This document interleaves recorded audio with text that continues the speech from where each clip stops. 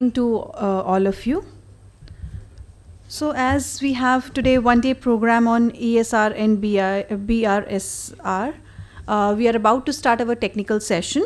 So I would like to call our today's technical session speaker CA SRIDHAR sir, and for technical session 2 CA LAKSHMI Narayan sir on the stage. Sir, please join on the stage.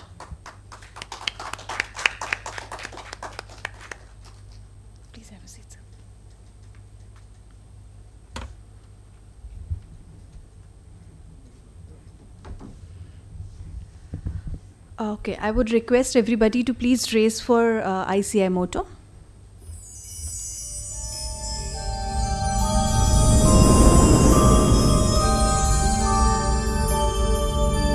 य एष सुप्तेषु जाग्रति य एष सुप्तेषु जाग्रति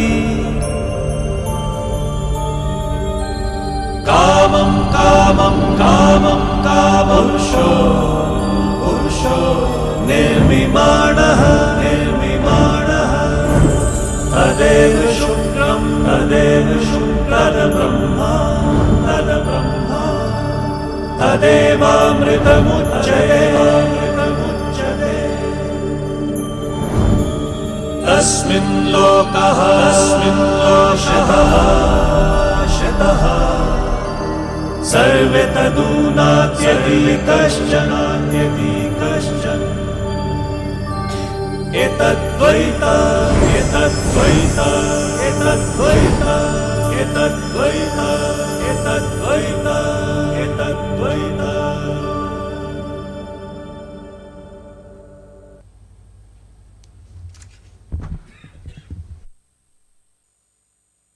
Okay, I would request CA Ramanathan sir, please come on stage to present the memento.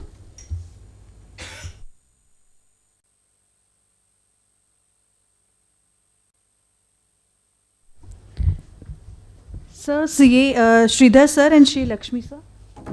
Just give it to them.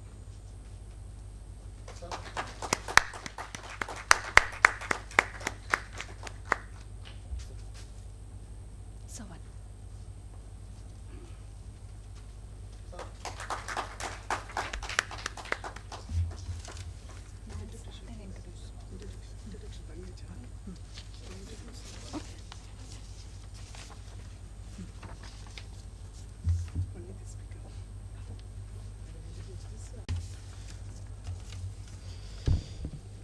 Actually, in today's evolving regulatory and business environment, ESG, environmental social governance, BRSR, business responsibility and sustainability reporting, have emerged as critical areas where the role of a chartered accountant is both strategic and indispensable. This program aims to enhance our members' understanding of sustainability reporting, regulatory expectations, and the professional opportunities arising out of ESG assurance and advisory services. So without much ado, let us start today's program. Let me introduce the first speaker, CA SRIDHAR RENGARAJA sir. CA SRIDHAR RENGARAJA, with over 33 years of distinguished professional experience spanning taxation, statutory, internal audits, project finance, ERP, and core banking systems, implementation, rollover support provided to more than 70 bank branches, and domain consulting for IT companies. He served as founder partner of RSJV Associates Chartered Accountants, Chennai, until 2023. Where he held diverse engagement across industries and built a reputation for technical depth, integrity, and client-centric advisory. A continuous learner, he holds multiple professional certifications, including DESA, AI Level 1, BRSR certification, avid follower of trends in environmental science and sustainability topics, emerging technologies for clean and renewable energy, energy efficiency, etc. He is the founder director of Servant Services Private Limited, an ESG and sustainability consulting company that supports business in integrating responsible practices into strategy and operations. He regularly conducts ESG orientation and training programs for corporates and works closely with the small and medium enterprises to enable voluntary adaptation of ESG frameworks and sustainability principles. Beyond his professional pursuits, he serves as the managing trustee of SWASTA, a public charitable trust that runs a vocational training center for intellectually challenged adolescent children near Tambaram, Chennai. So with this, I have great pleasure in presenting before you CA R. SRIDHAR Rengaraja sir to take us through the introduction to ESG and BRSR. A big round of applause for SRIDHAR sir. Over to you, sir. Good morning. Welcome all of you to this very relevant topic of the day. At the outset, I would like to thank SIRC for giving this opportunity and also thank our chairperson, CA Revati ma'am, for giving this opportunity. So,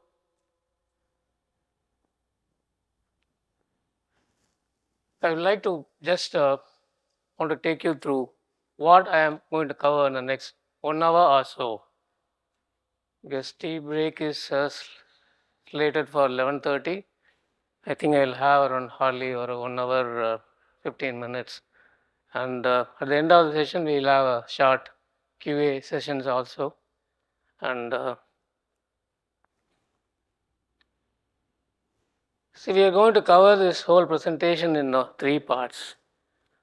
Why sustainability and BRSR?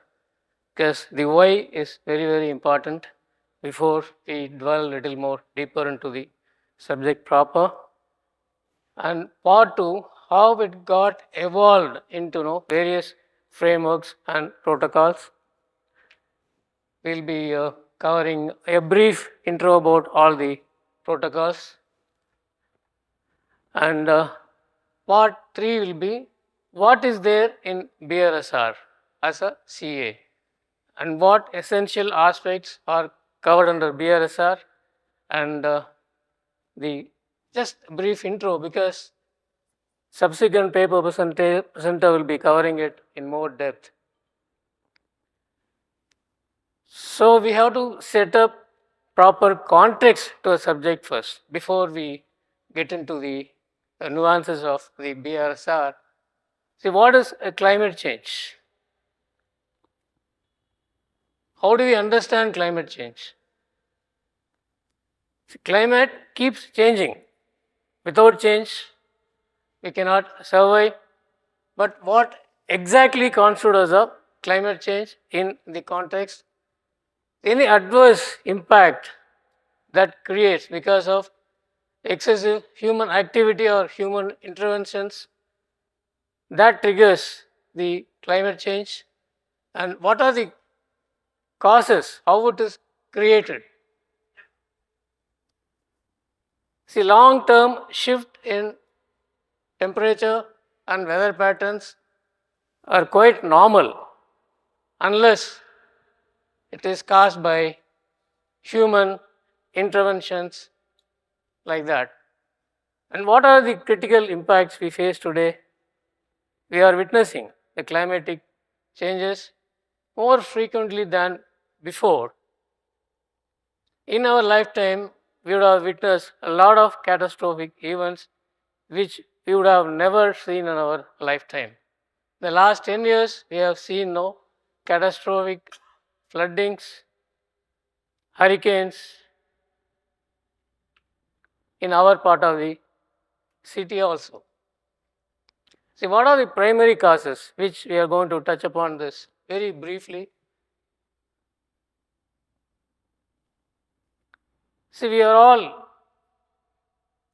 controlled by planetary system. All our planets, including Earth, it revolves around Sun. We survive because of Sun's influence only. The Sun radiates a lot of light and heat. The light is a completely different concept. We have to understand the heat part of the solar system. The Earth absorbs, say, around 50% of the radiation. and somehow the radiation also escapes through the atmosphere to the outer spheres. And where lies the problem? Because of human activities, the absorbed heat cannot escape from the atmosphere because of the various levels of greenhouse gases. What is greenhouse gas? Something we are going to touch upon a little later. The main cause of the greenhouse gas is CO2, carbon dioxide. Not only that, there are other greenhouse gases also, and those greenhouse gases emissions, the cause and accounting part will be handled by our next speaker, Mr. LAKSHMI. And so because of the Earth's atmosphere has lost its ability to dissipate the accumulated carbon dioxide gases because of the accumulation effect, it is like a glass house. The heat gets trapped by the burning of fossil fuels in various forms through energy production, industrial actions and transportation, and that really is a culprit. CO2 is by itself is not a culprit because we need carbon dioxide for our own survival. Otherwise, no temperature of the earth cannot be warmer. So next I am going to play a small video. Most of us would have known him. He is Sir Richard Attenborough. He was the director of the award-winning Gandhi movie. It came in, I think, in the 80s. I am not sure. He is one of the finest environmental activists. If you have seen Sony BBC every day, you cannot miss his voice. He presents a lot of environmental oriented videos, and most of his videos, the voiceover is given by him.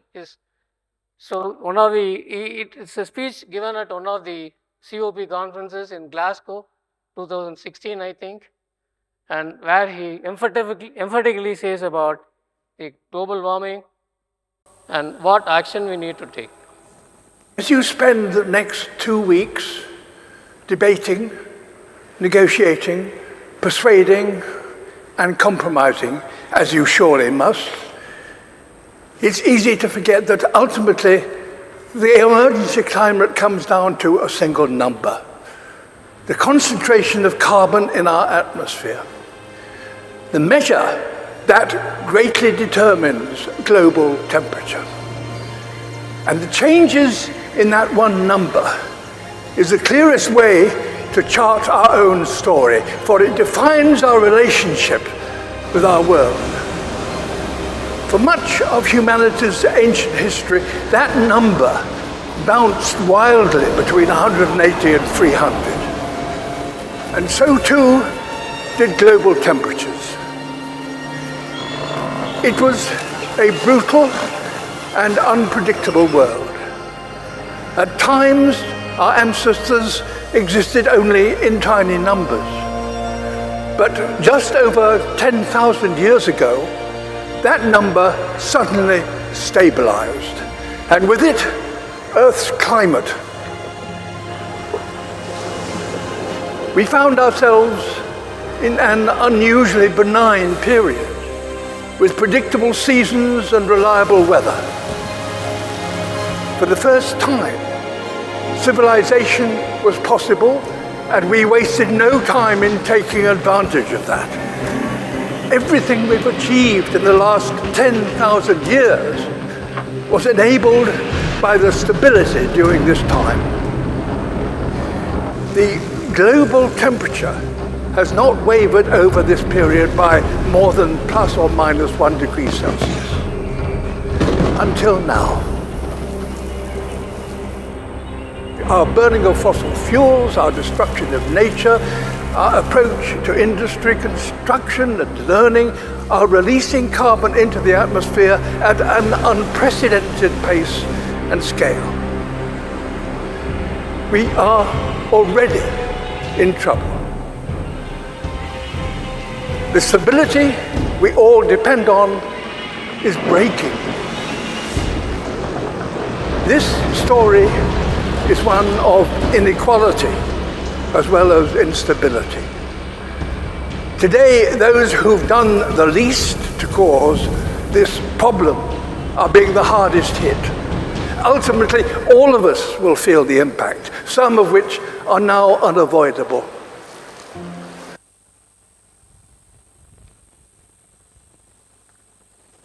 So thank you. You got the very clear message from see 414. What is that number? That number suggests the presence of no carbon particle in the atmosphere, beyond which the whole human life will become unsustainable.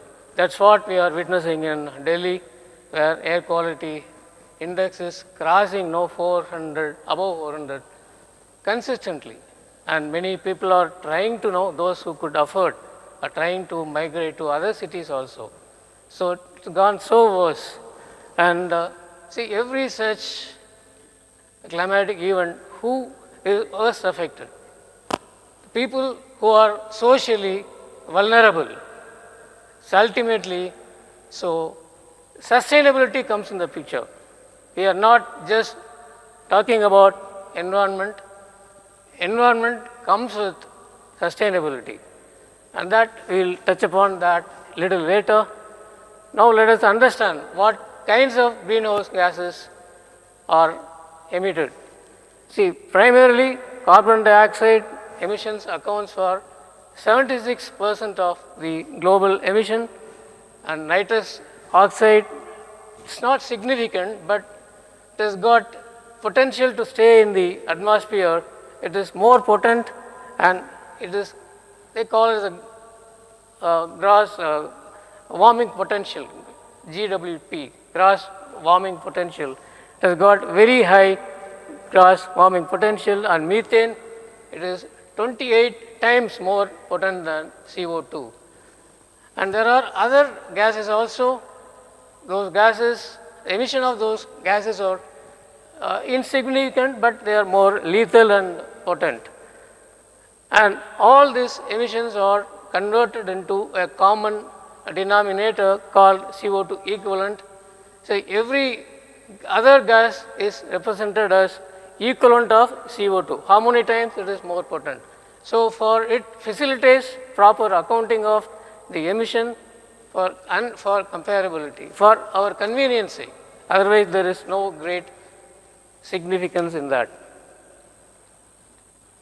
So these are all the major emissions by sector wise. See, energy, how it is produced? Mostly globally by thermal, fossil fuels, and that accounts for nearly 56 to 60% of total emissions, followed by industrial emissions and transportation, again a major chunk, and agriculture also. Agriculture operates in terms of no methane emissions, because all these livestock, their excretion is converted into manure. Of course, in that process, it emits methane. It is again a major source of emission. Even rice cultivation is also considered as a major source of emission, because it uses a lot of agricultural fertilizers, chemical fertilizers. So these numbers do not remain static. I got information from one particular source. This may not be a very, very accurate information, but it will give you some kind of approximation. So any corporates or businesses, what kind of emissions we normally come across? It's only a brief explanation here I want to give, because this is going to be covered in depth by Mr. LAKSHMI. What is emissions are categorized into 3 categories. First is scope 1 emissions. These emissions are direct emissions from the assets or plant and machineries or facilities owned or controlled by the entities. That can come from burning of fossil fuel also for operation side, and some chemical industries also there is in-house emissions take place, that is also accounted. And we have scope 2, this is essentially from bought out sources for energy like grid electricity that we consume, that industries consume, steam purchased or cooling for the HVAC systems, which the companies have a common facility and they consume cooling needs, like having some cooling towers and all that for commonly built facilities for their use of group companies. Then comes the value chain emission. Value chain emission is the major contributor for the total emission, that contributes 70 to 80% of the total emissions. But measurement of value chain is normally not done by the companies because that poses a lot of challenges. What is value chain? Which we are going to discuss after some time, and it is also going to be studied deeply in subsequent paper presenters. So, for the time being, as far as BRSR is concerned, measuring wherever it is mandatory, measuring scope 3 is not mandatory because that poses a lot of practical challenges. It's very difficult to assess the emissions done by supply chain. But slowly things are changing, and increasingly some leading companies, they started reporting on scope 3 emissions. But international standards like other standards, European standards, ESRS and GRI, it is mandatory.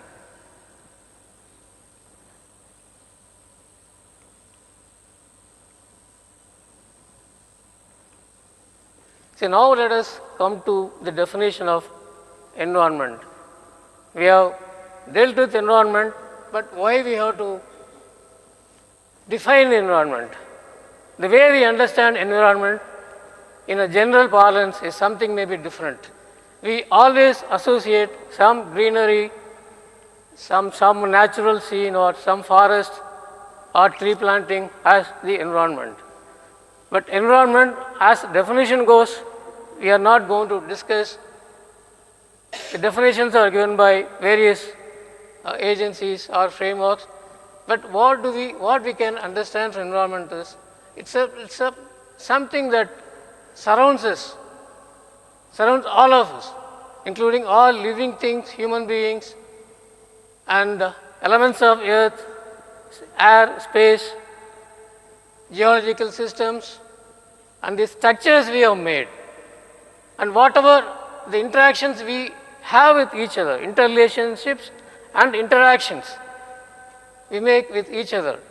Suppose we make a factory is built, it is also an environmental component that has got a lot of interaction with people around the factory, people living within it, a lot of stakeholders, and all those are considered as a part of environment. So it has got, then what is sustainability?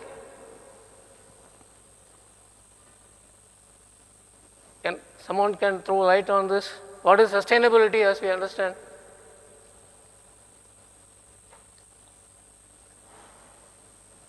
Sustainability talks about the judicious use of current resources for the benefit of future generations. Actually, we are borrowing from the resources needed by the future generations. Already, we are like Government of India's budget, we have borrowed. We are living on the borrowed capital only. We are eroding into their space. Already we have done that. So we need to keep something for them to live, because all the resources that we use presently, whatever we used in the past, I think essentially our Mother Earth has provided everything. Nothing has been created or generated in the thin air. So everything, there is a cycle. There is a natural cycle is there, which we are going to discuss about that a little later also. So how do we do the business? Because we need resources to sustain ourselves. Business have to run, countries have to run, people's standard of living has to be improved. But how do we do that? But we have to do that in a very sustainable way, and at the same time, the economic wheels of the government or globe has to go, because our country is still underdeveloped. Though we want to be, we want to be labeled our country as advanced country in 2047. In 2030, we want to be number 3. But GDP wise, yes, we are going to become number 3 very soon, but nobody can stop that. But per capita GDP, it is a lot to be desired. We have a lot of gaps.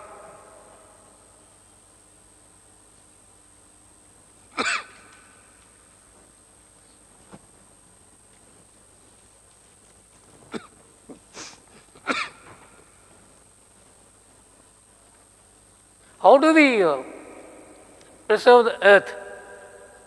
Really, we cannot preserve the earth. If things are happening the way it's happening now, we have no scope. But we have to understand what are the boundaries of our planet Earth. Our Earth operates under 9 different boundaries, and we have already reached the threshold of breaching those, at least 6 or 7 of those boundaries, which is a great cause for concern. So that is the reason this climate action is propagated, or we have to take it up in a very, very serious way. So this is a colorful picture. These are all the 9 spheres. Briefly I will explain this, because these are very, very important. Unless we get to know this, the seriousness of the climate change and climate action and sustainability, which are all inbuilt in the BRSR. BRSR is not just a compliance tool or another practice avenue for us, another opportunity for us. It is there, it is available to us. But we have to approach that in a different way. Then it is completely becomes a different perspective. So first is climate change, which we are discussing today now, which I have discussed just now about change in because of carbon emissions, how it breaches that boundary and all that. We are somewhere near, already we are in the red zone, and we'll go from left to right. An introduction of novel entities. What is novel entities? Novel entities, something is some genie just blown out of some cask. These are all created by us.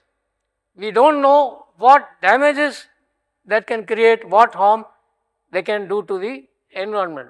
Say for example, a lot of chemical compounds have been synthetically generated. Lot of synthetic compounds, synthetic chemicals, or some other species made out of biotechnology. We don't know. We don't know how those factors will interact with the environment, what kind of impact they will have on us. No scientific study is there, and unless we'll be in for a big surprise later on. Those things are called novel entities. Always there is a surprise element. Already damages are being done on that count. And next is stratosphere. So in our stratosphere, it is beyond 300 or 400 kilometers above the earth, whatever atmosphere they call that as stratosphere.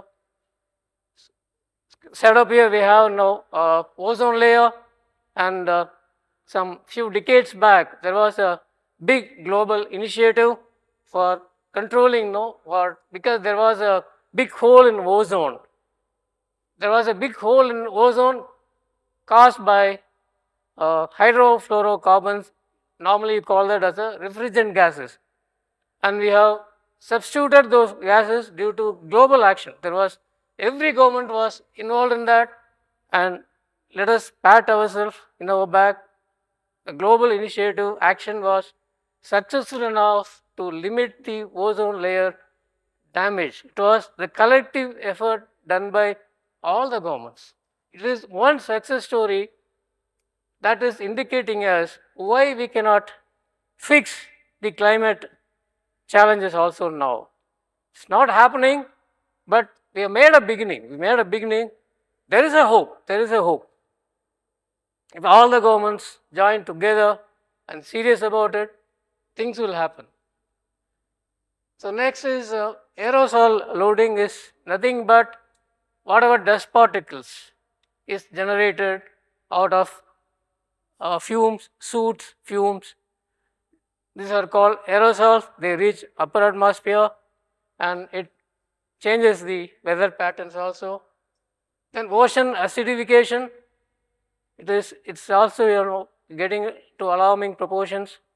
Because of CO2, excessive CO2 present in the atmosphere, oceans gets warmer, and they are trying, because they absorb more carbon dioxide than it is capable of. That there is a lot of damages happening to the coral system. When coral systems are damaged, then it affects fishing population also. It affects population of fishes, and so the fishing industries, fishing people who have livelihood on fishing. So that is a part, and ocean acidification is a major issue we should be concerned. And biochemical flows. Biochemical flows, it is a runoff fertilizers from agricultural operations, because after we apply very generously to improve agricultural productivity, we apply chemical and synthetic fertilizers which contains ammonia and phosphorus. So entire thing is not absorbed. So there is a runoff effect is there, reaches the ocean, and it affects the ocean also, and because of that there is a bloom, we call it algae bloom. It is an alien species as far as sea is concerned. It affects the marine life. So everything has got a very interconnectedness, and some of the facts we may not know also. And then we come to freshwater change. We know about it very well. It's already, amount of availability of freshwater is going down. There are going to be wars on water causes, water related causes, and groundwater depletion is there, and we are unable to protect our water bodies. So that creates great damage on our agricultural ecosystem and livelihood. Then land system damage. We land use completely, destroying forests for promoting agriculture, and the land itself, it's not, because degradation of ecosystems, land becomes non-arable.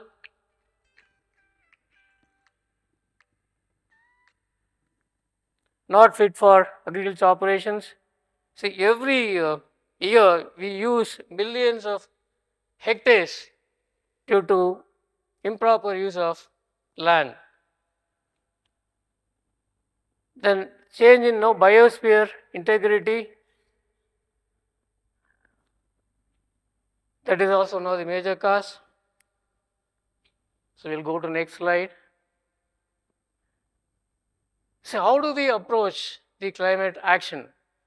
If we approach the adaptation or mitigation measures, do some action the way we are doing it now, our global temperature will rise up to 3 to 4 degrees than the usual.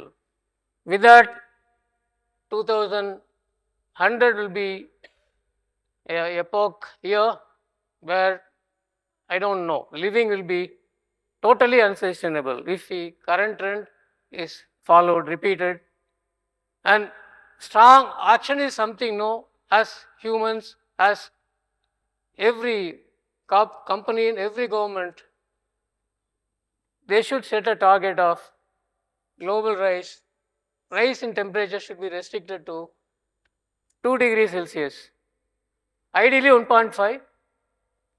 If we do this, then at least by 2050, I think the current scenario even may start reversing.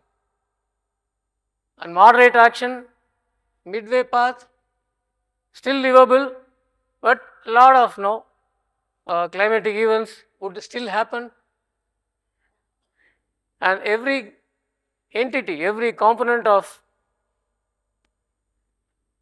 industry, every government means every country, every government, including state governments, institutions, small and medium industries, everybody should be involved, deeply involved in the climate action related initiatives, whether it is mandatory or voluntary, that is immaterial.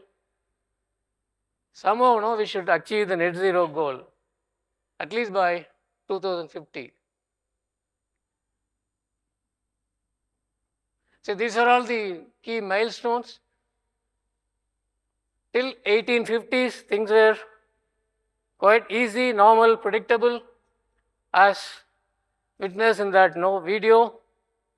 We had an extremely stable year for the last 10,000 years. All the seasons were predictable.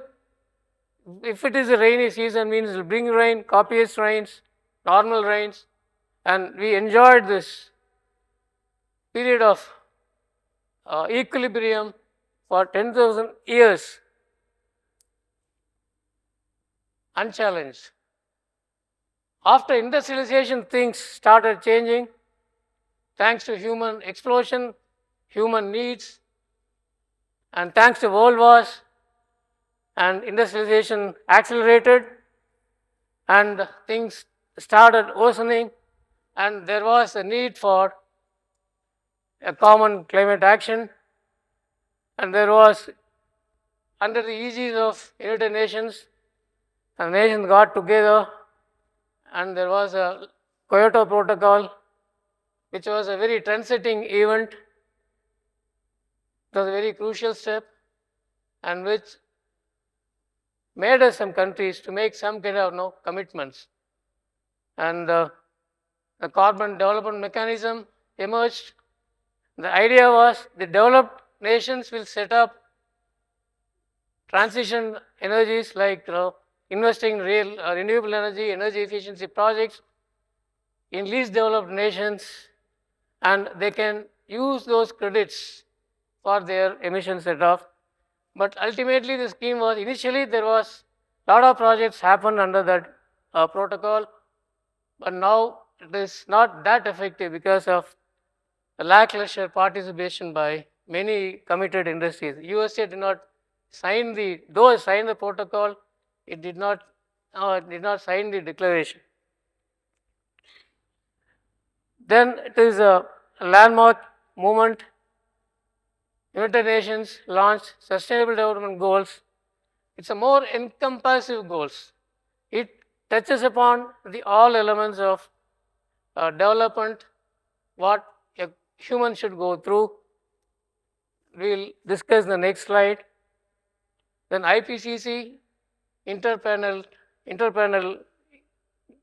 initiative on climate change, intergovernment panel, that sets the standards for various kinds of emission measurement and sets the template for action to fight the carbon emissions. Then 2015, it is a very landmark agreement under Conference of Parties. In that convention only, the limit of 2 Celsius, rise to restrict the rise to 2 Celsius was set, and a lot of countries accepted. It was universal. Universally, all the countries has accepted this protocol, and they started setting a roadmap by way of nationally determined contributions. NDC, call that as a NDC. Everything on voluntary basis. Each country would set their own path, how they are going to reach their net zero path.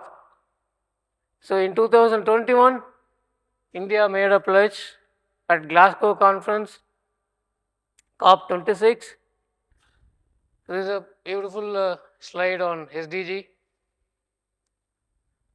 17 goals they have set in various parameters: poverty, zero hunger, good health, quality education, gender equality, clean water,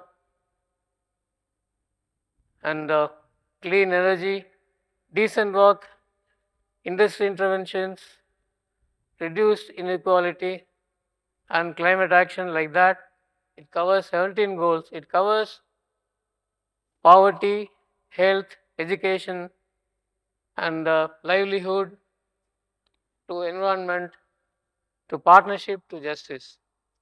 So all countries, they adopt these goals in terms of setting agenda for their national economic development. But everything done on a voluntary basis, and there are umpteen number of sub goals under each main goals.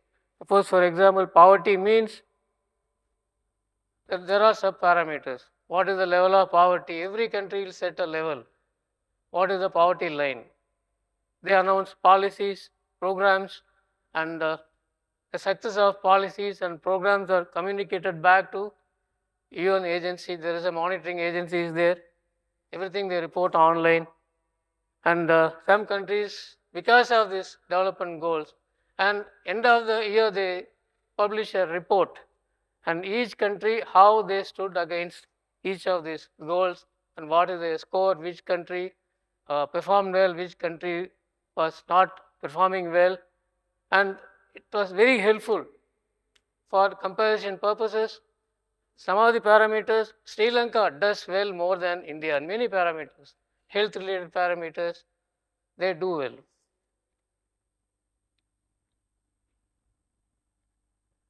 So as I explained, these are 4 pillars of SDGs: people, prosperity, planet, and partnership. So our great industry leader, Ratan Tata, all his group companies are pioneers in adopting sustainability. I urge all of you to read Tata Consultancy Services, Sustainability Reporting, or Tata Motors. They are quite amazing. They are quite amazing. It is a learning experience. It will be a great learning experience. People who want to understand what is sustainability, what is BRSR, that level of commitment. I think slowly other companies, leaders are also start emulating those a powerful way of adopting sustainability. So with this, we come to the end of first part. The second part will briefly discuss about various protocols and frameworks. So as I briefly explained, this is again an overview. This is a Kyoto Protocol. It is considered one of the landmark protocols. Kyoto is a city in Japan. That was the capital city of Japan. A land with great amount of beauty, natural beauty, a lot of springs and all that. So the location also provided the good setting. Because of that, the convention was very, very successful probably. So the main feature of this Kyoto Protocol was the development of carbon development mechanisms.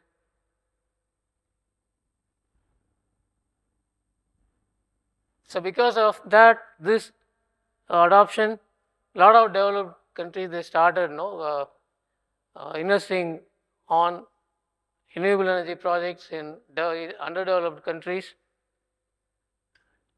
and it was a good beginning. They made a good beginning in that. Reforestation initiatives, and somehow it fitted away. That momentum was not sustaining. Then Paris Agreement, we have briefly discussed in previous slides. This is still a landmark. All the countries got together, and it was the near unanimous adoption of the declarations, which set a roadmap of limiting their global warming to less than 2 degrees Celsius. So what is the average global temperature? It is around 19 degrees Celsius, average temperature. That means we should restrict our temperature within, say, 21 to 22 degrees Celsius average. So we talk about only average. Global temperature is around 19.5 something.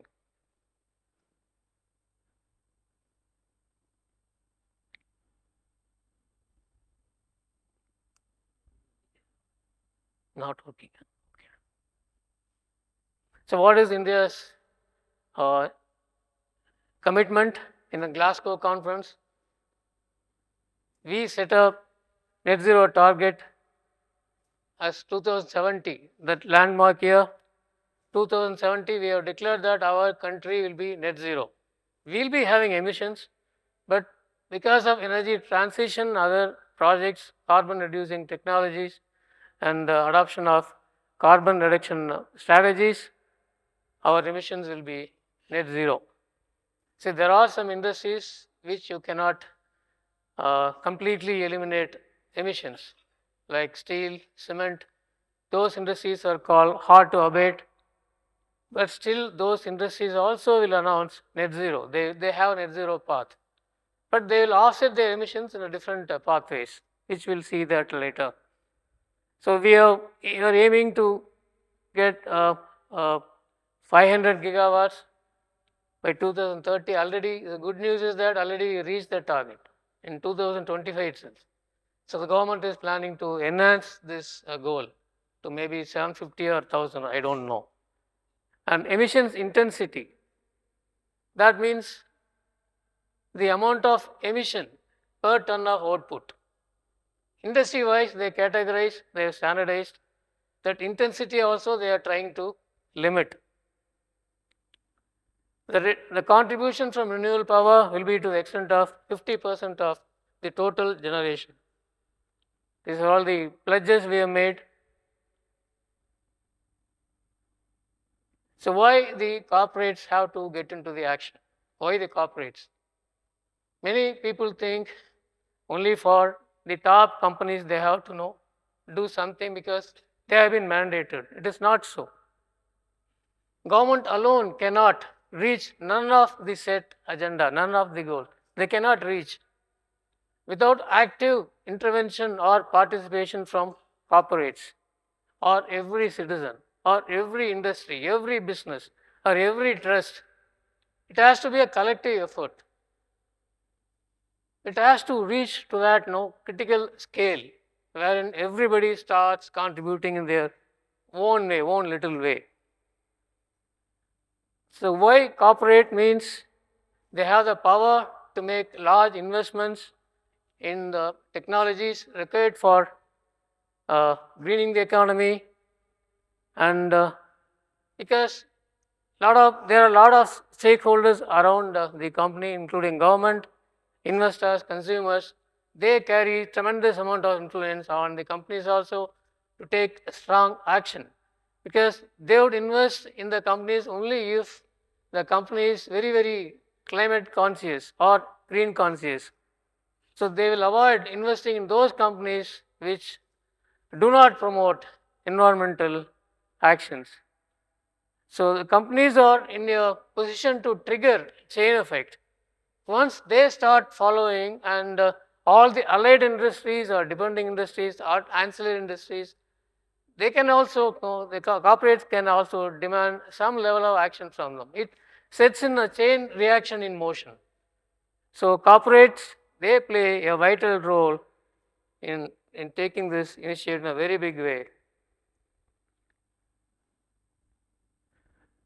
So in what ways they take action? What are the pathways by which they take action? See, they are trying to bring in energy efficiency by finding new ways of doing things or saving energy, and if necessary, completely changing the technology. And renewable energy adoption will be a good transition from fossil fuel based generation.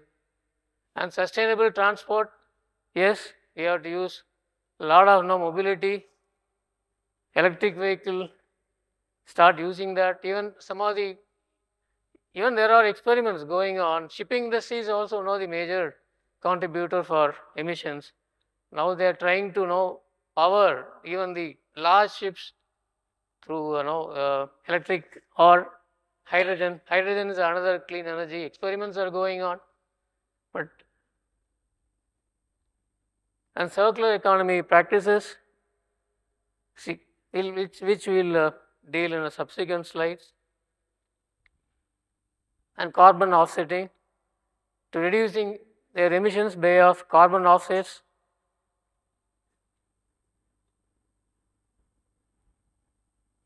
Why it makes sense for, or a strong case for sustainable reporting.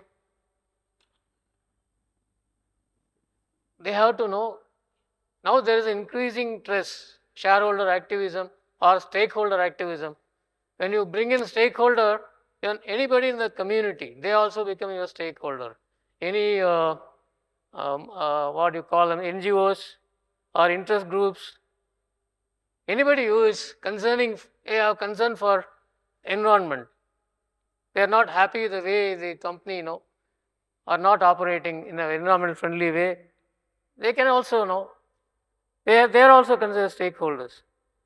Due to stakeholder activism, yes, they need to adopt sustainability and accountability and risk identification. Once you adopt sustainability into your business operations, you also try to integrate your risk profiles also. Not only business risks in terms of your general risk management, you also identify, because of ESG factors, how my operational or reputational or financial risks I encounter. So those risks are adopted into a system, make enterprise-wise risk management a holistic one, and increasing regulatory compliance also drives corporates to sustainability reporting. It is also helpful for tracking your performance vis-a-vis your industrial peers. So these are all the global reporting landscape, key frameworks. International Sustainability Standard Board, which has come out with two standards, S1 and S2. S1 is ESG related, environment related. S2 for climate related disclosures, and it is not mandatory in India. And GRI is again is a global reporting initiative, and most of the multinational companies, they follow it. It is one of the most popular standard. Essentially, our BRSR is, evolved from this standards. And SASB, it is also another popular standard. Many companies in Europe follow this standard. They have prescribed sector-wise standards. For each industry, they have set a standard, specific standards. It is one of the popular standards. Even some of the Indian companies who have some boundaries or presence in European markets, they also report this. And TCFD is another framework. It's a task force on climate-related financial risk. See, impact of climate it needs to be addressed in our balance sheets also, its impact. There are some standard disclosure norms, and those things are, and many Indian companies, they do this voluntarily also. You can see Infosys report or any Tata Motors report, anything, they also, most of them, they cover this. And CDP, because there are some global investors, stakeholders, FIA are investing in the Indian companies. So now growing tendency is most of the standards are covered by our leading corporates. CDP is a carbon disclosure project. It is a measure of manage and environmental impacts for informed decision making. Then we are going to discuss briefly about BRSR. And the afternoon session, Mr. VIKASH will be dealing the subject.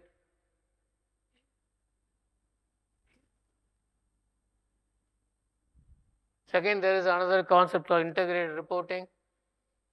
How the various pillars, like they get categorized into different pillars: manufacturing pillar, technical pillar, and human and social interactions. And all, there are 6 such pillars. How the value is created in all those pillars for a sustainable value over time. This is also a very popular way of presenting our sustainability performance. It gives a corporate's a complete picture of how they follow sustainability across in all the areas in a holistic way, which they integrate with financial reporting also.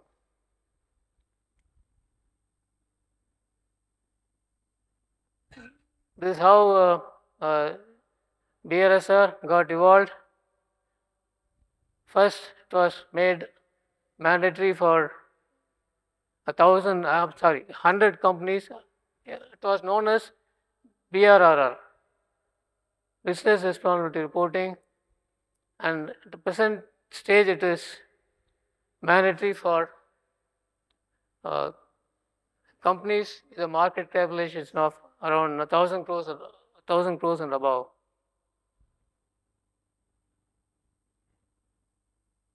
So it is going to be discussed in detail in the afternoon session.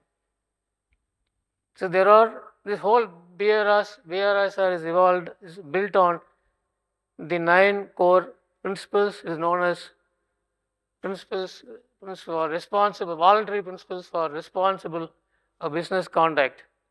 These got evolved from SDGs only, Sustainable Development Goals, and followed by GRI and other reporting standards. The concepts are all inbuilt in this, and there are 9 prime principles around which the whole BRSR reporting is structured. First is the governance, ethics and governance, and stakeholder engagement. These 2 are all about governance principles, which is G in ESG, and advocacy, again G in ESG, and sustainable products, it takes care of, partly covers under S, partly covers under environment pillar, human rights, again a social concept, inclusive growth, again social issue, employee well-being, social governance factor, and environmental stewardship, which is most important, is covered under principle 6. Environmental stewardship, it covers whatever the emission and the efficiency and the impacts which the organize biodiversity and water usage, and how the waste is generated and treated, how all those factors which we'll be dealing in subsequent slides. So this is what Adani says. He is both noted figure as well as notable figure.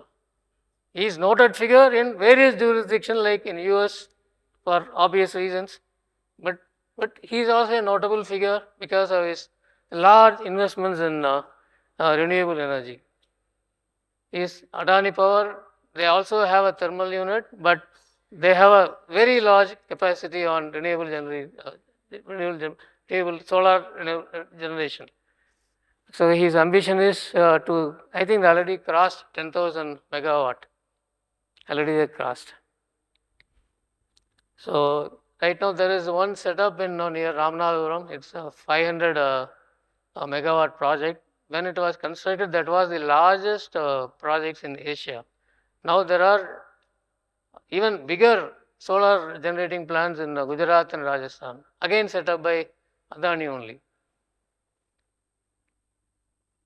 So that is the reason I given his image. Maybe he's sending some kind of positive message. Let him give a chance. I'm not getting political, just a casual remark. So part 3 rather.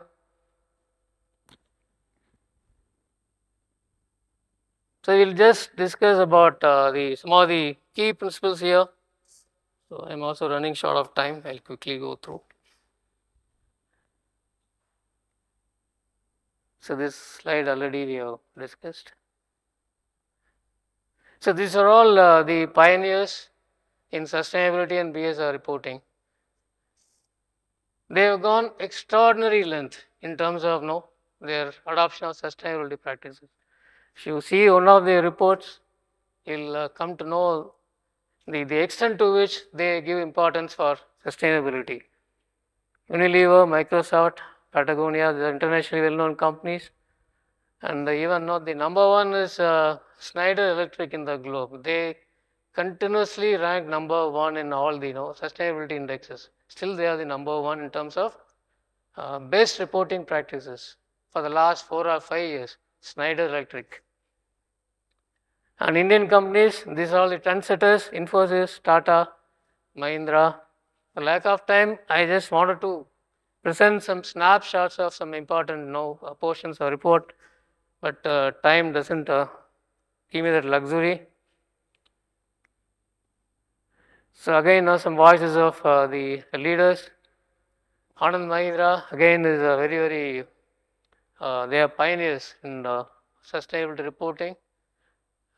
I advise all of you to go through one of their reports of Mahindra. It is really good report. And Infosys again they are trendsetter, and they are now carbon positive company because they don't have much emissions. After all, they have only buildings and they have scope 3, lot of scope 3 emission in terms of employee travel or overseas business travel, and but for that hardly they have any emissions. So that is the reason they were able to achieve positive, carbon positive. They are carbon positive. And still there are carbon positive countries even in this world. All the countries are carbon negative. Still there are few carbon positive countries. Can you just guess who are those countries will be? No. Bhutan. Bhutan is a carbon positive. There are some of the small islands. There's no much industrial activity with them, and they have a lot of carbon offsets in terms of forestry and things like that. Even Madagascar and some of the other smaller countries.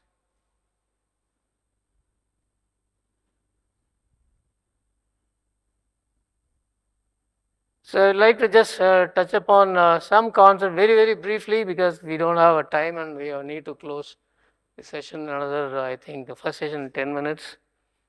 So net zero, I think we have discussed about it. I think you have any doubts on net zero? So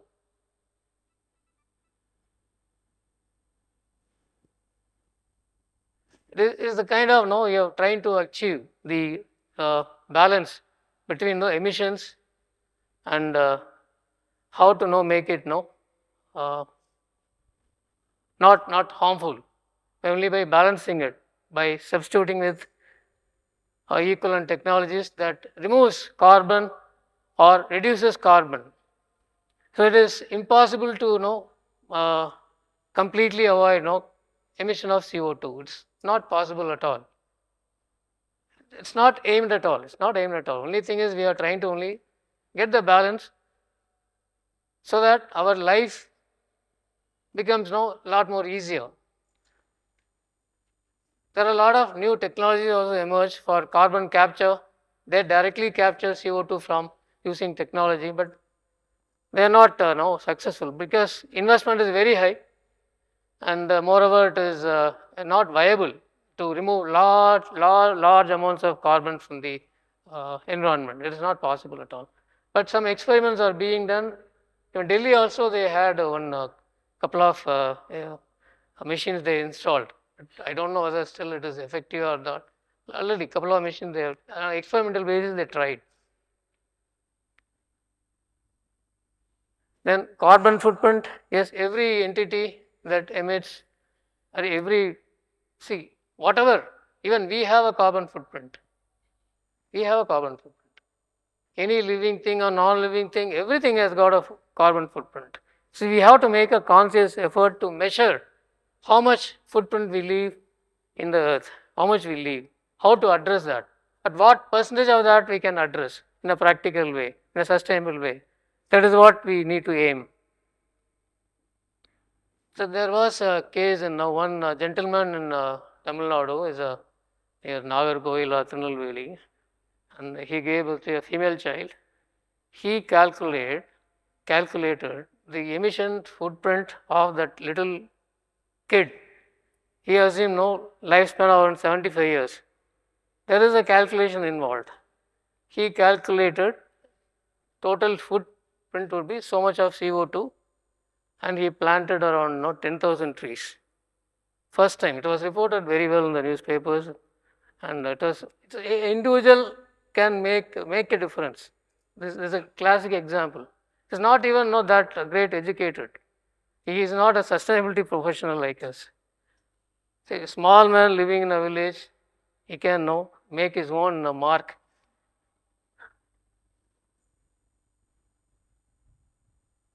See, greenwashing is just a deceptive way of announcing my net zero goals in a flashy way.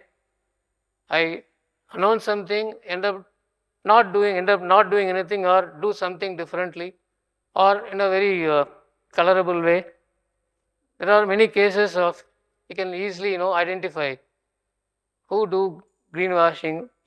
Now this sustain, now a lot of awareness happening. Things are getting difficult now. People have been adopting greenwashing methods.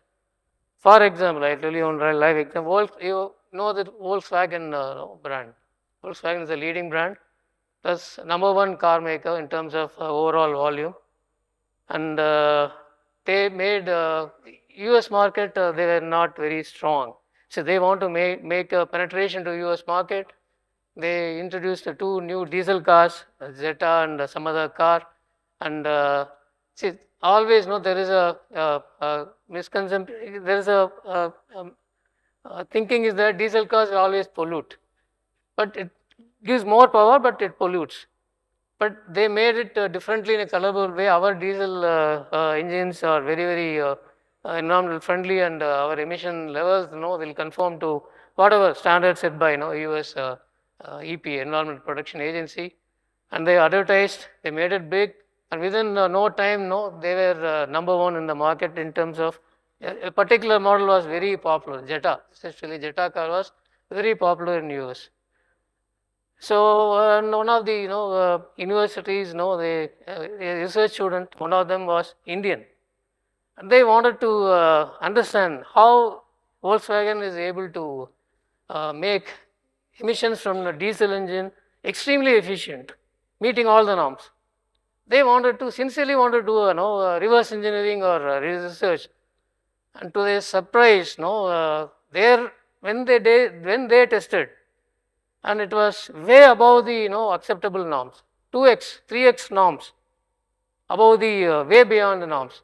Then they got surprised, and they approached the company, and the company blamed them that the methods you adopt may not be right. Because of that, you are not getting the right results. They are blaming them. But they further deeply probed into the matter, and they found a cheat device was included in the tailpipe to announce the emission in a different way. They cheated that. The practice was introduced with the connivance of the top management, and many heads rolled and they paid billions of dollars as. So they made false claim.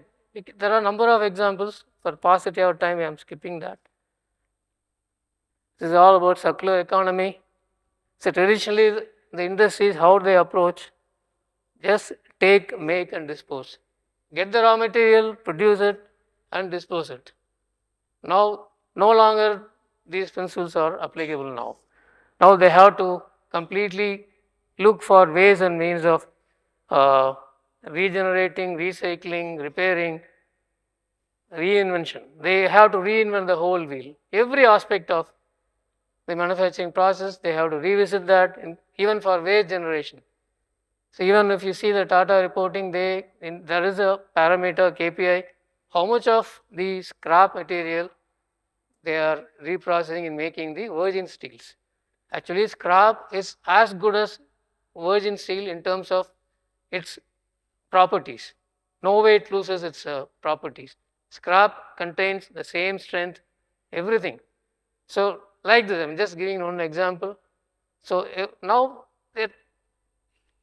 some equipments are trying to re-engineer because they do a lot of carbon footprint assessment, LCA they do, life cycle assessment process. They measure each part, each raw material, how much emission they produce. Based on that, to minimize the emission, they re-engineer, reverse engineer, reusable. This is a concept. It's very widely being adopted now. So ESG risk is a potential financial, operational and reputational risk because of impacts of environmental and social non-following of these factors, and which is also inbuilt in the enterprise-wide risk management. It is a specialized study by itself. It's a larger session for this. And carbon trading, so again a vast area. So it is a measure to incentivize for reducing the emissions by the big emitters. Say they set a cap, you can emit only this much. Beyond that level, if you emit, you are penalized. You have to pay for it per ton of CO to excess emission, or you can buy credits from other people and offset that excess portion. And if you generate less emission, you get carbon credit. There is a carbon exchange market system is there, platform is there. US, you have a platform, CTS platform is the European platform. In India also, there is a carbon market is evolving already. Law is in place, systems are in place. I think it is from 26, 27 onwards, it will be operational. It is a separate segment for a deeper study and life cycle assessment to assess the carbon footprint of every product you use. An extender producer responsibility. It is a mandate given by the pollution control bodies to report the waste generated by manufacturers, importers, large importers and manufacturers also, to safely manage and dispose of, to recycle or dispose of. They have to submit periodical energy generation data. They have separate rules for that, battery rules and so many requirements. This is also something, no?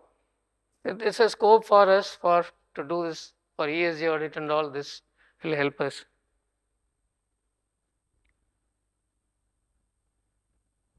So this slide should have come first, but okay. So these are all pillars of ESG. We have 3 pillars: environmental, social and governance. See, environmental by far is the most important pillar, but not necessarily be. And social pillars is all about concerning about people, labor practices, diversity, and human rights, occupational health and safety, and all that. So without people, nothing can be done. We have an environment, we have people, but still it is not governed properly. And no cuisine of implementing ESG. See, if you see the Tatas, so there are large. So for example, if you see the Tata Steel, see they have a major concern on environmental factors because they emit a lot. And normally what we think is that factor will be concerning for them, main concern of a great. But they place always governance as the major concern for them. For Tata Group, governance is a major pillar. Once governance is in place, they believe and they practice, everything will fall in place. This is their philosophy. Probably this right also. So just principle 2 and principle 6 are most important pillars in NGRBC in BRSR. So principle 2 covers around sustainable sourcing of raw materials and covers the circular economy, and principle 6 covers energy, water and emissions, which so Lakshmi Narayan sir will be discussing in great detail about these factors. So again, materiality assessment is a method by which we identify the material topics, the key factors on which we need to take some corporate action. So there are many topics of concern for companies in terms of as a company. I have a concern on many factors. Stakeholders, they have a concern in different factors.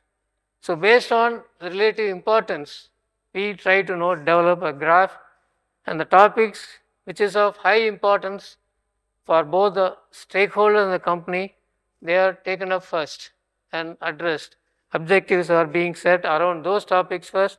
It doesn't mean that they are not going to take any action on other factors.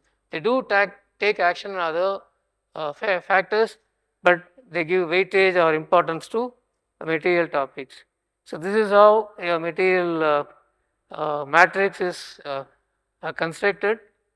See the top most right upper quadrant will be the key topic, major topic, climate action, ethics and compliance.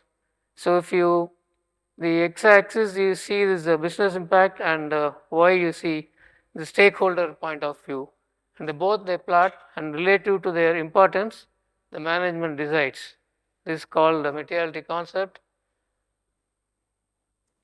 And this is another way of representing the same graph, another way.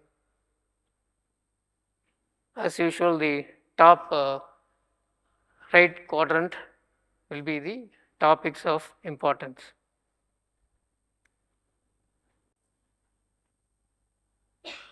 So what is the ESG landscape now? Now regulatory through SEBI and all the top 1,000 companies in terms of market capitalization, having 1,000 crores and above, they will do that. And now that the growing investors awareness and regulatory frameworks also demand action, and supply chain integration. Supply chain is the major contributor for any emissions, and unless supply chain are integrated into the corporate chain, and we cannot effectively address the footprint.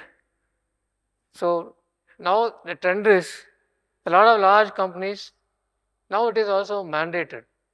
I think around now probably it is deferred in BRSR now, and a lot of leading companies, they disclose figures on supply chain. And the minimum, sir, if I remember, 125 companies are supposed to declare on supply chain inclusive, in mandatory. Supply chain company, yeah, is. These are mandatory. See, 500 companies, they have to report on their supply chain performance. What they do is, they have a supply chain assessment process. So they mandate supply chain to also follow the ESG, not exactly the sustainability in all their procurement, employee policies, and their production processes, and they give some criteria and parameters, and it's being evaluated, and they assign no marks also. Any supply chain companies, they score less than the set parameter, they will not be given orders, or initial year they may be little lenient, and subsequent years they have to meet the norms. Otherwise, they'll give a chance to some other vendor who is meeting the supply chain ESG requirements. That concept is now catching up very fast. Already it is being in practice. Many companies, they do that. In fact, I came across a case that's narrated by one of the speaker in one of the previous sessions. There was a company in Jodhpur, a very small company doing turnover of 10 crores or above. Their major supply to some large multinational engineering company. And suddenly they said, you have to assess yourself for ESG performance. They didn't know what to do. And it was mandatory for them, and they approached our CA only, he's a consultant, and he prepared a kind of reporting, and he gave them a clear roadmap. See, they were not able to follow many of those norms, but he gave a beautiful report, a roadmap for setting out everything in black and white. This is our roadmap. They believed that, and they continued. And next year he was able to meet those norms, and so this is happening, not in isolation.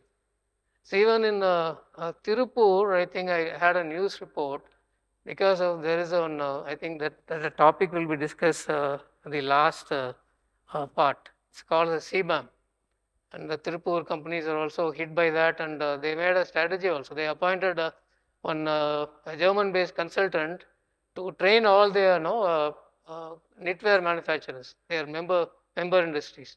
So already it's happening. Even I came across a case in Gumadipundi. They were aware of CBAM because they make steel production, and one of their customers, they insisted that they need to get this certification. It's happening. So for us also, avenues are opening out. That's a good news. So this is the most, this part I just want to spend 3 or 4 minutes in that. So as a chartered accountant, where do we position ourselves in this ESG aspect?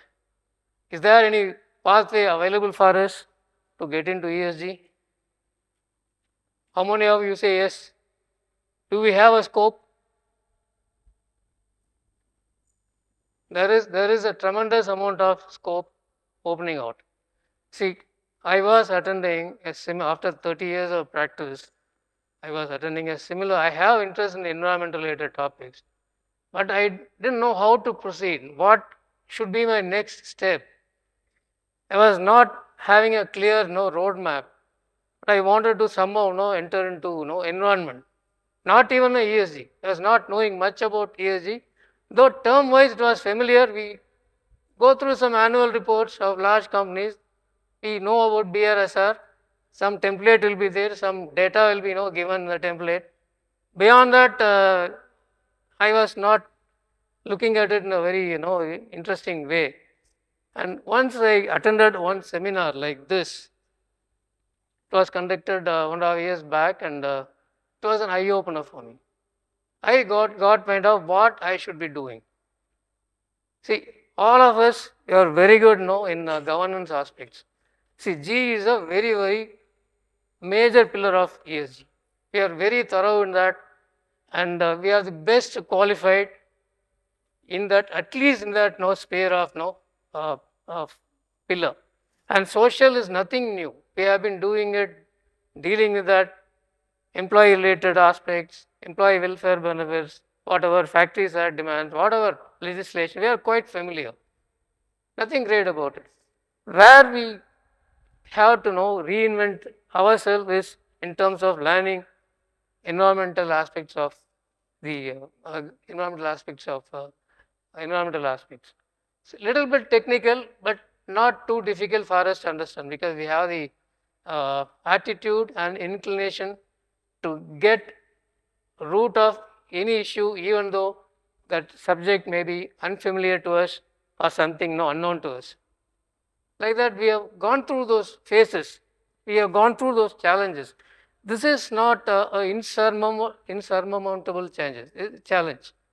Relatively, it is lot more. It should be a lot more easier. What you should be doing now is, see there are, if you know that, MNC firms, they have huge teams for ESG practice, huge teams, 500 member team, 1000 member team. Accenture, they have a 1000 member team, unheard of. They get into the entire gamut of entire aspects of ESG, complete, right from data management, measurement, risk management, ESG risk, and giving a roadmap, BRSR, audit, assurance, setting up policy, systems, procedures. Each pillar opens out a lot of opportunities. Only thing is, how do we position ourselves amidst these ballooning opportunities? That is the challenge. So we have to start in a very small way. I will tell my experiment. See, we have been in practice for so long, and somehow I felt, this is my conscious decision, I may be wrong also, I thought better to have a separate consulting company for doing ESG. I quit my practice, enrolled my COP 1.5 years back, and I just want to take a plunge into this. Learning a hard lesson the hard way, but one line of thinking is, yes, I'm extremely satisfied about my decision, yes, because seeing the potential, seeing the small a positive feedback we get from clients, we are happy. Then what is going to be our approach? We deal with small medium enterprises, say doing a turnover of say 50 to 300 crores or 500 crores. So every such company is your potential opportunity for you to get into ESG. Any company will be consuming resource. Any company will be consuming resource through fossil fuel, burning of fossil fuel. There will be supply chain. There will be a lot of purchases. There are manufacturing operations involved. Then how do the carbon footprint is involved? Waste is involved, water is involved. Only thing is little bit of interest you need to create. Any company you approach, you do the audit, you have to ask some conscious questions that what is your energy consumption? How much of that renewable power? If they say we don't know we don't do anything on renewables, you observe there is a huge rooftop sitting in their factory. You can tell them, why don't you put a rooftop? Why don't you do this? Or why don't you buy green power? Now green power is available. It is a lot more cheaper than grid power, lot more cheaper. So these possibilities, by asking a few questions, and how much waste you generate, how you dispose that. So ultimately, sustainability requires that there should be zero waste. You cannot dump it in the dump yards. Nothing should go to the dump yard. Everything should be recycled as far as possible.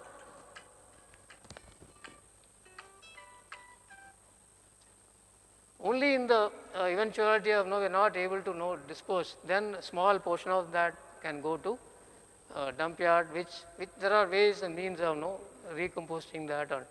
So you start asking those questions to your clients, then slowly the answers will emerge. And what is that you can do? What is that? How you can support them in their ESG journey?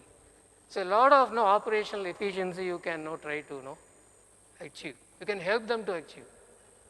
See, there are newer technologies are available. Make their office paperless. That also your automation is that also you avoid a lot of paperwork, waste paper not generated. It's a small contribution. So every possibility you have to explore your thought process. How do I bring this sustainability in the whole of the operation? If there is a possibility, only thing is you have to keep alive your interest. So nothing technical about it. It's simple common sense. Ultimately, we have to reduce our energy, carbon emissions, carbon footprint. Yeah, we have to reduce. That is the bottom line. Coming about water, ultimate aim is to have a zero discharge, pollutants zero discharge. Water, some companies are discovering ways and means of how to make our company water positive. Not only they consume water, but they want to put a lot of water back into the system, back into the environment. How do they do that?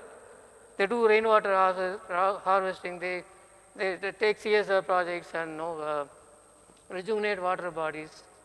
Like that, they are taking a lot of measures. They make themselves water positive. And zero liquid discharge is a concept. The CII has taken up in a very, very big way. The companies are getting certified. Member companies are getting certified. The people trained also. So we have a lot of possibilities. That's what I'm trying to say. And you make a small beginning. Ask more questions to your clients. Then slowly you can now position yourself. You get some tracking you get. Then you join BRSR course conducted by our CA Institute. That is again a very good course. They have beautiful study material. And slowly you develop your interest. That is the starting point. Then you learn. Learning is the only way. We are very good learners. How many laws we have learned? Learned so many laws. But this is more interesting. If you develop small beginning will create a multiplier effect in you. Because something that is a matter of great concern to us. Nothing would be boring. Maybe technically, if you describe this measure, how do we measure the emission so many tons, so many joules, how do we convert? Some mathematics involved. It's not really a big deal. All standard templates are available. Simply we have dealt with figures very well in our life. We know how to deal with the figures. It is not going to be that challenging. Only way you can get into this, to plunge into this. That is the thing I want to suggest. And based on your interest, you start serving small and medium enterprises. Based on that, improve your skills, then slowly you can go up the ladder. That's what I feel. I think we have to have a very, with one powerful video, I want to end my presentation. And after that, we'll have a small Q&A, then we can wind up.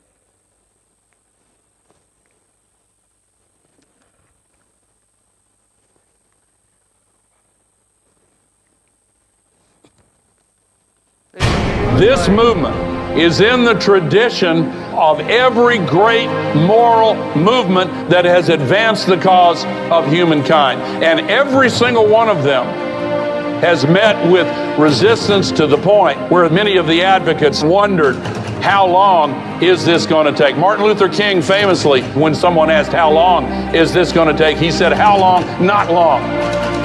Because no lie can live forever. How long? Not long.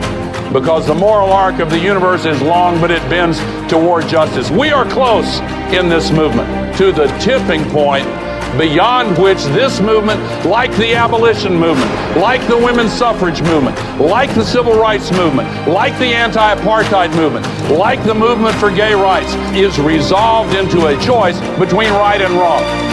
And because of who we are as human beings, the outcome is foreordained. And it is right to save the future for humanity. It is wrong to pollute this earth and destroy the climate balance. It is right to give hope to the future generation. It will not be easy, and we too will encounter a series of no's. But after the last no comes a yes. And on that yes, the future world depends.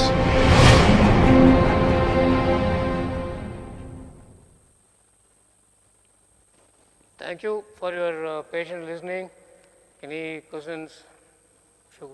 So my objective was to create that interest, not to go into the subject proper, just covered few concepts. You have to take that plunge. That was my vision. That's it. Thank you. Thank you. Thank you, sir. 10 minutes tea break. We'll back. So now this is time for the technical session 2, and the topic is sustainability through GSG accounting, strategies for emission reduction.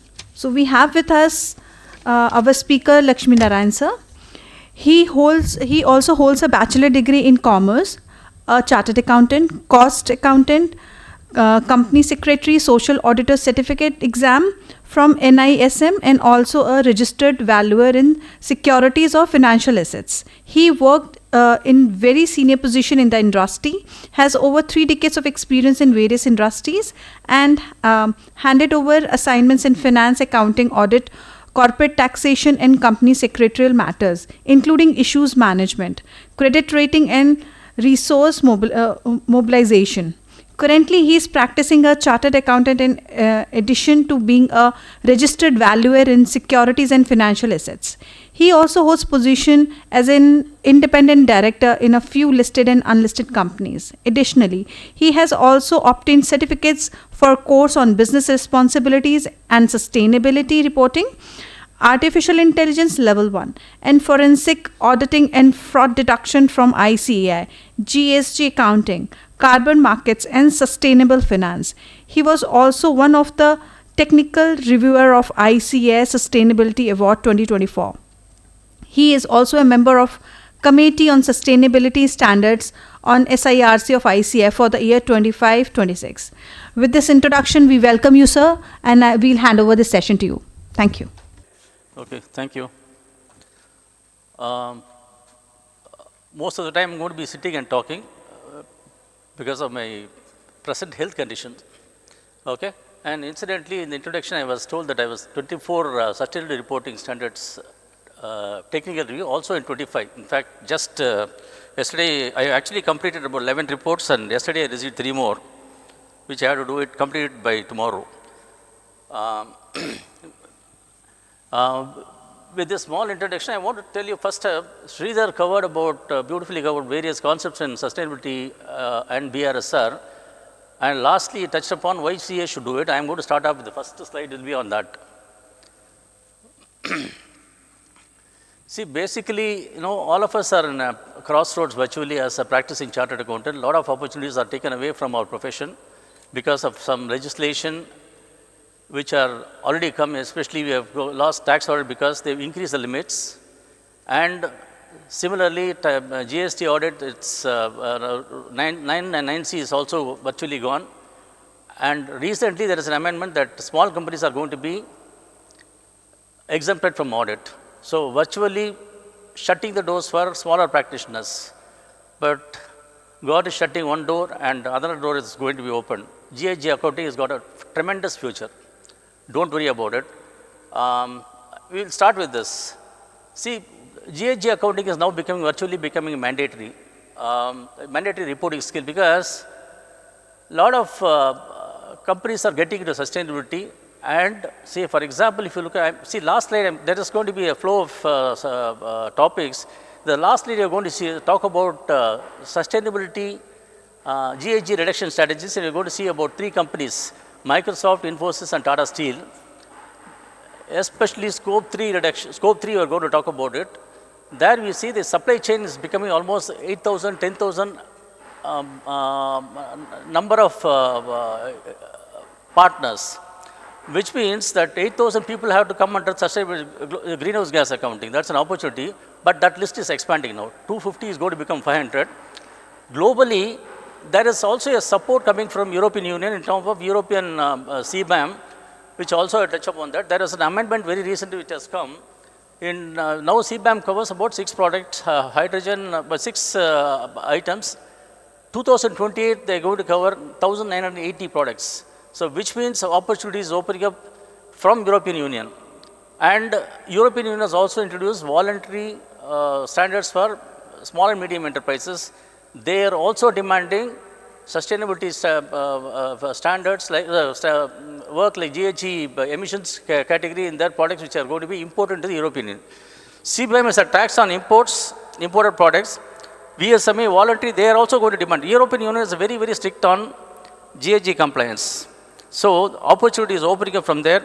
Now there is no capacity that we can handle. But now time that we build our own capacity and take up the future assignments are going to open up from India as well as outside India, especially European Union. And CBAM started 1st January, I think we are going to get into payment category.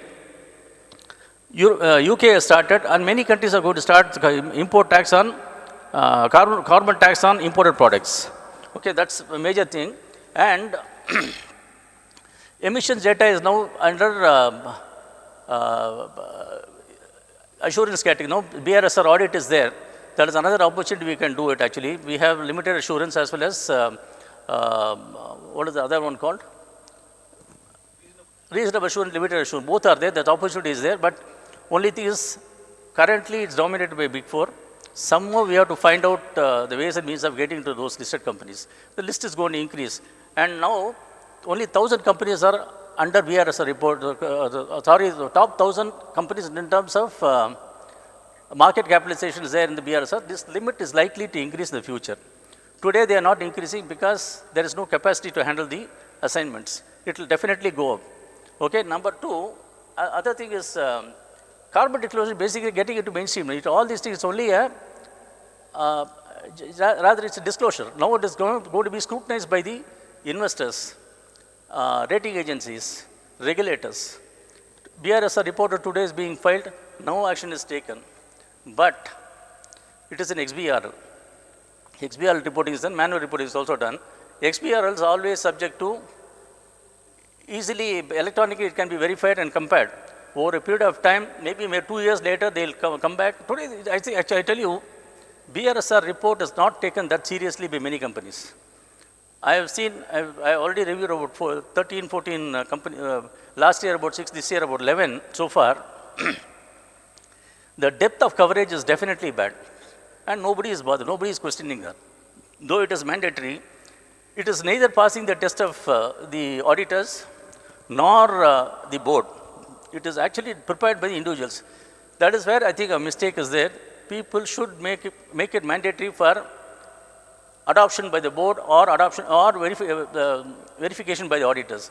It is now falling between two stools. Nobody is responsible for it. Nobody is signing it.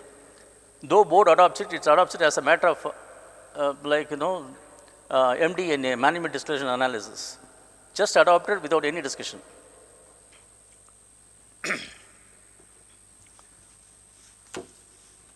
See, another thing is CBAM, all these carbon has got now is from, though it is a non-financial disclosure, it has a lot of financial implications. Chartered accountants are better placed. No, there are a lot of concepts like CBAM where emission is becoming a currency where you have to pay if there is an excess emission, you have to pay. So there is a lot of opportunity for advising how to reduce emission. Mr. SRIDHAR also touched upon that. But first of all, we have to equip ourselves. My suggestion is to develop interest into the subject. 3 or 4 minutes initially as we'll do. See some videos, there are beautiful videos are there in the website. He has also played too. There are a lot of videos are there. I have to send you on video, we'll have to play it now. Okay, and start with 2-3 minutes if nobody has touched the subject so far. You develop interest. I start off like that only. And of course, I started long back. About 2021, I joined BRSR 4th batch in CA Institute. That time, after Corona, so virtually sitting at home. I had no time. I finished forensic accounting and BRSR those days.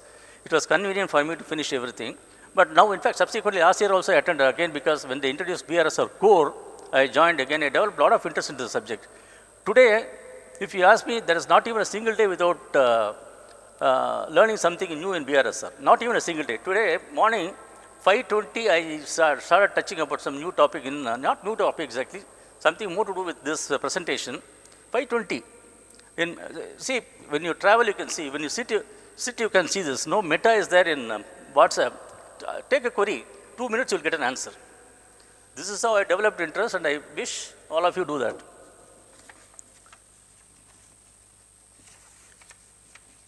Second, anybody who is interested in becoming independent director, the niche skills are governance, data information security, and ESG. future. Now, the latest amendment in Companies Act, proposed amendment in Companies Act, CSR, they want an independent director to be qualified as an expert in this particular subject.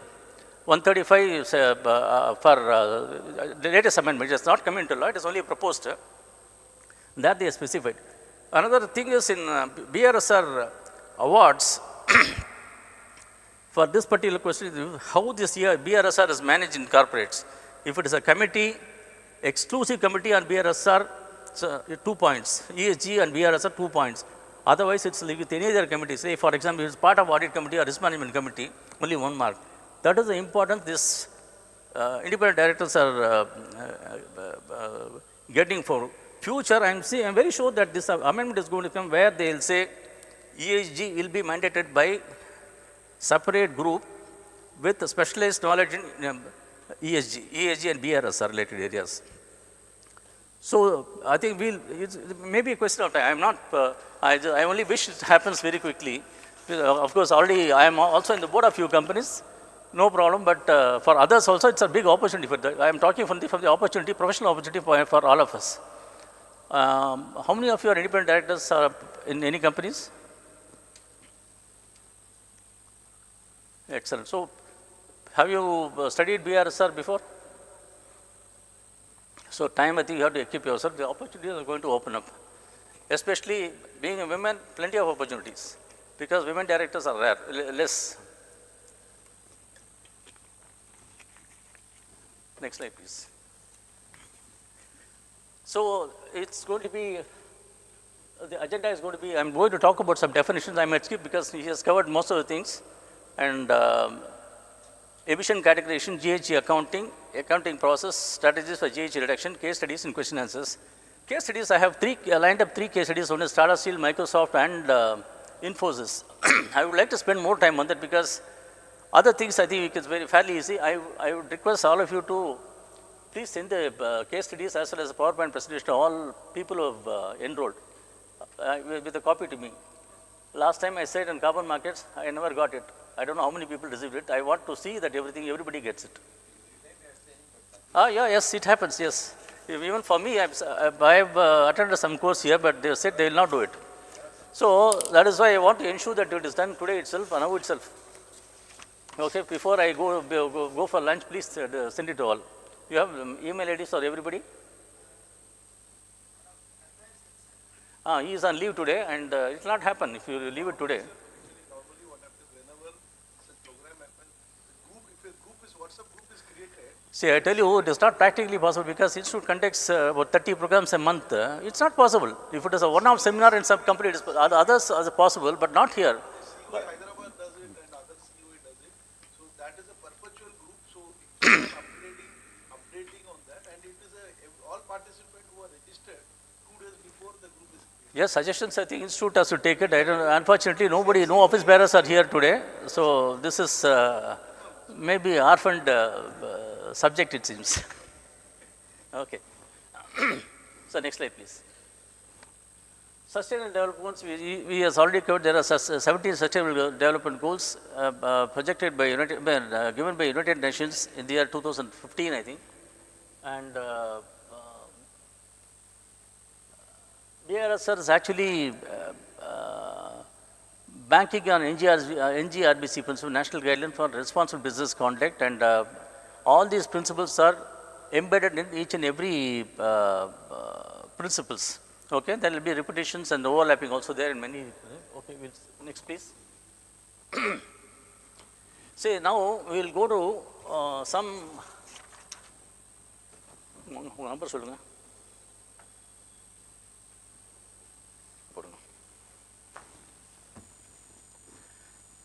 First is global warming, which you already seen. Global warming is increase in long-term temperature of the earth due to rising greenhouse gas emissions. Okay, and climate change is the effect of global warming. And before we get into that, we'll see a small video. It's about 3 to 4 minutes. Over 67,000 Indians have invested.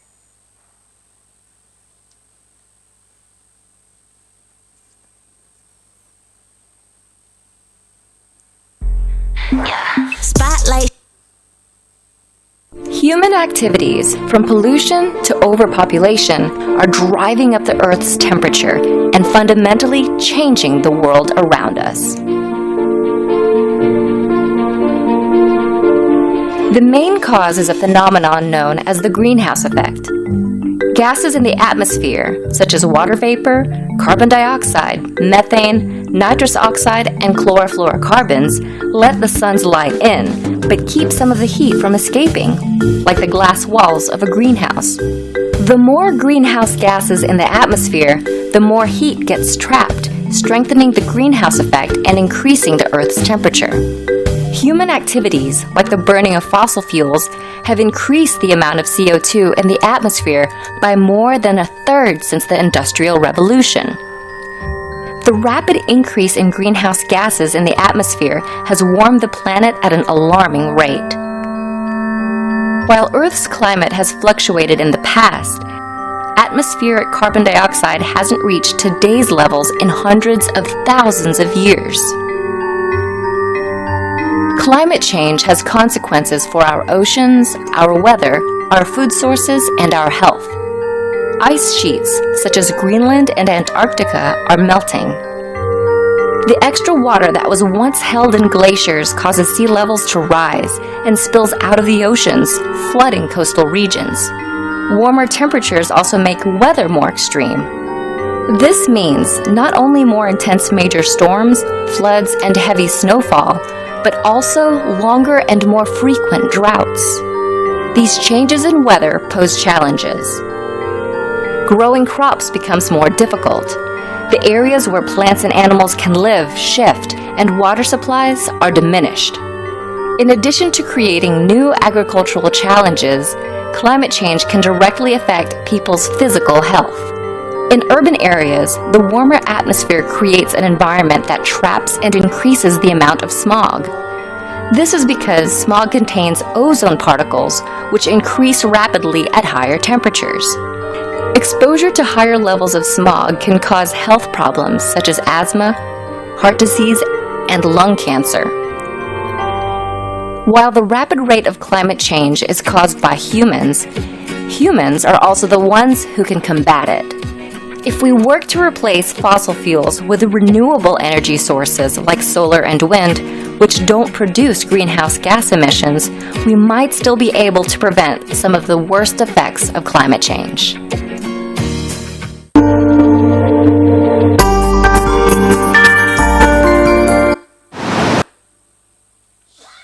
So this is the impact global warming is creating. I think all of us are equally responsible. I think we should also take action individually and collectively. Not only, it's not the responsibility of the government or the corporates, every individual should take part. I would like to tell you, on October 7th, I'm an independent director of a company called Sheerlac Paints. The company went in for CA rating, CA Green Company rating. The meeting was held in their factory, so I was called. So first thing I asked him, since we are talking about green company, why not we start planting trees? And they asked me, it's a big area, 14 acres of land, so I asked him how many trees we can plant. They asked me how many you want. So how many is not the question. I want every employee to be part of this tree planting initiative. And that day we planted about 90, and all the employees planted. In fact, next to 3 days later, another set of people planted. The company had about 180 employees. Everybody, all including watchmen, to worker, they planted the trees there. And frankly, it was a great sight to watch, and everybody, and when we took the picture of everybody simultaneously planting the tree, it was a great, I was very happy that I was part of that celebration, and frankly, I feel that is the biggest happiness I had in the last 8 years of association with them. Fantastic, really. So I want all of you to be part of this. It's a very serious matter. It is not because we get business or not, that's a different thing. It's virtually, if you don't do anything today, if you don't take action today, it's like poisoning your own children. It's that serious actually. Okay, so I want all of you, please take some initiative, please take some interest and doing your bit of it for that. Okay, thank you. We will go to the next slide. These things already he has covered. I don't want to talk anything about it. Next slide, please. See, carbon budget is, after the Paris Agreement was signed, they limit the Earth's temperature to 1.5 preferably, otherwise maximum 2 degrees from the average global temperature. To achieve that, what is the emission that is allowed? That is known as carbon budget. We are already exceeding it now. We are virtually not exceeding in the sense we are overshooting if you take the annual average. We will be left with very, very little opportunity, which means action should be taken immediately. Carbon neutral, net zero. Carbon neutral is basically you emit, but you don't do anything to reduce it. But what you do is you buy carbon credits from elsewhere and say that you are neutral. It is not actually, you are doing something bad, but you are compensating by doing something by planting a tree. Actual comes from net zero, where carbon neutral is a short-term measure. Net zero is long-term measure. Net zero is actually reducing the emission by doing some changes in your operations or in your buying activities, all those things. Okay, say for example, you go for renewables, your scope 1 and 2 will come down. Scope 1, so 2 will come down. Scope 2 will come down. That 1, 2, 3 classification we will be seeing in the next few slides. Okay, net zero is actually long term. It cannot be achieved immediately. Why it cannot be achieved? We are going to see in some case laws, or also I will explain when it goes. Decarbonization is a process of reducing the effect of carbon in your CO2 emissions in your processes. Okay. CO2 equivalent is a currency by which there are 7 greenhouse gases. Carbon dioxide is the maximum. So everything is centered around carbon dioxide. So others has to be converted to fit into the definitions. So they find out a global warming factor. So they convert that into how much of effective carbon dioxide is going to be there. Every gas has a different potent. We will see in the next slide. It's going to come. Okay, greenhouse gas protocol. All these things, please leave it. See, concentration of greenhouse gas in the atmosphere, if you look at it, 74% is carbon dioxide. See, in this slide, he says 75 is a percentage, 1 or 2%, it will vary here and there. 74% is coming from carbon dioxide, and methane is 19%. Others are very few because they are very high potent, but lesser emissions in those category. Carbon dioxide is maximum. It is basically coming from energy usage. Next slide you will see. Please see the next slide. Look at it, 76.2% is coming from energy. So the problem is not in greenhouse gases. Greenhouse gases actually, they are actually our friends. Without greenhouse gases, this planet will become ice, fully ice. We cannot live in this planet. So they are making it habitable. Greenhouse gases, there is nothing wrong with greenhouse gases, only the excess is a problem. But where the problem lies, because of energy. Energy contributes 73.2%, but though it contributes 73%, the basic factor is coming from the type of energy that we use, because the type of input that you use for producing this energy. So I think 70 to 80% is coming out of fossil fuel. That is a problem. Energy is a problem, is a source, but where the problem lies in the input. Input is the raw material is fossil fuel. Because of that, so energy is the cause, CO2 emission is an output.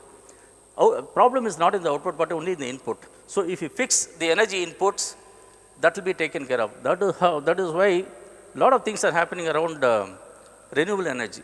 Fantastic operations. Latest, India is also opening up nuclear energy. Nuclear is considered as a clean energy. And nuclear energy is going to be open for private sector. The bill has come already. It's going to come. Maybe it will go to big players like Reliance or Adani's. I don't think small people can get into that. The reason is, all these said we had sanctions on import of uranium. Now I think we have found out uranium somewhere in Jammu and Kashmir. That is making it possible now. So we are going to get into open for private sector. Nuclear energy is a clean energy. Worldwide it is very less. Europe has very high level of nuclear energy is produced. 30% of, I think 24 to 30% is of European Union is the energy they use from nuclear. France highest, I think 70% they are getting power energy from nuclear. That is why European Union is able to achieve bigger reductions. In fact, 2024, the greenhouse gas emission has come down by 1.2%. This is not a corona period where everything stopped. Despite that, they are able to. European Union is very, very stringent in GHG or BRSR, ESG related matters, especially the greenhouse gas emission categories. They don't hesitate to penalize.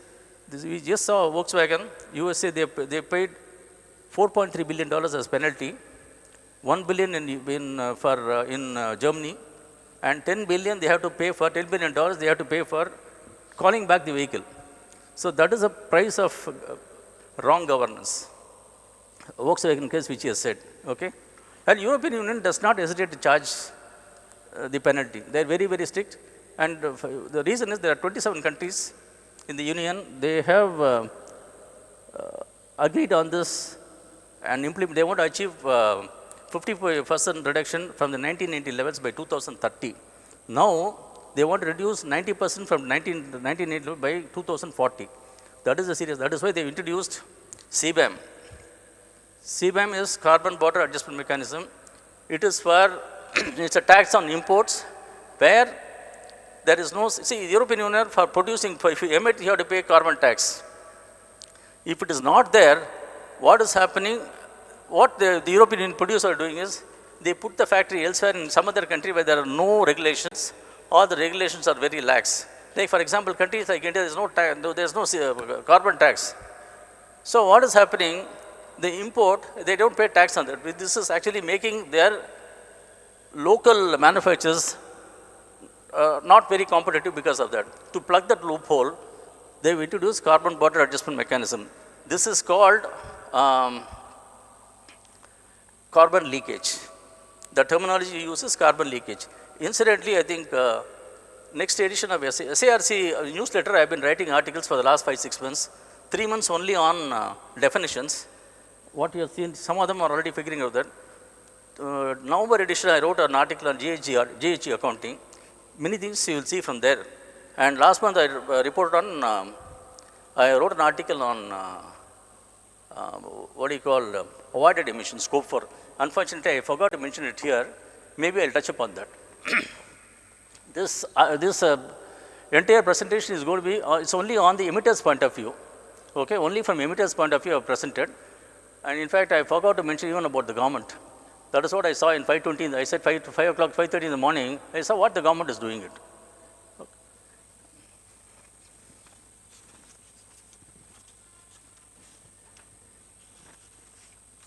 Next slide. See, look at the average temperature, 1850. Industrial revolution started in 1850 to 19. That is the industrial revolution period. That has taken as 0. Look at the average temperature is now gone beyond 1.5 degrees Celsius. This is as on 2025. It has gone up beyond that. So in another 5-6 years, I think we'll be exceeding the budget. I think it will go somewhere, unless it is done. But fortunately, a lot of good things are happening here, especially from European Union. Very, very, very strong advocacy for GHG emissions. Okay, go to the next slide, please. See, United Nations Secretary General Antonio Guterres in 2023 said, the era of global warming is gone. Now the globe is boiling. That's what he said. That is the seriousness.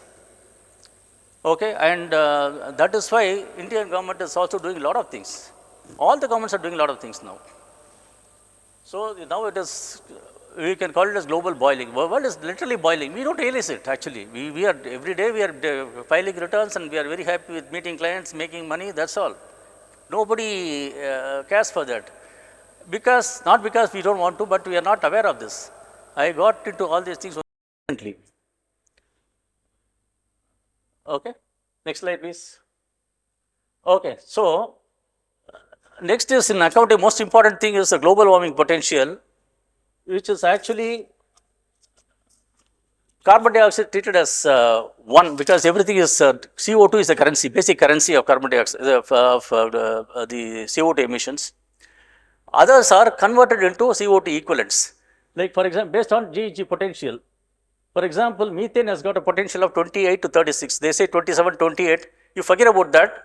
About the accuracy of the numbers, I think nobody is sure. I mean, unless we are scientists, we cannot do it. It changes actually. So, if for example, 1 ton of methane is equal to 28 tons of carbon dioxide. Okay, so that is why they say 28 tons CO2 equivalent, COTE. That's what they use. Nitrous oxide. See, look at the source: carbon dioxide, fossil fuel combustion, deforestation, industrial process. These are the sources. Agriculture creates more of methane. Okay, see, for everywhere that is changes are happening. Now, agriculture, we have technology is being used in agriculture. There is a method called alternate wet and dry principle, where it is not, the soil is not fully submerged with water. They are allowed to dry, resulting in water, saving in water, resulting in reduction in emission of methane. To use of technology, fertilizer is not just like that applied on the entire thing. Wherever it is required, its sensors are, they say, drones are used. So, they actually tell you what exactly, when to do, apply the fertilizers. We are reducing fertilizers, you contributes for nitrous oxide, that is getting reduced. Everywhere there is advancement, everywhere. Okay, so this is the hydrofluorocarbons, potential is 12,000. See, now, lifespan, look at it. Carbon actually is 100 to 1,000 years. I would like to tell you one small point here, which he touched upon. Something fundamentally we have to understand. There is something known as carbon cycle. What is carbon cycle? Like working capital cycle, where the cash is converted into cash into raw material, work in progress, finished goods and debtors, and then cash. Similarly, carbon is also converted back into carbon. Whatever see, carbon is everywhere. Whether you are coming to the hospital, whether you are going there, whether you are eating food, everywhere carbon is there. These carbons are stored in plants, animals, everything. The moment we eat food, there is carbon in it, which you don't realize. That is coming out as carbon dioxide. Why it is not counted in greenhouse gases? We are not consuming coal, or we are not drinking petrol. It is actually whatever is there in the system, we are collecting, we are actually consuming it and releasing it back. It is not a fossil fuel. It is only like, now I borrow money from the book from a library and returning back. Very similar concept. That is why human exhalation, actually every human being produces about 850 to 960 1,000 kilo of carbon dioxide per day. Look at 8 billion population now, world. It is going to become 10 billion another by 2050. That is the statistics. Still it is not counted because it is not the emission coming out from our exhalation, that we exhale carbon dioxide, is not out of fossil fuel. It is from the food that we eat, which is already the existing carbon dioxide stored in the plants, animals, or other vegetarian, non-vegetarian, everything the carbon dioxide is there. That is stored there. It is called as carbon sequestration. That point I have not covered. In the coming SIRC newsletter, I am starting a series on carbon. It's called carbon series. I am going to write about 4 or 5 series. It will go. I have covered the basic. If you look at the entire presentation, it is like understanding the basics, a more pedagogical approach. I assume that I don't know anything. I know, I'm pretty sure that most of us are not, we have not learned all these subjects in our CA curriculum. It is new, so that is why basics are given. We are also going to understand the advanced success stories in GHG reduction strategies, or success stories in GHG emissions. Okay, so next page please. See, as I said, there are 7 GHG is actually categorized into 2 categories mainly, direct and indirect. In indirect, there are direct is known as scope 1, indirect is scope 2 and scope 3. Indirect emissions, what is that? We will come to the next slide. So, is for further refining or you have to understand a bit more granular details. We will go to the next slide. Scope 1 emission, it is actually coming from your own, you see, that is, ma'am, as you look at it, first thing is I said burn. B, understand B? Burn, first is burn, what you actually consume or burn in your factory, like for your boilers, company-owned vehicles, trucks, mobile consumption. It's divided into stationary combustion, mobile combustion, etc., and manufacturing processes. Okay, cement industry, calcination, steel, CO2 again, electric emissions, SFC, chemical reaction. All these are all process emissions. Fugitive emissions is some refrigerants. Actually, this is fugitive emissions. Our accounted language is different. Opening stock plus purchases minus closing stock is consumption. But here, what they do, they go by meters. Meters, something might escape. That is why it's called, what is escaping is called fugitive emissions. Okay? They will say same thing. Accountant language is different. We understand in different way. That is also included in number scope 1 issue. You just burn what you burn inside your factory. Next slide, please. See, scope 2 emission is buy. What you buy from outside? You buy electricity. You buy purchase electricity, so renewable energy or whatever it is. Purchase steam. Okay, then purchased heat. Heat, see thermal energy, second the chill water or district cooling system. Have you heard of district cooling? District cooling system, anybody heard about it? See, normally if in a house we have a small AC unit which is actually operating in 1 or 2 rooms that we have. For big buildings we have centralized AC.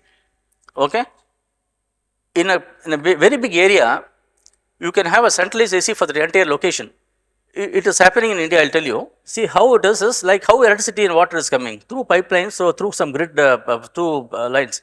Similarly, cooling is also done like that. The plant will be elsewhere, say about few kilometers away, or at least about 2 to 3, few kilometers away. They will be doing the cooling. They supply chill water through the pipelines to the respective offices. You can utilize whatever, whenever you want and whatever, how much ever you want. And you will be paid according to the consumption. The greatest advantage is peak hour consumption will be reduced and it will be done throughout. You don't have to incur initial fixed costs on purchasing or putting this plant or buying ACs. You can avoid. And your consumption per se will come down because you actually the capex will become a revenue expenditure for corporates. And this has actually come to India. In Gift City, Ahmedabad, district cooling system is in place. Adani has done it.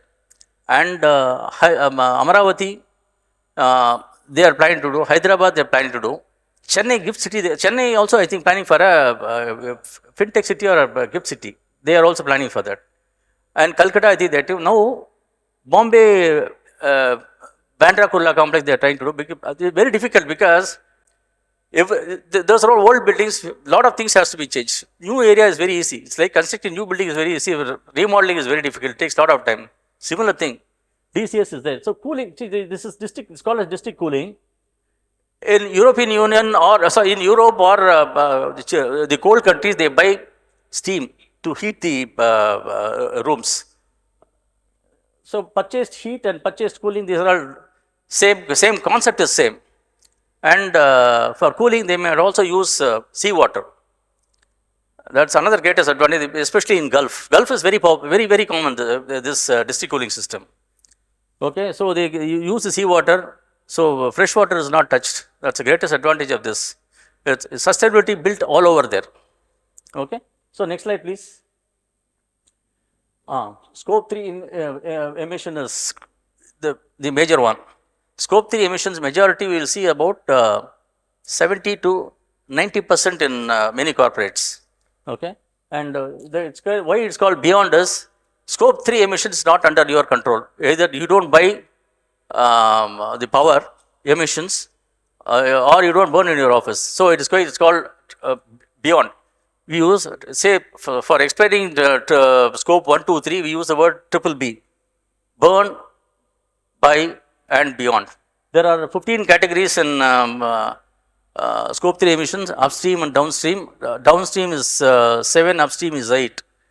Upstream is what you purchase for doing the manufacture of a product or a service. Downstream is after manufacture, how it is dispatched. These are the categories. 15 categories. So I think we can skip this. This is not, you can easily study from this. PowerPoint is going to be given to you. You can study. Let us not get into details of this. We don't have time. I want to cover more of case studies. Next slide, please. See why scope 3 is difficult. You will look at it. See, the 3 companies I chosen for case studies. The number of supply chain partners for Tata Steel is about 8,000 plus active suppliers, and Infosys 9,000 plus. Microsoft, they said more than 10,000. The beauty is downstream is not counted, because downstream for Microsoft, every laptop is using Microsoft. So that is not considered. Otherwise, this number will be in crores. Okay. So this is the difficulty in computing scope 3 emissions. Challenge. It's the biggest challenge. Next slide, please. So emission calculation, as I said, that's a simple formula is activity data into emission factor. Say a simple example I have given. It's very easy to understand here, because I use only one particular input source of here diesel is used as a source, but there will be many such things in an organization, like diesel, petrol, refrigerants, so many things you will have. Scope 2, purchase of electricity will be there. Scope 3 is plenty. That's very difficult. That's a challenge. Okay, so 5,000 liters you're buying, the emission factor is 2.61 per liter. So what is the emission, total carbon dioxide emission? 13,300, 5,000 to 2.67. Okay, so but now I have taken only carbon dioxide. If there is any other gas, like say for example methane or any other refrigerants, that will be converted. We will say it's called CO2 equivalent. Then there you say only CO2, 13,050 kg is CO2. But all put together, if there are other gases all there, you will say that total is so many tons CO2 equivalent. This word is not used here. Next slide, please. Okay. What is GHG? GHG according basically it's a non-financial metric, non-financial information. So generally, general rule is what cannot be measured cannot be monitored. What cannot be monitored cannot be managed. What cannot be managed cannot become a progress. Same logic applies here, like financial accounting. That's an MAS. Accounting is an MAS. This is another major MAS, which is GHG accounting is nothing but an MAS, and which is used as a strategy in many cases. Okay, so it's a process of measuring, reporting greenhouse gases from NT emitted directly or indirectly by an organization. Actually, not only an organization, by a product or a process or a country also. Okay, so the country-based GHG protocol has measurement categories for all these things. Okay, and total amount of greenhouse gas emitted is, if there are different gases, it will be measured as CO2 equivalent. So how it helps the company to quantify the carbon footprint, identify the emission source. It also helps you to identify where the emission is occurring more, and you can do corrective actions. See, many companies say, for example, in Sri Lanka, where we have seen, they don't have meters for process side. Now meters are put everywhere. We know which machine is not working properly. So if there is a problem, you can identify the problem, fix the problem, so reduce emissions. You can save some money, because it will be consuming more power than what is required. See, maybe because of faulty electrical system, you can find out. And similarly, pipeline. There will be leakages. These things will definitely help you. The consumption over a period of time you can compare, or month on month you can compare. And for all these things we have softwares, nothing to worry. Though it is difficult, what you inputting is difficult. Only first time it is going to be difficult. After that it will become, the system will take care of it. First time is going to be difficult. After that, software will take care of it. Of course, third part, scope 3 is a challenge, because you need to deal with so many other outsiders who are not trained in all these things, who are not even aware of all these things. Okay, the scope 3 is difficult. So identify emission, set reduction targets, and then report performance. What are the advantages? First, today if you go and buy anywhere, from especially European Union, they are asking about your product carbon footprint, or there is even for consumer goods, what is known as carbon labeling. how much of carbon it contains per liter of say milk or per liter of perfumes. That extent disclosure is there now. So people are demanding that. People are interested in buying only, some people are interested in buying only carbon less product with a lesser carbon footprint. Okay, and so first that is a basic advantage. You are ready for regulations. Now if you want to start, suppose you want to export to Europe, if you have a process, ready-made data will be available for you. Of course, the pattern of reporting or the data required is different from country to country. For CBAM talks only about the up to production stage, they take scope 3, they don't consider. But at least you have data, your data readiness is there. And second thing is, as I said, some informed decisions you can take, like in supply chain energy use. When GST was introduced, what happened, many people did not register for GST, but companies like big corporates like L&T, Reliance, they said, unless you are registered with GST, don't come to me. Slowly they will remove business from you. This is actually help you retain the customer or go for a new customer. If they are not considering if they are not registered with GST, they will say nothing. They will simply find out somebody from the market who has got a GST registration. It has actually happened. My client, who is a truck operator, he is doing supplies his trucks for L&T. He is forced to register under GST. His turnover is not that much still, otherwise he lose the customer. Similarly, that is going to happen in carbon accounting zone. It's already happening. So third is, it increases the operational efficiency. As I said, you can fix where the problem is now with this particular data. Supposing particular machinery is consuming more energy than what is required, you can identify it and do the necessary corrections. Another thing is investor confidence, investment. Now money flows wherever carbon footprint is less. So I have seen personally in one of the company where I am independent director, there is a due diligence done on ESG. GHG parameter, the company was not ready for GHG, but they have committed that they will do it. So that's the advantage now, and there are special funds which are aimed only at say they called as green bonds or sustainable blue bonds. These are all go only for impact investments where the carbon emission is less. There are special funds, they specialize only in investing in those companies. Now, L&T last year they raised about $500 million about 5-6 months back. Green bonds, they are able to prove it's because they are accounting and at a much lower rate than the market. So that's the advantage. But only problem with this is initially you have to invest money, and for this investment the client will not pay anything extra. That is the problem with GHT. We will come to that slide next. Okay. Next, and some of the employees in European Union are looking at companies with lesser carbons to even for working, getting employed, they are asking those questions. So that is the level of maturity in those markets. Next slide, please. Challenges. See, like as I said, the concept is very similar to financial accounting. Boundary is whether it's standalone or consolidated. We have standalone principles. BRSR, it gives an option for you to go either for a consolidated reporting or a standalone reporting. Again, mark is divided. If it is standalone, 1 mark, and consolidated 2 marks. It's for that particular category. There are about 80 line items. As I said, scope 3 data limitation. Scope 3 data has a lot of problems. First of all, collecting data from the vendors is very difficult. Overall, not at all matured.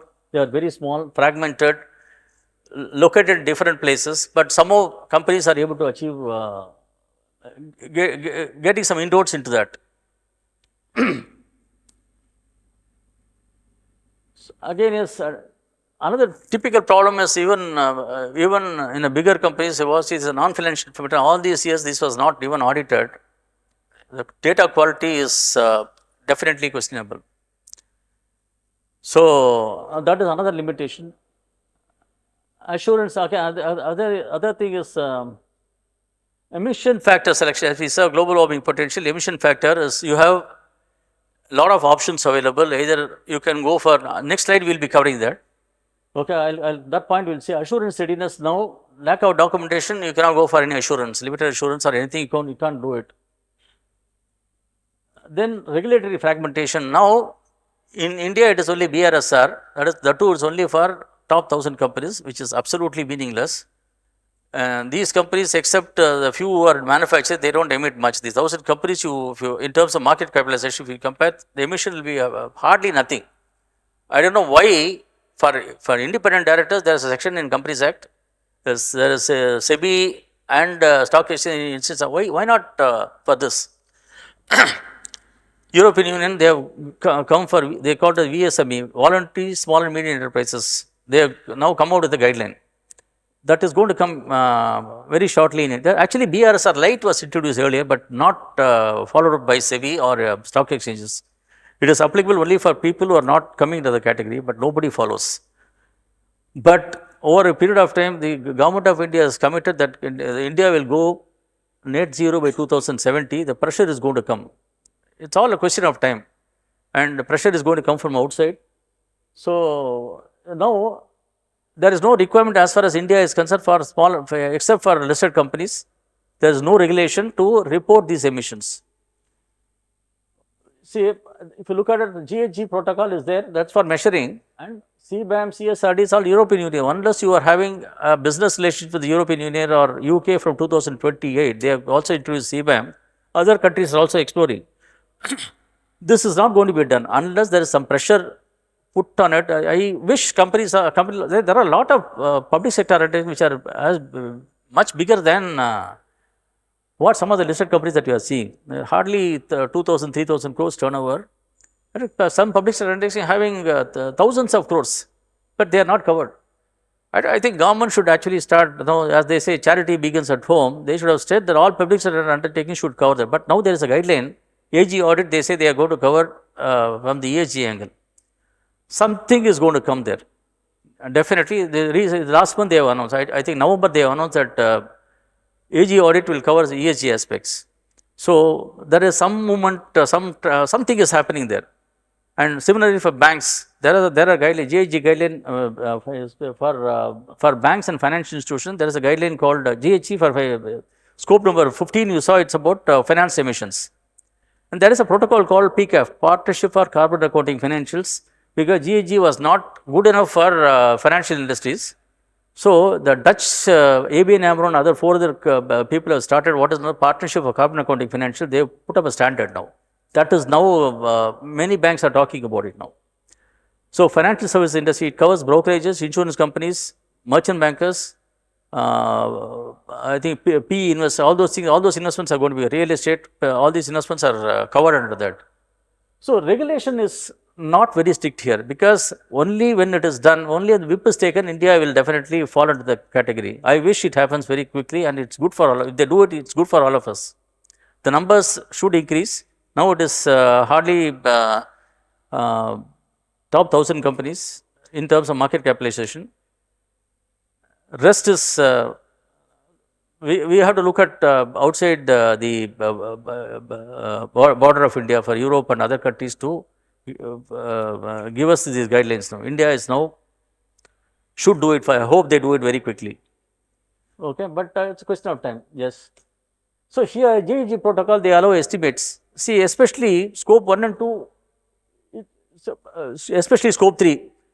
Everything is from outside, you will not get the data may not be accurate also. So, what happens for every category, there are some estimates given, there are a lot of GHG, greenhouse gas protocol also gives some rating, IPCC has given some rating, for energy, India gives some, Bureau of Energy Agency, they give the factors, the grid electricity factor and all those factors. So, majority is coming from estimated numbers, GHG allows for it, because the numbers cannot be accurate, because of the enormity of the scope and the number of entities that they have.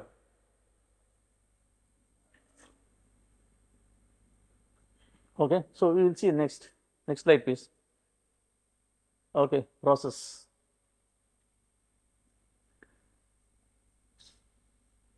First is standalone, it's very simple. Organizational approach. So, if you have investments in some other company, say let's say you have 50%, you calculate organization greenhouse gas carbon footprint. If you are having 100% control over that company financially, 100% emission is yours, you have to report it, provided you do it consolidated method. If you are going standalone, it is only your company. But here there are two approaches: equity approach, control approach. Okay, but one thing very important is consistency is very important. Same principle in accounting, consistency. Operational bound, similarly operational boundary also you have to choose whether you are going to take scope 1 or scope 2 or scope 3. Scope 3 you are going to exclude for the time being. All these things you can do. Now CII, I was talking about Sheenlack Paints.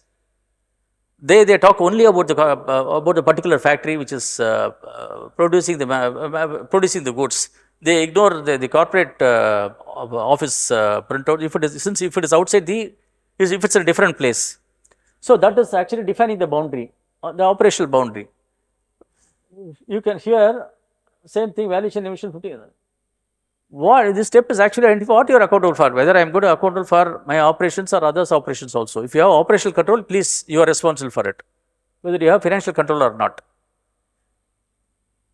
Okay, then is you have to list the emission category. From where all you are getting the emissions? One is say fuel use, electricity consumption, refrigerant. Again scope 15, scope 1, 2, 3, all other items. So travel, leased assets, everything is there. 15 items there. All those things you can include there. So good inventory actually is very important. As a process, process should be very, very strong. Otherwise, it's very difficult to compute scope 3 emissions. The process like stock taking, the process of collecting the data is known as stock taking here also, GHG. Okay. Okay, next please. After that, you select the base year. Say, what is the importance of base year? So you are going in for, supposing for example, you go for a weight reduction. I am say 80 kgs, I want to reduce 20 kg. If you don't fix this 80, that's the baseline. And month on month, you can only compare with this 80. You cannot compare tomorrow with day after tomorrow's. Very similar, same thing is for fixing the base year. That is very important for tracking performance. SBTA is Science Based Target Initiative, which is actually goes for net zero.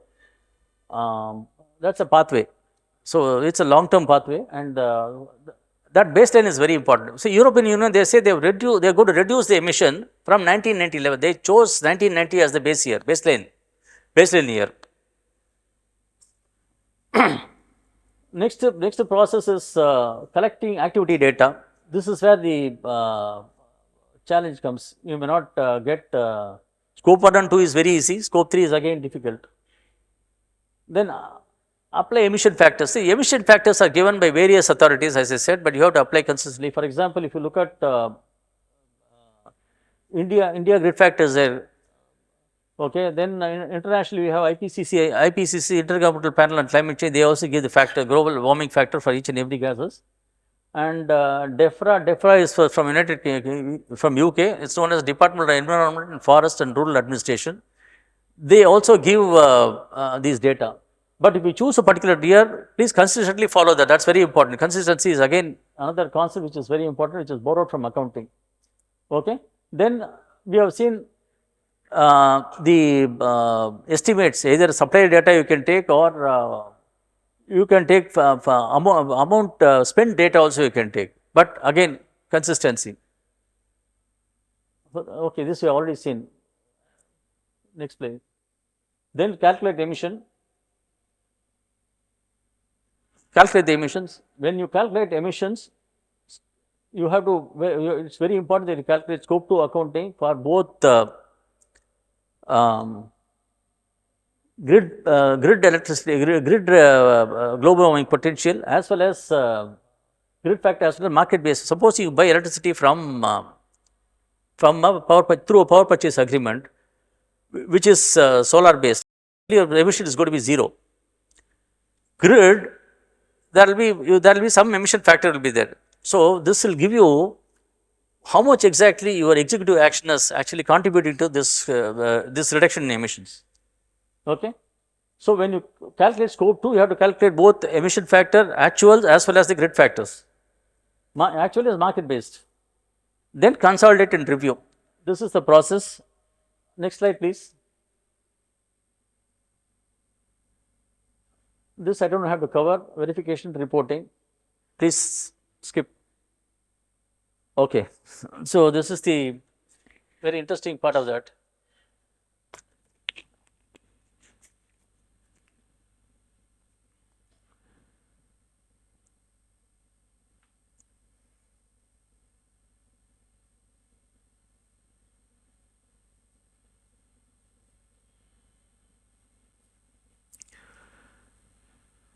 See, reduction strategies in this presentation I have covered only from the business point of view, but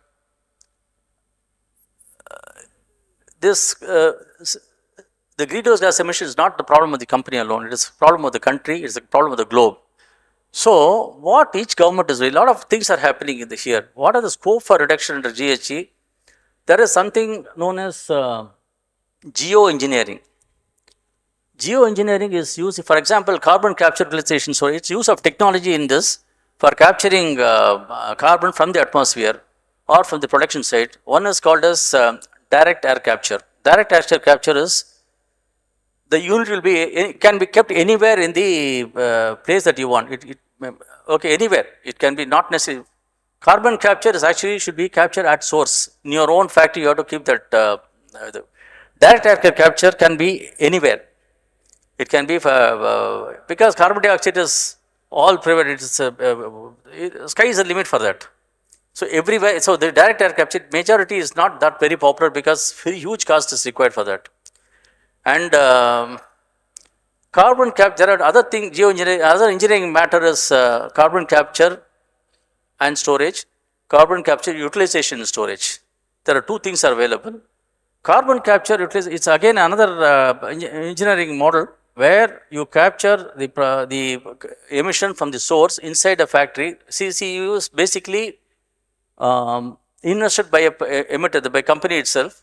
They actually collect the carbon dioxide from the manufacturing process and store it elsewhere through a process, through pipelines. It can be like for example this oil well, once it is depleted, the carbon dioxide will be stored inside that example. Another utilization storage is this carbon dioxide is actually used for converting that into some other product. I have come out of, last week I was talking to my friend of mine, Sanila is running a company called Intrinsic Foundries. What they do is they calculate, they capture carbon and through a process of using microalgae, they convert it into biomass and that is being sold. Utilization storage, you get the carbon, it's only CCS is only capital investment. Utilization and storage there where it is going to be, product is going to be sold after converting, where the product is used. You get money out of that also. There is a company in Intrinsic Foundries, you can see, look at the website later if you want. Okay, basically strategies is energy efficiency and demand reduction. Another one is the energy comes through efficient equipment and process. We saw an example where one particular machinery is not doing well. It's at the micro level I am talking. At the biggest level for steel industry, it is if you use the switching out to energy efficient demand reduction, fuel switching. For example, cement industry, petrochemical, aluminium, steel. They are called, they emit huge amount of carbon, scope 3 emissions will be, scope 1 emission will be very high because they melt iron ore which has to be at 1500 degrees centigrade. So much of heat is energy is required, that is why their scope 1 energy will be high, scope 3 will be negligible. For Tata, we are going to see the next slide. So, switching over to see, all these years the Tata Steel, all these companies are using only fossil fuel based fuel for melting the iron ore or rather smelting the iron ore. Now they are going to use renewable energy, going to use hydrogen based furnaces they are going to use. They are also going to change the raw material from, instead of virgin iron ore, they are going to use scrap. Scrap is already there now, because that is why again another sustainability aspect. You are not depleting the resources, you are kept for the future. So they are using that. So this is switching the clean energy, process technology improvements. So similarly, waste heat recovery, circular economy practices. Supply scope 3 is another very important strategy. It is more influential with scope 3. You have to use your influence. As I said, GST, if you are coming there, if you are registered with GST, come, otherwise you don't have to do anything. Similarly, that is the influence is going to come. That influence may sometime go into arm twisting also, very similar to arm twisting. Okay. So they go see low carbon. That is what low carbon procurement is all about. They buy from companies which are producing lesser carbon footprint, or they already used renewables. Their carbon footprint will be less. So everything is going towards it. Especially people who are these companies who are exporting to European Union will definitely go for this. The nature-based strategy is afforestation, reforestation, soil carbon, engineered solution like carbon capture. This is what I said. See, carbon engineered solution, CCS and DEC, direct air capture and carbon capture and storage. Okay. Subject to, of course, all subject to quality and performance. And carbon pricing and market mechanism. Actually, carbon pricing is not a reduction mechanism. It's only a funding mechanism by which it's a artificial cost is put on the carbon that you emitted in a particular process or a particular unit. Then you fund that. You said you are charged. You are going. I am going to charge you with so much of at least in the MIS. Or some companies actually charge and put in a separate fund for future use in their for buying clean technology. Like they go for say renewable energy, like going for a windmill, or they go for solar plants in their own premises. They use that fund. That is carbon pricing. We have carbon market mechanism, we have emission trading systems, and India is going to come next year. It is going to come, emission trading system is going to come. There are 282 industries have been identified so far, and about 7 or 8 industries coming out of that, and that is going to expand. India is going to have both under the government of India. We are going to have voluntary as well as compliance, both under the government of India. That's the uniqueness about Indian market. Indian compliance market is going to be under cap and trade system. I think he touched upon that.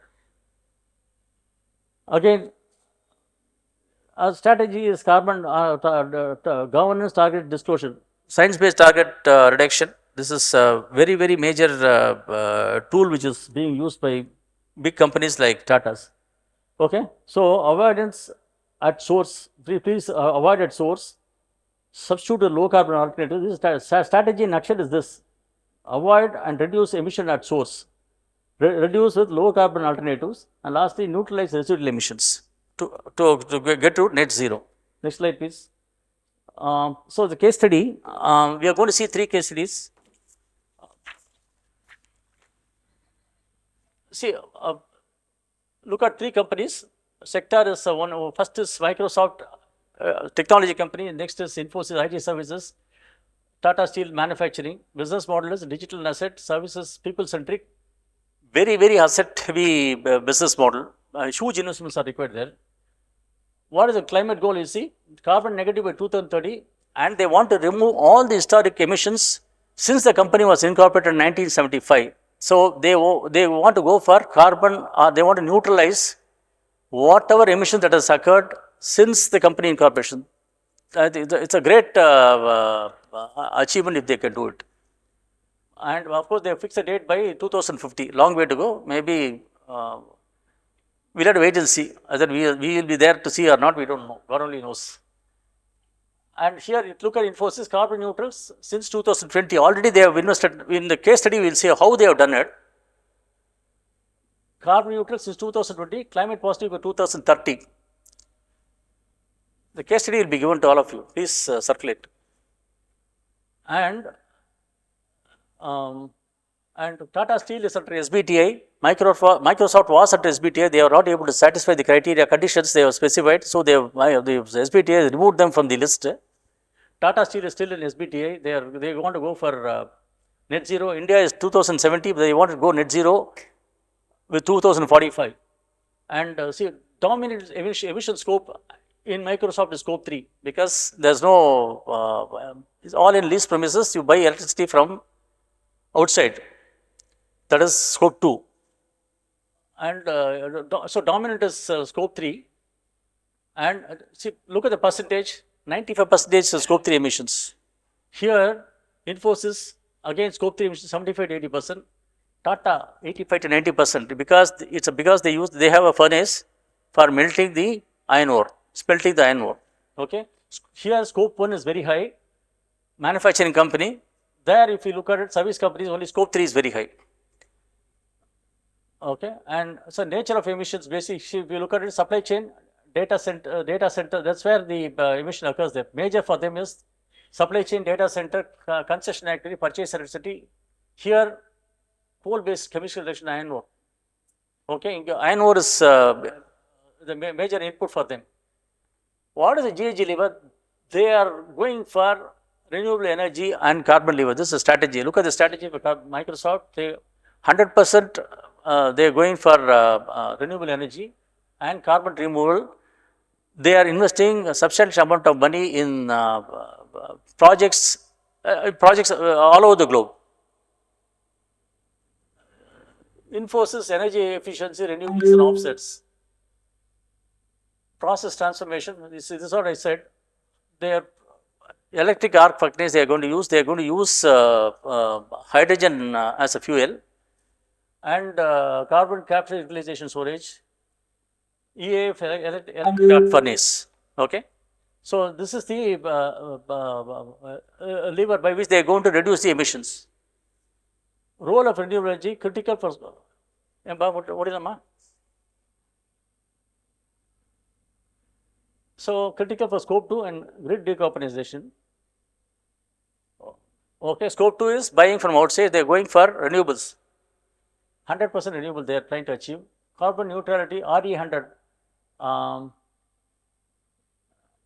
Central to neutrality, RE is renewable energy 100. See, renewable energy 100 is a pledge they have given, I forgot the name of the company, where they say they will go 100% renewable energy. Infosys is the first company to get into this 100% renewable energy across all facilities in India and outside India.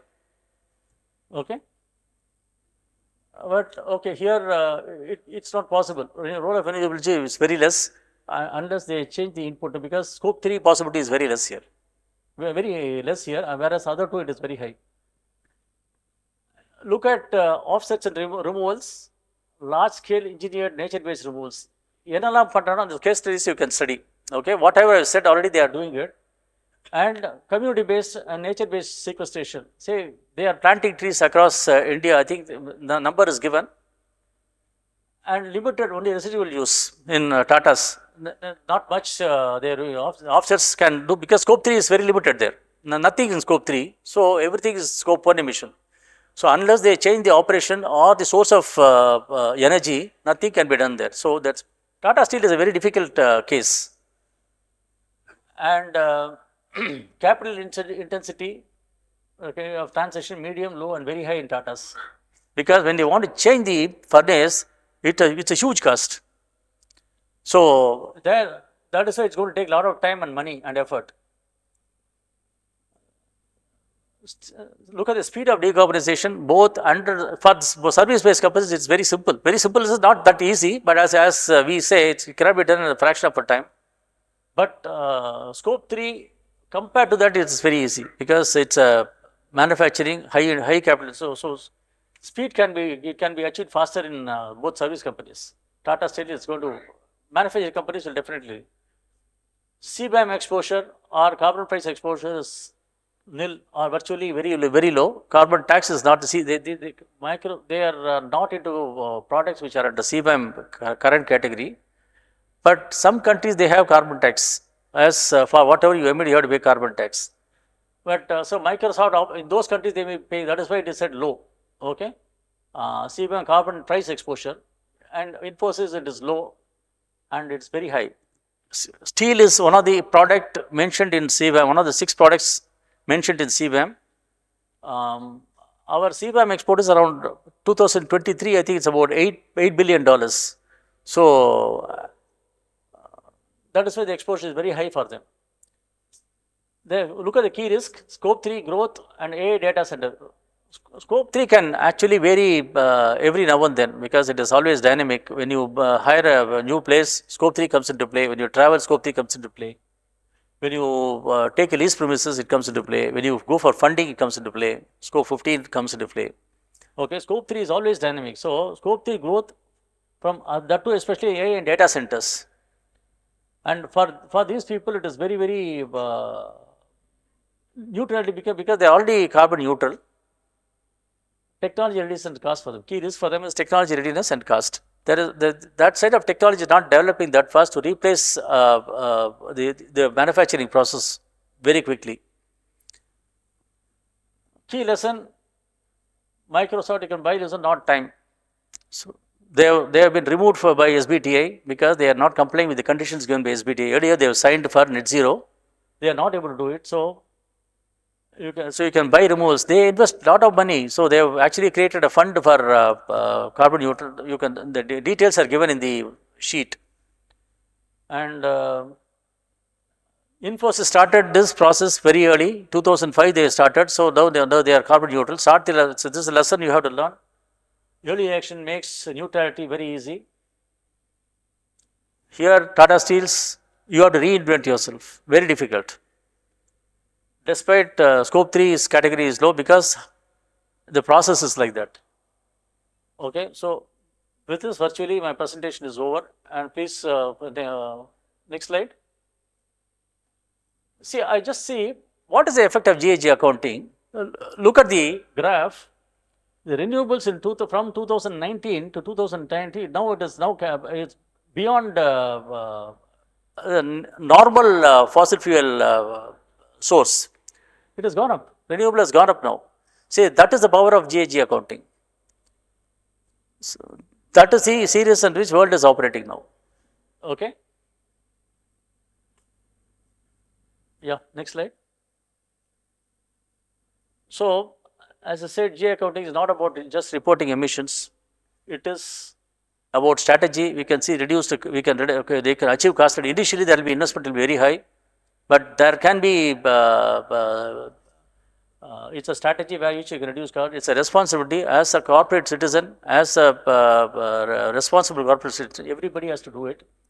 It shows that you are, Infosys too, they are leaders, early adopter of carbon neutrality, its leadership, its value creation for the investors. Money will chase you. You don't have to chase money. It has proved in many cases. Like for example, Adani, they are getting green bonds very easily at a much lower rate, discounted rate. It's called greenium. In this sustainable finance, it's called as greenium. Reduced premium or reduced rate of interest called greenium there. Okay, that is possible if you follow greenhouse gas accounting or the entire sustainability as a strategy. And it is a future. Now, I specifically, normally people, planet and prosperity, but I specifically put planet first, our generation, our life. Our life now, I think has to take a back seat because as we saw earlier, the planet is boiling now. Planet first, our life next, or rather last. So if you take care of the planet, it will take care of our life. Okay. I think with this my presentation is over. Any questions?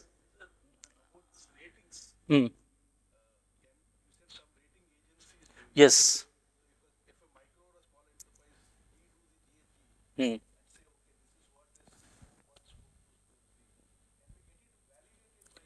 See, validation, there are a lot of agencies, not for rating. Validation is different, rating is different.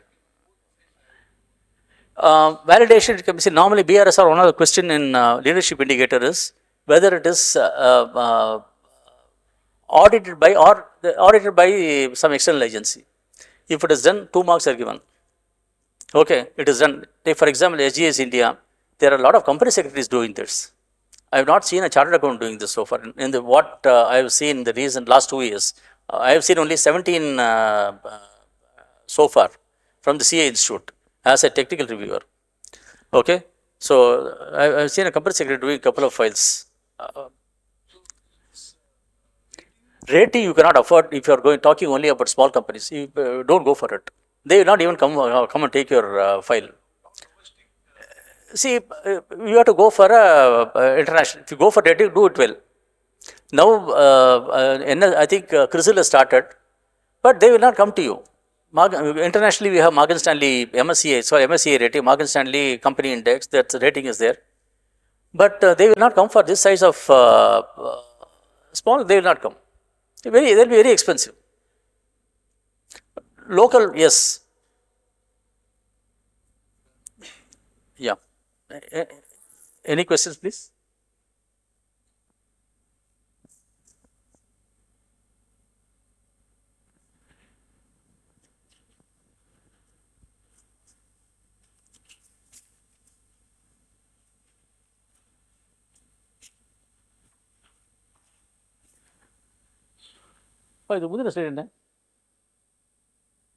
So, if there is no question, I'll close my session.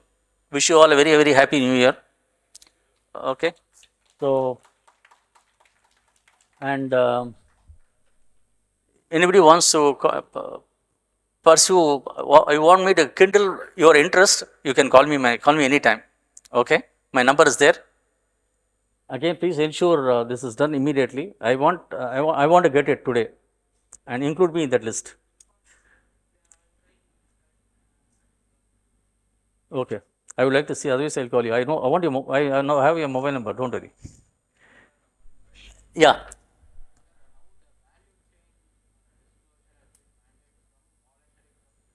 Yes.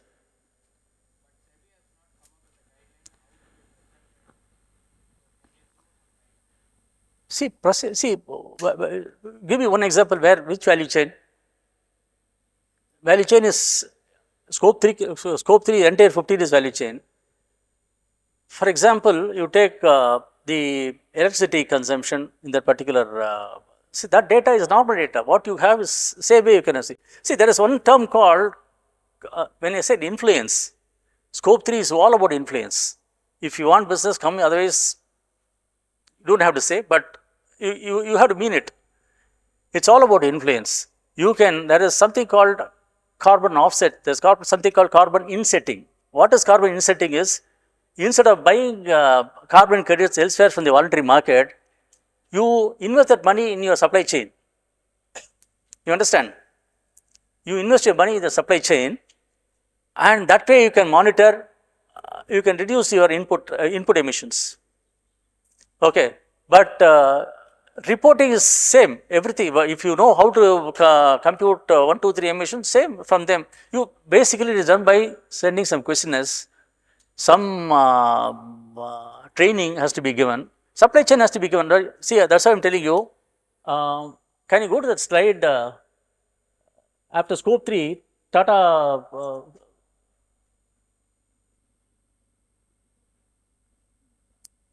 No, paste exam ready. There's a chart.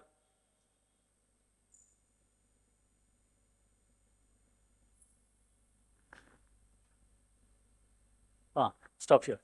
See, we look at suppliers actively engaged in GHG. How they will come? You have to go. First of all, you have to be choosy about. You have to look at your emission footprint, identify customer wise.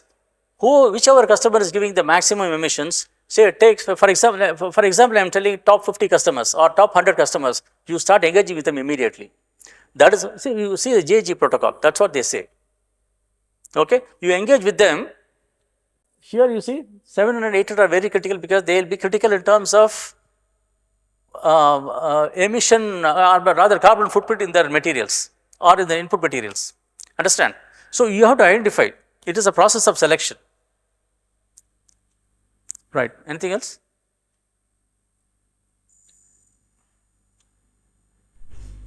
Thank you, and also thank SIRC for giving me the opportunity, and hopefully maybe I have extended by beyond my time. Thanks to Sridhar. Yes, extended, so I also followed suit. So I don't want to delay your lunch. Happy New Year once again. Thank you, and let's hope that we'll meet again. And anytime you can call me, and my number is there. So I am very passionate about the subject. Every day, at least 5 minutes I study. And more importantly, I go for a certificate course, because that is where seriousness comes. Otherwise, it's a choice. When there is an examination, if you are not motivated, external pressure is definitely going to motivate you. Be in touch with the subject always. Very important, not only for you as a chartered accountant in practice or in employment or even otherwise. Those who are retired, they are not retired, they can definitely preach about all these things. In fact, incidentally, I am going to talk in schools. So next month I am planning actually. I have already identified, first school I have identified. Of course, I can get into more schools if possible, only time should permit. I would request some of you are interested in joining, please join me. I will identify some schools. We have to spread the message, because as the UN Secretary General said, the planet is boiling, the matter is very serious. I am very, very passionate about the subject. I would request all of you to help me if possible. Okay, thank you very much. Thank you so much, sir, for this lovely session and very informative. We really appreciate your time, sir. So with this, we'll close this session and we'll move on to the lunch. We expect to start the next session by 2:30. Welcome back, members. So it's time to start our last technical session of the day. And the topic is BRSR in practice, driving sustainability and carbon borders adjustment mechanism. So I would like to call our speaker, CA VIKASH Kumar, sir. Please come on the stage, sir. He is a seasoned GSG and sustainability professional with 24 years of experience in strategy and management consultancy. He has completed more than 150 plus consulting assignment in various sectors, including sustainability. He is a qualified chartered accountant, All India rank 43, a management graduate from NIMS and certified GHG leader verifier. He has advised to the institutions like the World Bank Group, Asian Development Bank, IFC, JICA, and several other funding agencies on many assignments across sectors. He has also worked on many international assignments in countries like South Africa, Malaysia, Israel, Nepal, Sri Lanka, Kenya, and Bangladesh. He has also delivered many training programs on GSG sustainability, public-private partnership for government and non-government agency. He has advised the client in project feasibility structuring, decarbonization, GSG accounting, net zero strategy, carbon management plan, climate risk assignment, and climate mitigation and adaptation strategies. He is currently the co-founder and director of Sputec Green Ventures Private Limited. And before starting his venture, he was the ED executive director with PricewaterhouseCoopers Private Limited. Some of the clients served by him includes NHAI, Airport Authority of India, Chennai Metro, Government of Karnataka, and many more.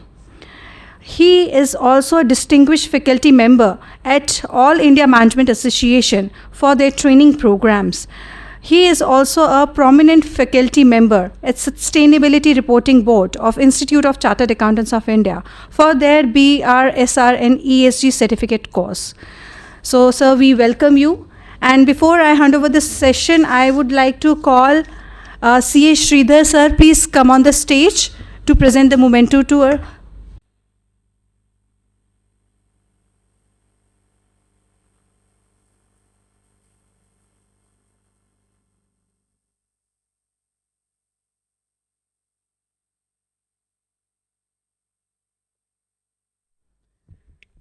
All right, sir. So with this introduction, I will handing over the session to you. Thank you. Okay, good afternoon, everyone. And I hope you all had good lunch. You all had good lunch? Yeah. So I think then my job is difficult actually. Yeah. So I understand in the first sessions, I mean basically first half of the sessions, you all have learned some basics about, you know, the BRSR or say sustainability and then GHG accounting, etc. So what I am going to do is to speak about the BRSR, business responsibility and sustainability reporting. How many of you have heard about say BRSR or at least seen the BRSR report? You've seen, okay. So at least some basic understanding is there, okay. So what we are going to learn today, some introduction, then we will decode this BRSR framework, what are the key features, etc. and then some best practices in the BRSR reporting, and in the end, I mean if you have any questions, then I'll try to kind of, you know, answer that particular thing. So here is the world, okay, and here definitely this is much cleaner, right, and we all would like to be or would be living in this, we would like to live in this particular world, right. But let me just tell you the fact. So this was in say 1884, right, and this is the world where we have already lived last year, 2024.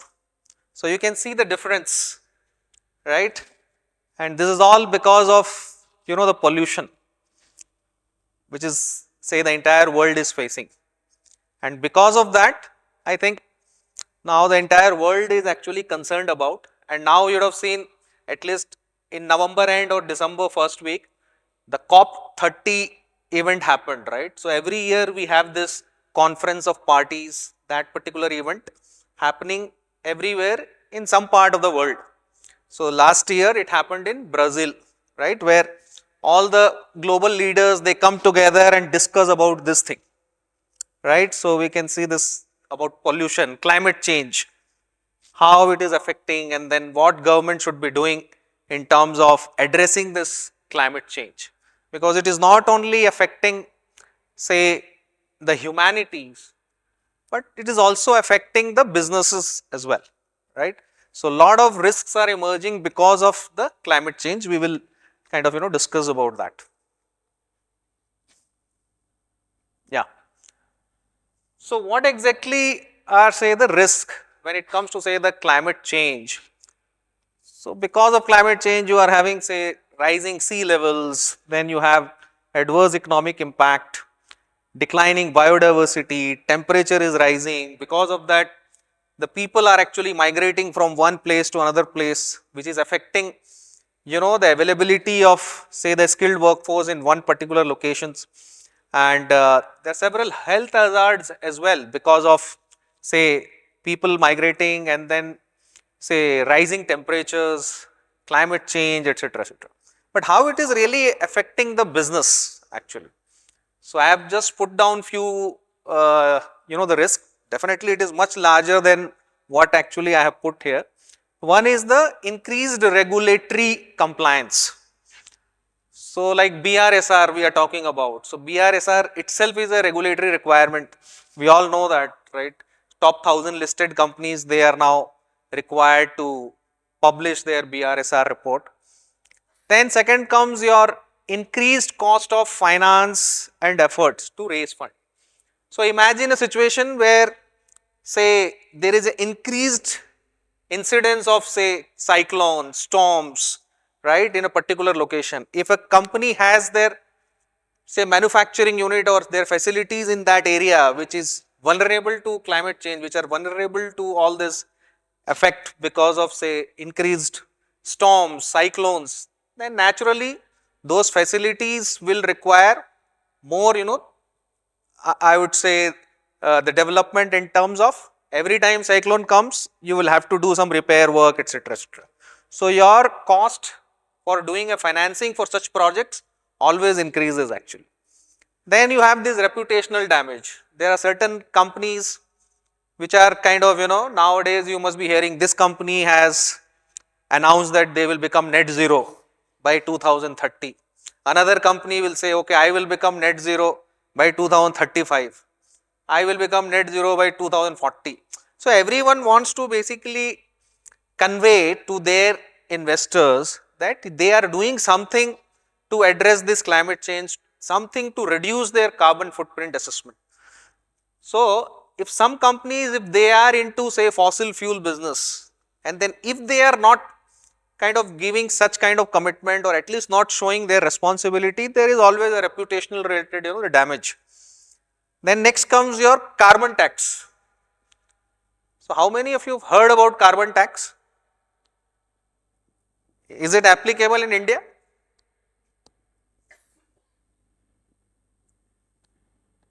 See, in India we don't have something called carbon tax actually. Yes, government is actually coming up with the policy and the framework to do this, the carbon market, the voluntary carbon market basically, right.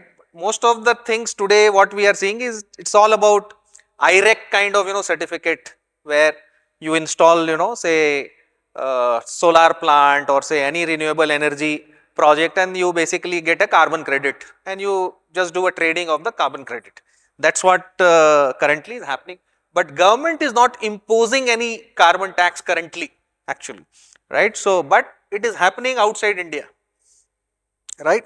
In my next session, I will talk more about that, which is carbon border adjustment mechanism, which European Union has introduced, right.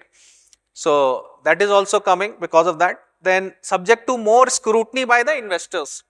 Now, you will find that there are many different type of funds which are now coming, which is like green fund, climate fund, sustainability fund.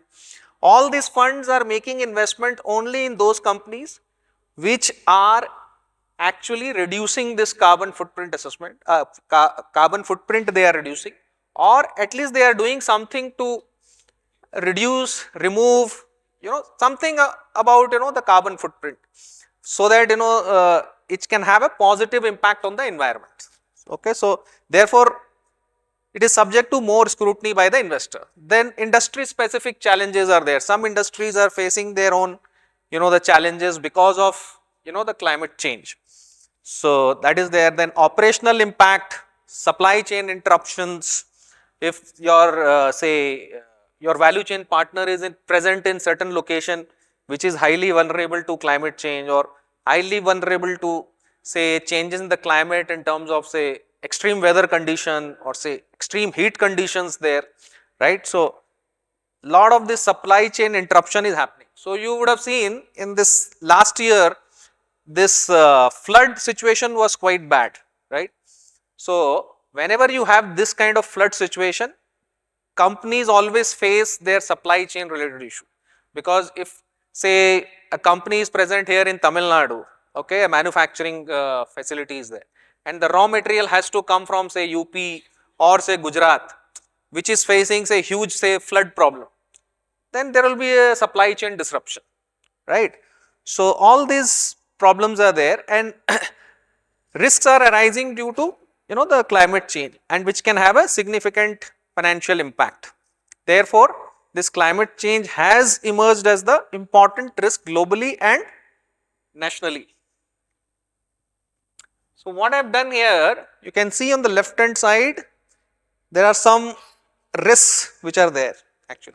So there is an organization which is a World Economic Forum, right. So World Economic Forum every year they publish one report which is a global risk report, and what they do is they capture the top 10 risks which the global companies are facing today. So they talk to all the CEOs, CFOs, global, the companies, their CFOs, and they then take their input in terms of what kind of risks their company is actually facing. So these are the top 10 risks in the last 3 years in their report which they have actually listed down. So you can see that out of top 10, 5 are actually related to climate. So you can see the first one is the extreme weather event, then you have biodiversity loss, critical change to earth system, natural resource shortages. Last you can see 10th is pollution. So out of top 10, 5 are actually related to climate and climate change actually. Okay. And what I have done is on the right hand side, so I looked at this RBI's financial stability report. So every year RBI comes up with this financial stability report where they actually captures those risks which are affecting the financial sector in India. So the climate change, I found that the climate risk was there in 2021 as the general risk category which was there, and slowly then it moved up, okay, and now it has become a major macroeconomic risk for the financial sector in India actually, right. So RBI has also recognized that the climate has become a major risk for the companies, for the financial sector in India, and it has to be addressed. And you would have seen that RBI has also published a lot of working paper on, you know, the how to address the climate risk, specifically when it comes to the financial sector in India, right. And because of that, considering their impact on say the investors, so market regulator like SEBI, I mean globally, I mean not SEBI, but globally when you look at the market regulator, they have sought a ESG disclosure by the company. Because of this, because climate risk is emerging as the major risk in the global context and then also in the Indian financial system. So regulators, they want the companies to disclose their performance when it comes to the ESG. Please disclose your performance in terms of, you know, the ESG. What are you doing in terms of your environment related practices, your social related practices, your governance related practices. I think governance, most of you are aware, right. So I will not say much about the governance. So that was the context before starting this on BRSR, so that you know that why, you know, the market regulator like SEBI, they have introduced this BRSR reporting by the companies.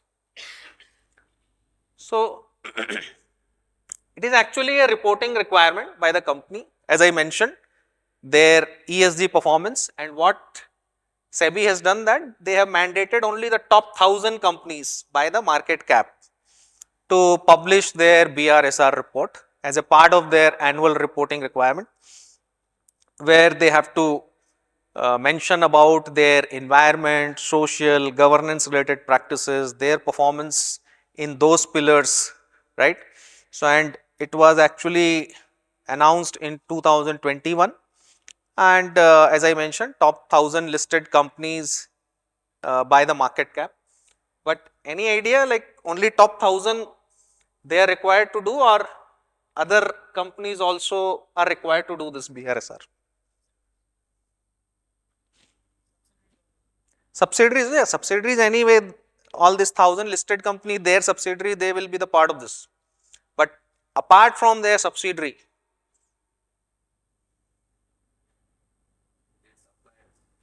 yes, their value chain partners, their suppliers, their vendors, right. So they are also falling under the ambit of BRSR reporting requirement.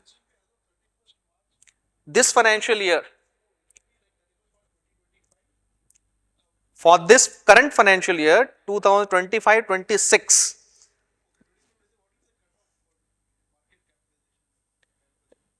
see this market capitalization, I mean it is still a little bit of a gray area, I would say, okay. Some companies are kind of, you know, looking at 31st March 2025, and then if they are in the top 1000, they are kind of voluntarily they are doing their work actually. So ideally for say this current financial year, SEBI will decide actually, but still it is a gray area, I would say. I mean it is not so clearly written in the SEBI's notification, but I mean if you go by the, so yeah, if you go by the principles of, you know, how best you have to do this, then ideally it should be 31st March. Yeah, it will be only there, but yeah, yeah, there is no problem actually. Just because say you are not there by 1 or 2 crore, 3 crore, you can't say that I will not do this. Ideally, you should be doing this actually. So why this BRSR, this particular framework, or why this particular, the format which SEBI has actually introduced?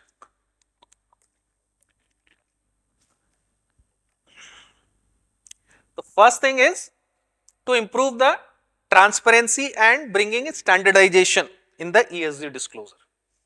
Because once you have a particular format, then if every company follows that particular format, then definitely it brings standardization.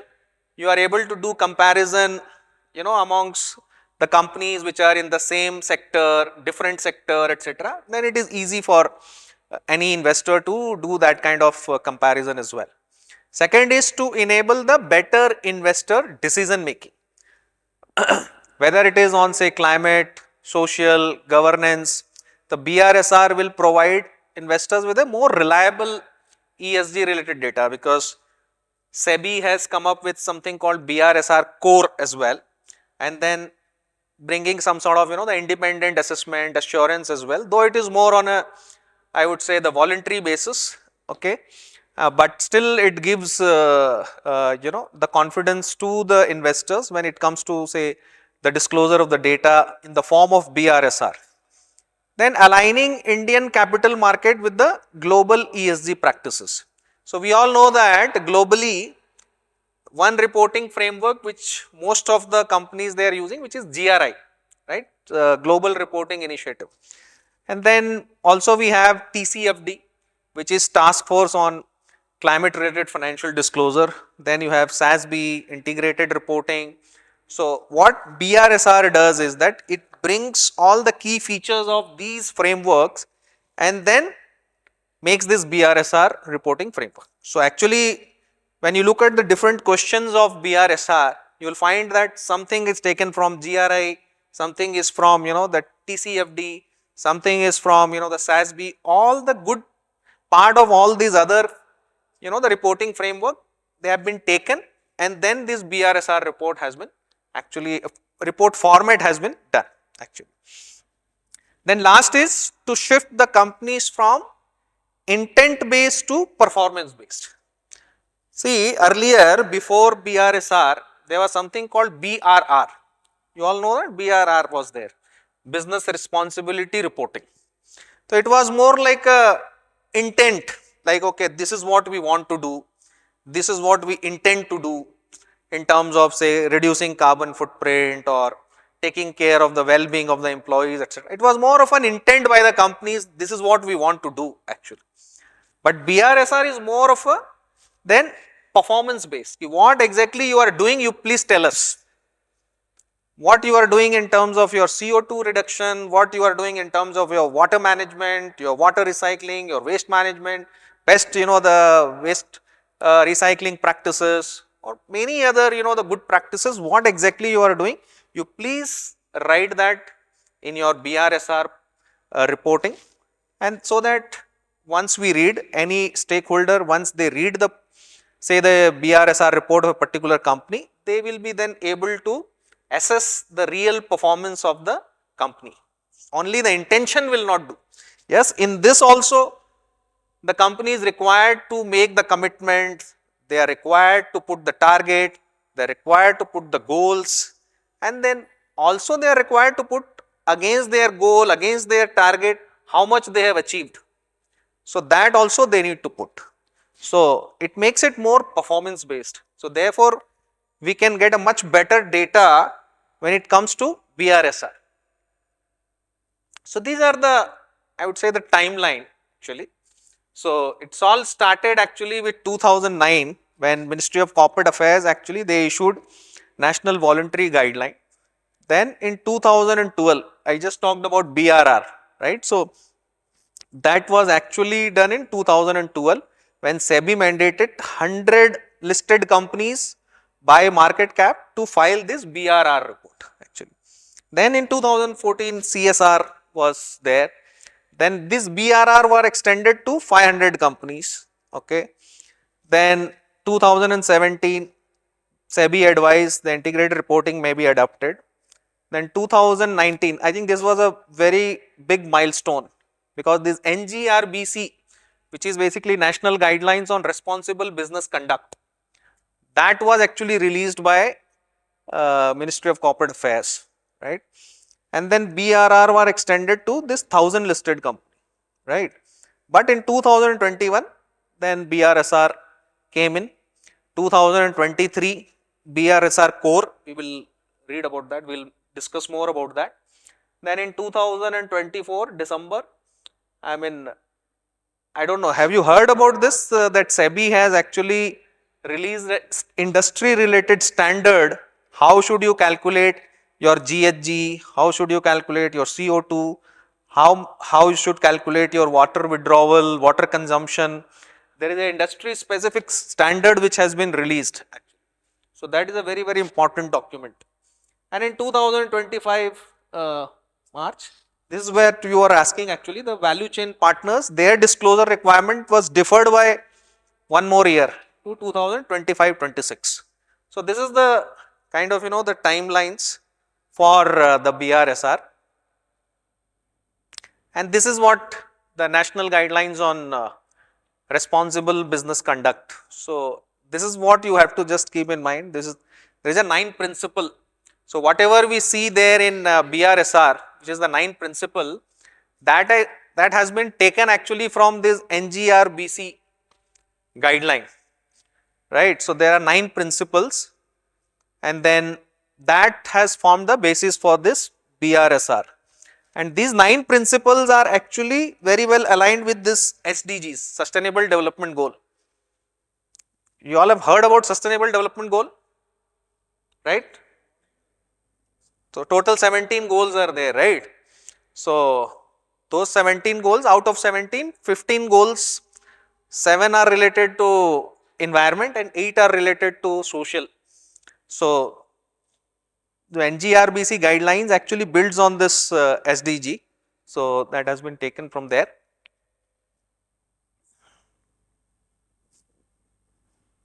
Yeah. So under BRSR, there are basically 3 major sections, right? So section A, which is about the general disclosure of the company, the basic information about the company, what is the name of the company, where it is present, and then how many subsidiaries they have, whether they are doing this reporting on standalone basis or consolidated basis.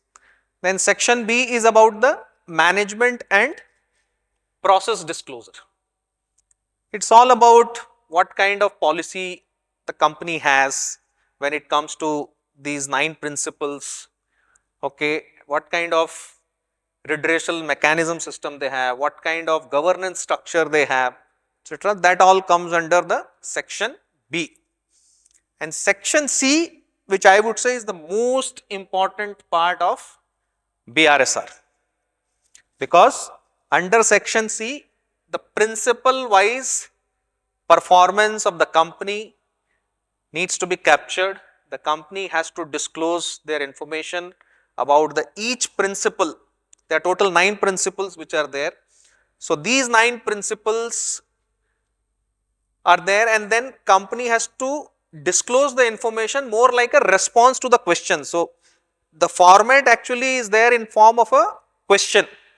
So format asks a question to a company, okay, for this particular question, what is your response, right? So company has to give a response to that question. So there are 2 type of, I would say, the question which are there. One are say essential questions, another are leadership questions actually. So essentials are those questions which they are required to compulsorily give a response to actually.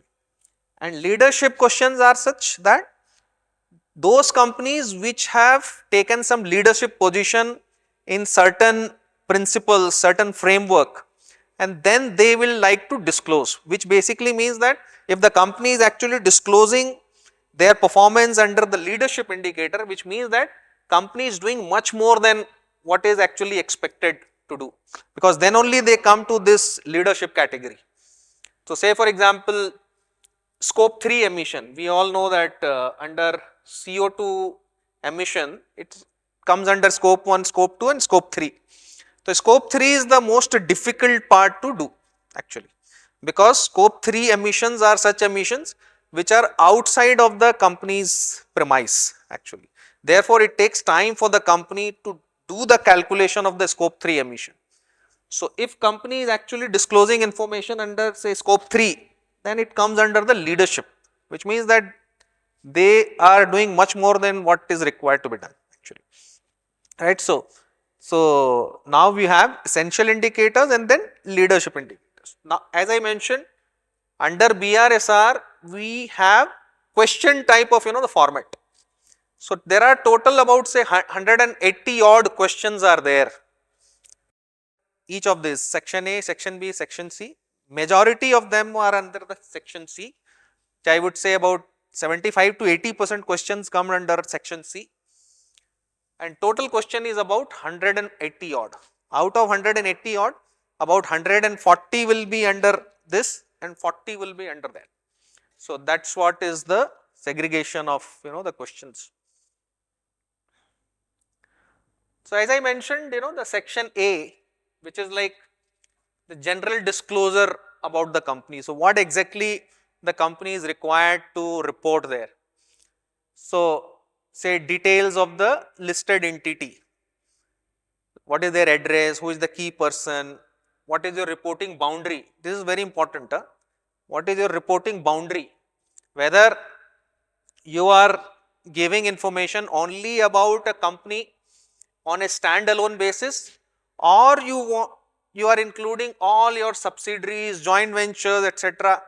also as a part of this. So you have to mention your reporting boundary.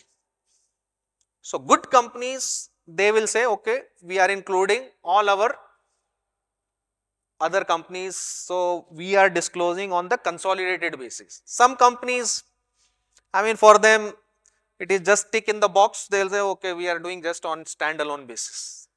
Okay, so that's how it is.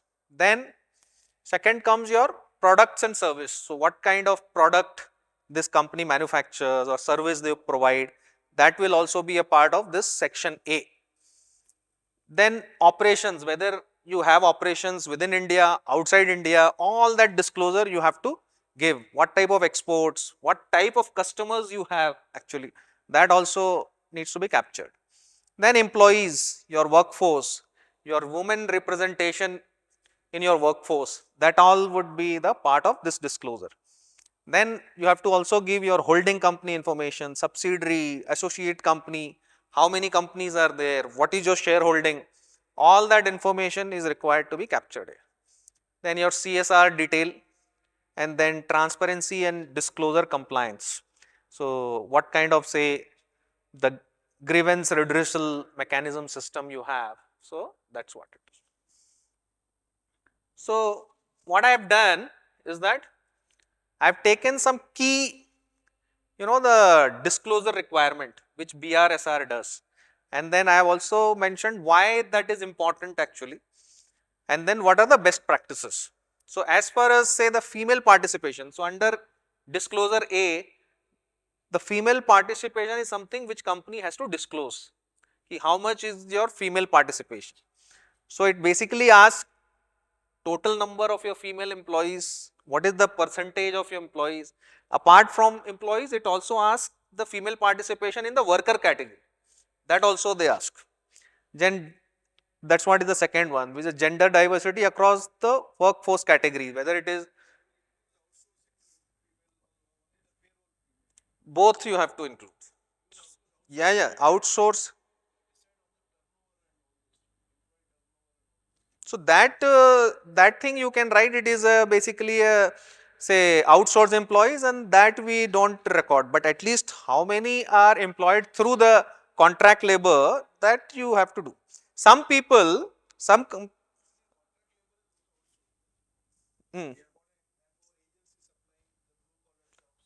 that is correct. So whoever are working in your factory premise or your company premise, whether they are say your permanent employees or they are not your permanent employees, that also needs to be captured here actually. Certain things you cannot say disclose in terms of say turnover etc. So that you can write ki bhai this is actually say outsource people, so we are not recording. So that is something that also there.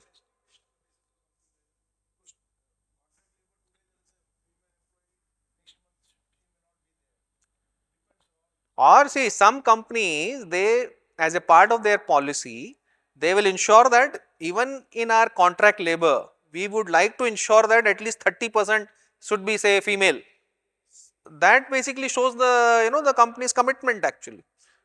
Yeah, yeah, yeah, correct. So that's how it is. I mean, see, BRSR is more about how company actually employs say the women employees, and then how they are ensuring that even in the say contract labor, my female participation is say minimum 30%, right. So I as a company I can do that.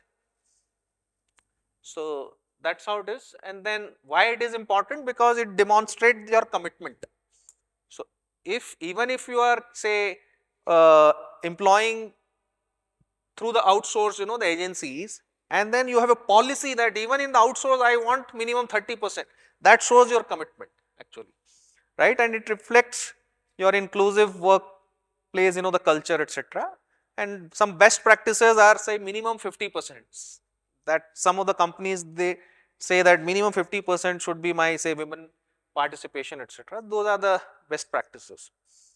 Now reporting boundary, I mentioned about that, whether the BRSR is prepared on a standalone or consolidated basis, because once you capture information on the consolidated basis, then it captures ESG impact of all your group companies actually, right. So that shows better the commitment from the company side, and it prevents the selective or partial disclosure, because you feel that on standalone basis I am doing well, so let me disclose only on standalone basis. So that is there. Then it demonstrate the group level governance oversight, and the best practice is actually if you do a consolidated basis, that is considered to be the best practice for the reporting boundary. So turnover rate actually, right. So turnover rate you have to give for permanent employees, permanent workers. Sometimes it is not easy for them to do turnover rate for the say outsourced employees. So therefore, the BRSR report actually asks permanent employees and permanent workers largely.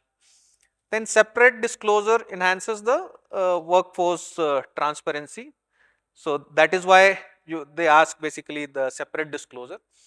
And why it is important, because it shows the employee satisfaction if your turnover rate is actually less. In fact, 2 days back I was reading one BRSR report, I found for one particular company, you will not believe, turnover rate is 64%. For that company, turnover is 64%. I can imagine how that particular company is actually working, 64%. So it indicates also the stable relationship. Yes, the how good the policies are. So that is there. So best practice is definitely the low the turnover rate, but this turnover rate actually varies from sector to sector. So you will find that probably when you look at actually the PSUs, if you see, you will find this turnover rate being very less in PSUs, because people generally they don't like to leave the PSU jobs, right. So but when you look at more restaurant kind of the business, or some other mining kind of the business where you have to go to the field and all, so turnover rates are generally high. And then clear differentiation between the employees and workers, so that was the the practice. Then third party assurance, yeah. So section A disclosure requirement also asks who is your the assurance provider.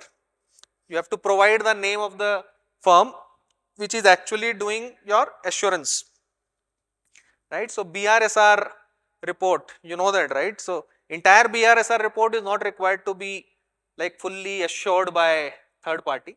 Only BRSR core, which are having say the 9 items under BRSR core, only those items are required to be assured by the independent firm actually. And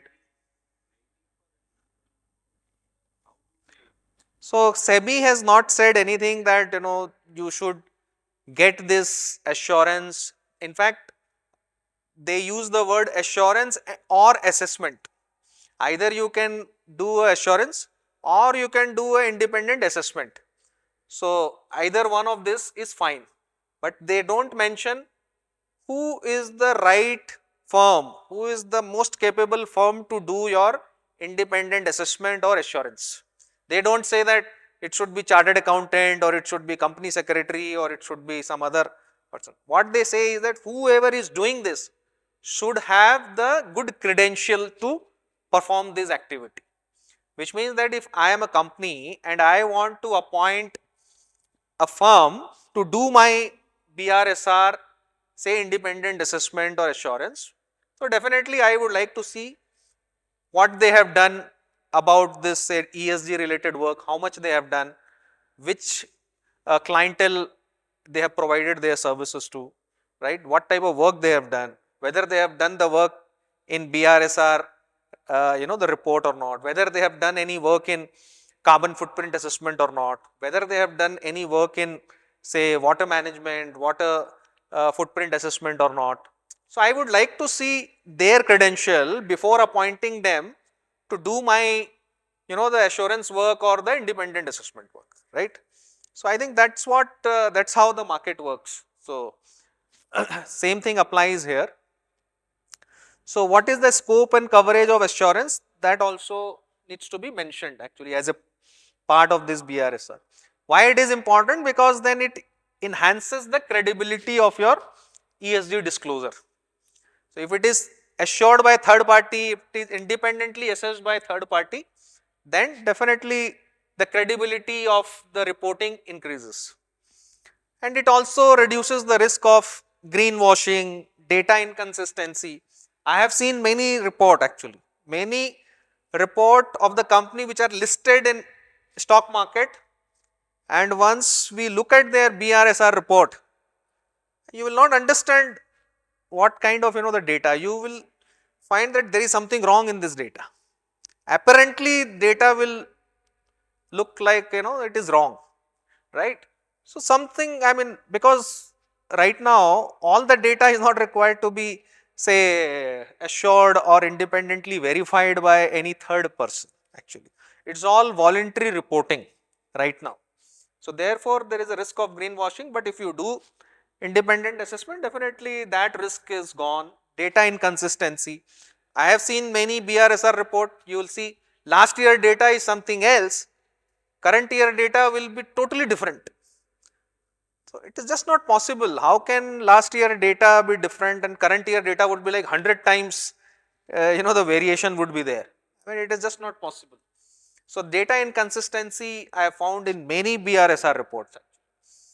So then why it is important? Because it signals the serious governance intent, and independent third party assurance is generally considered to be the best practice. Section B is also very important because it talks about your policy, process, systems, your governance structure, etc. So this section is aimed at helping business demonstrate the structure, policies, process which they have used in adopting these NGRBC principles, and policies and management process, whether the policy is in place, approved. They have to even provide the web link, because many times the companies have their policies in their website. So they have to provide the web link where you can find all these policies. So that is also there. Then governance, leadership, oversight.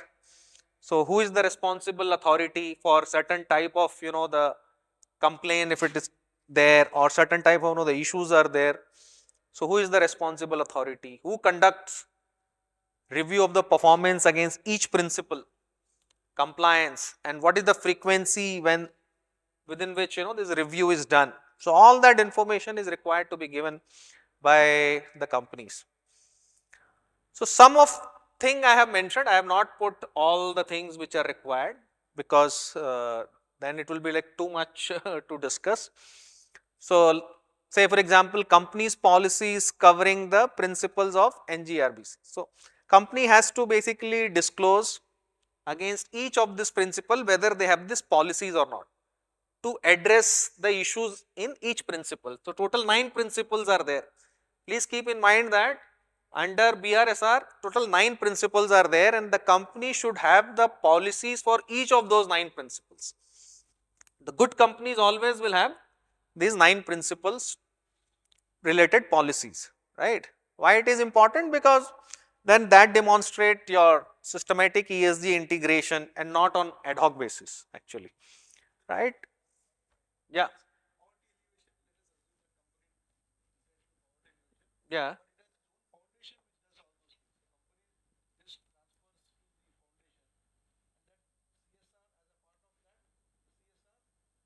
See, first you need to understand one more thing, that there is a big difference between the CSR and ESG, right. Can anyone say what is the difference between CSR and ESG?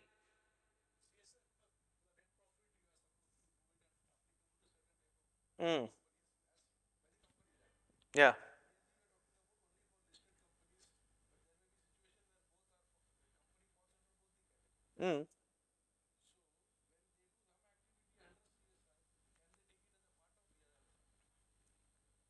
See, CSR, let us understand, CSR is more of a work outside of the company boundary, right.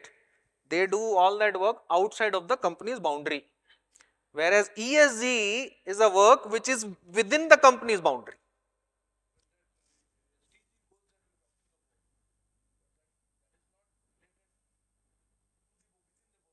Yes, all within the boundary only. See, in under ESG, okay, tell me.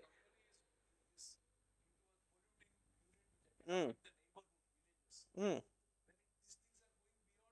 No, no, but understand one thing.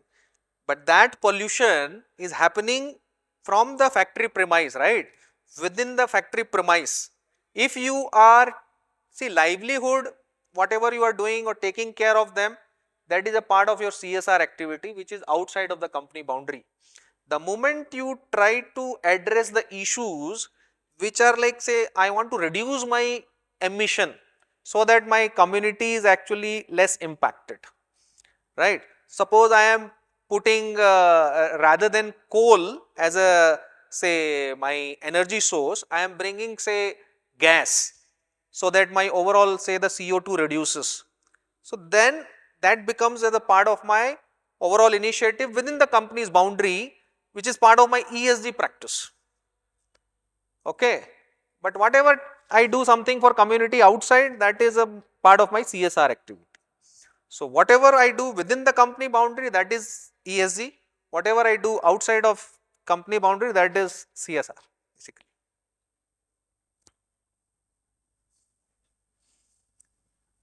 So, national and international certification. So, you would have seen many companies, they say we are ISO certified company, ISO 9001, ISO 20001, ISO 14000, ISO 45000, ISO 14064, etc., etc., right. So, some are related to, say, energy management, some are related to environment management, some are related to the social management of the companies, right. So, that basically shows that yes, companies have got their systems and process in place to address certain part, say some social part, environment part, energy part, or whatever. At least when they have ISO, which means they have put the system process in place to address those issues. So BRSR report actually asks them, what are those ISO certification or different type of certification which you have against each of these principles. 9 principles are there. One principle would be related to environment, certain principle would be related to social. So, what are those certification you have taken? So, all that they are required to disclose here. So, more ISO certification, more other type of the certification. So, say for example, some companies nowadays they go for green building rating, right.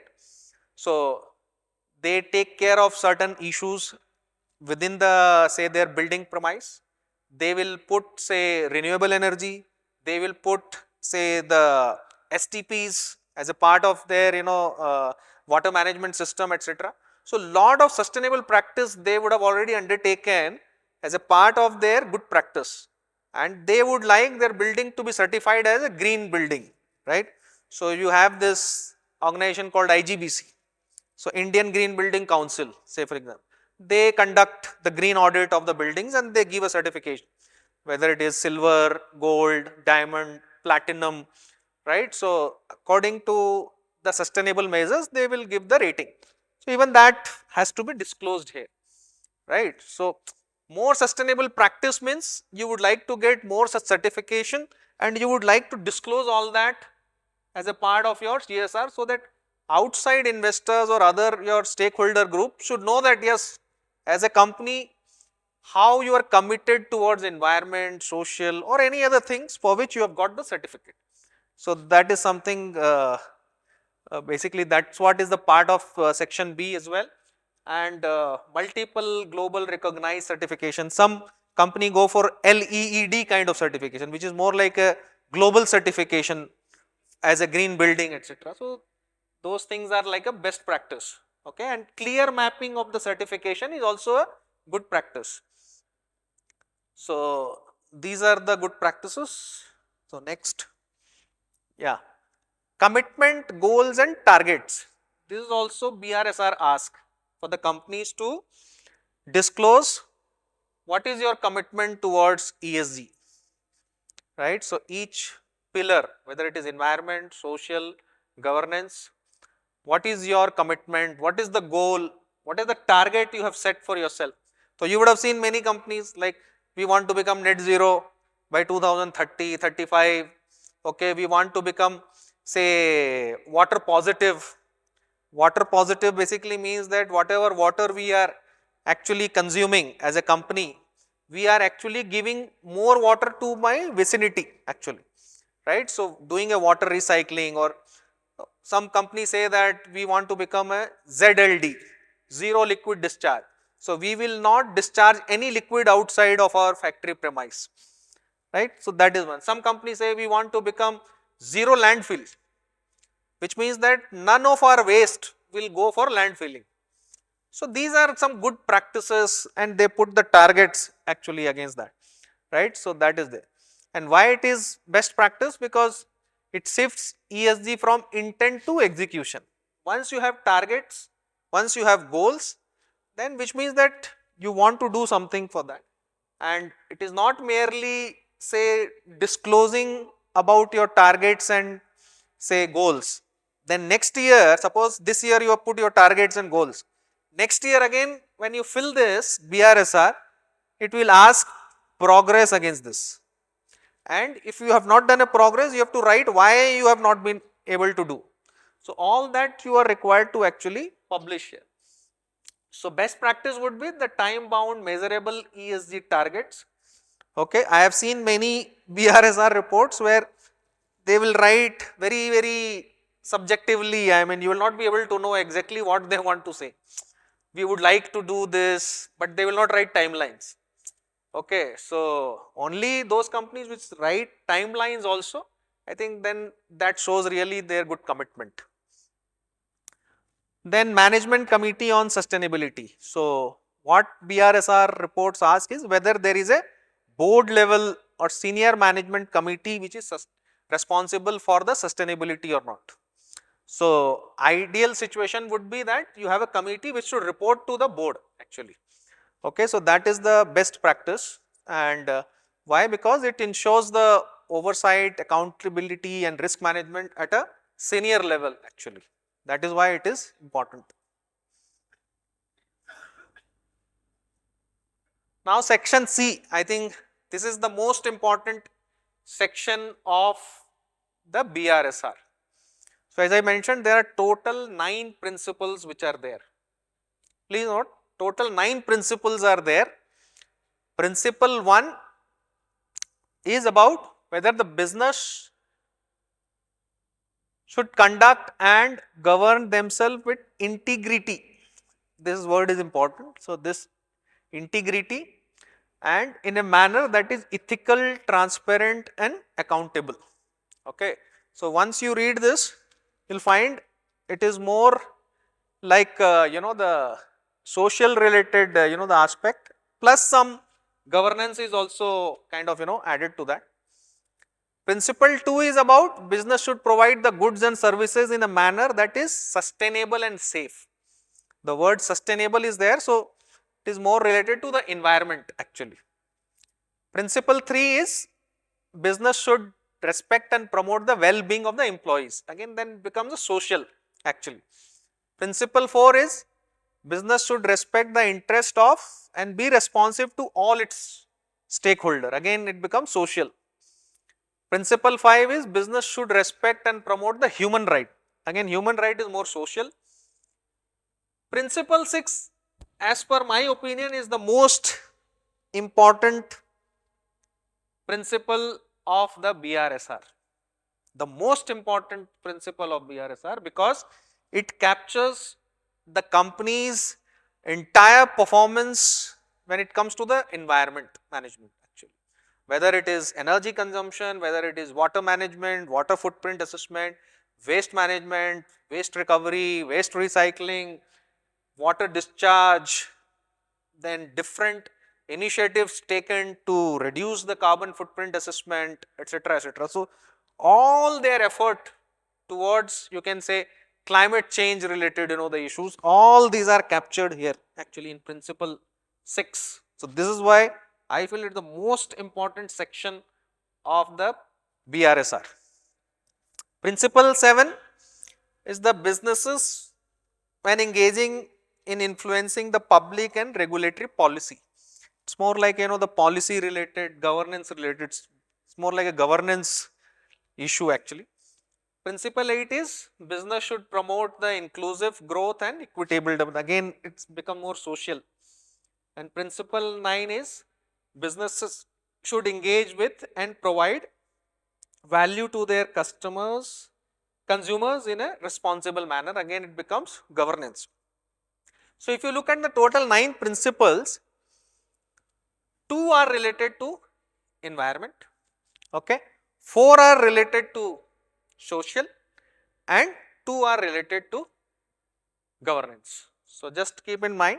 So, maximum actually all the maximum principles are related to social, whereas the BRSR when you talk about, people who like to know more about environment performance of the company actually, but there are only 2 principles related to the environment, right, 2 are related to the governance. Now, on environment, these are the major KPIs which are required to be disclosed. What is your energy consumption? What is your renewable energy usage? What is your total carbon footprint? Water usage, water conservation, wastewater treatment and discharge, waste management, air pollution, biodiversity, environment related compliance, then sustainable supply chain practices, etc. So, these all are part of your KPIs.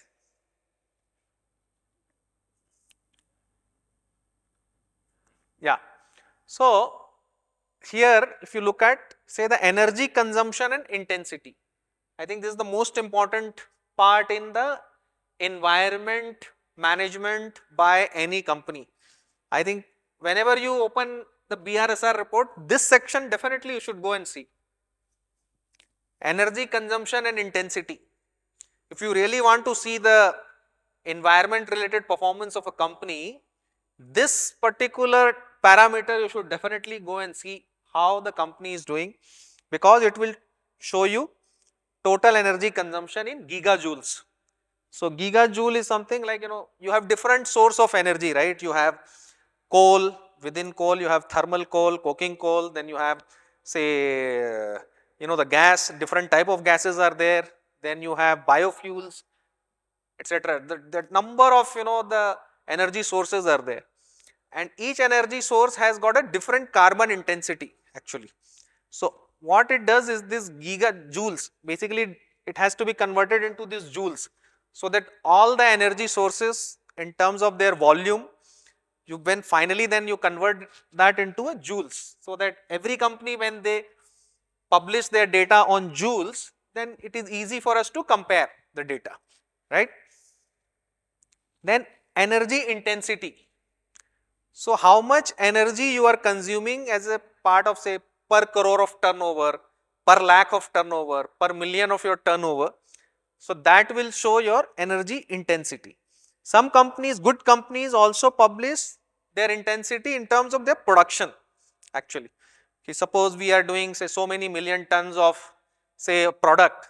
So how much, say, per ton of my product, how much is the energy intensity, right. So then you also give a breakup, how much is through my renewable energy and how much is through my non-renewable energy sources. So why this is important? Because it enables the stakeholder to assess their operational efficiency, and then it also helps in comparing the data across the different peer group, and then across the different years data you can do. Best practice is basically you give a more accurate data about renewable, non-renewable energy sources. So that is the best practice.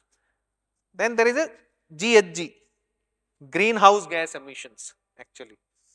You have attended that, I think, previous session on this GHG, right. So you know what are the different gases which are part of this GHG, right. So under this particular section, the companies have to report scope 2 and scope 3 emission data. Scope 1, scope 2 and scope 3, right. Scope 2 you would have heard. What is scope 2?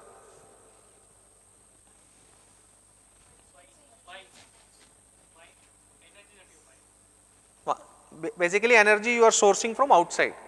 You know why it is called scope 2, why it is not a part of scope 1? Scope 1 is like what you are consuming within your factory premise during your manufacturing process, right. So that is a part of your scope 1. But scope 2 is also called indirect emission, right, indirect, not a direct emission. Why it is called indirect emission? You know that? Because actually you are consuming the energy in your factory premise, right. If you are using electricity, suppose this electricity we are consuming it here, okay. But if I have to do a scope 2 emission of this program, so then I will put this electricity consumption as part of scope 2, right. It will not be a part of scope 1. Whereas electricity I am consuming in my this session itself. Why then it is not direct you know the emission, whereas it is actually I am consuming here itself. No, it is not, because I tell you why. While I am consuming this electricity here, but actually carbon is getting emitted somewhere else, because if it is coming from, say, the thermal power plant somewhere, that power plant is actually consuming coal there. While electricity I am consuming here, but actually it is happening in that company which is actually supplying power.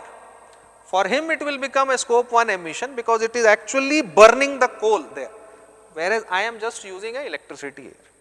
So that is why it will be a part of scope 2 and that will be a scope 1. Yeah. Service, yes, largely it will be scope 2, because they are not in any manufacturing process, right.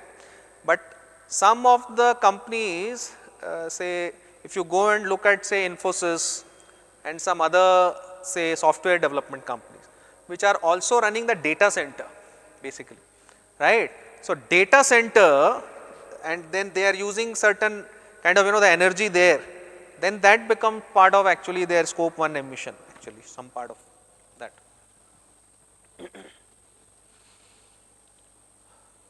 Yeah, so comprehensive disclosure, etc., that is basically your, you know, the best practice, right.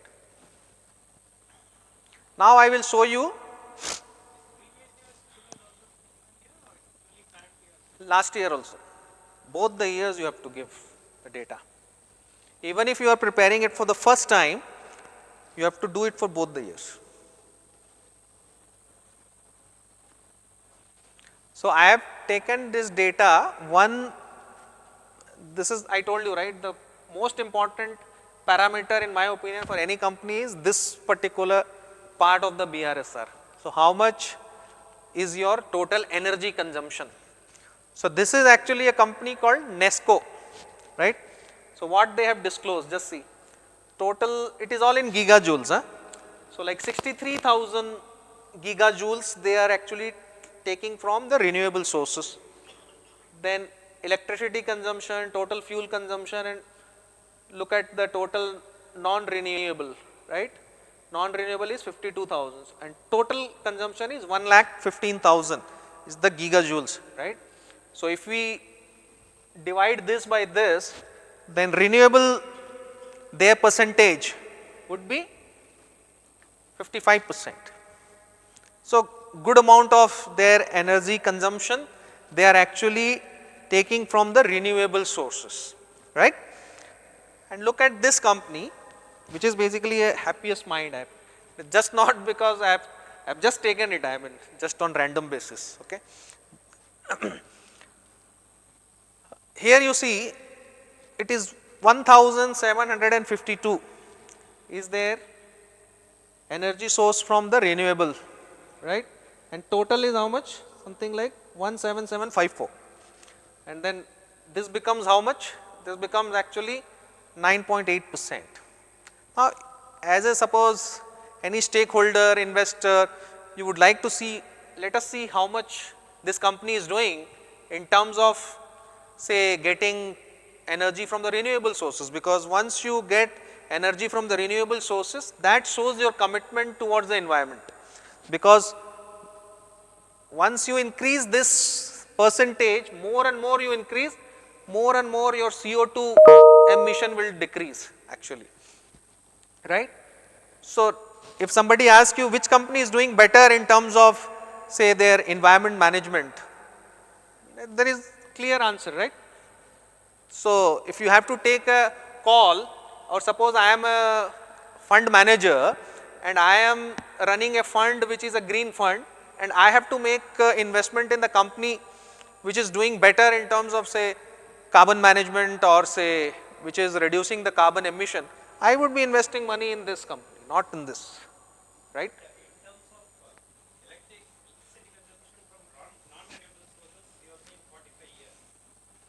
Which one? This one.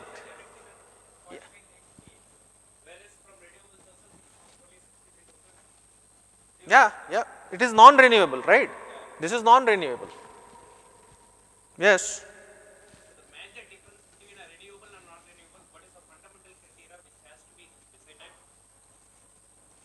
See,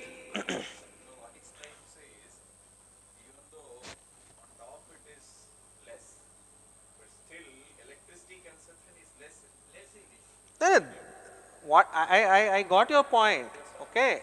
Both are in the two different sector, both are not in the same sector, okay.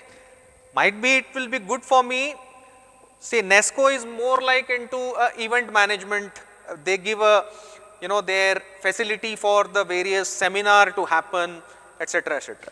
Happiest Mind is more like a software, they are into software, etc. Okay. So, might be when we do a comparison of same sector, yeah, then probably yes, okay.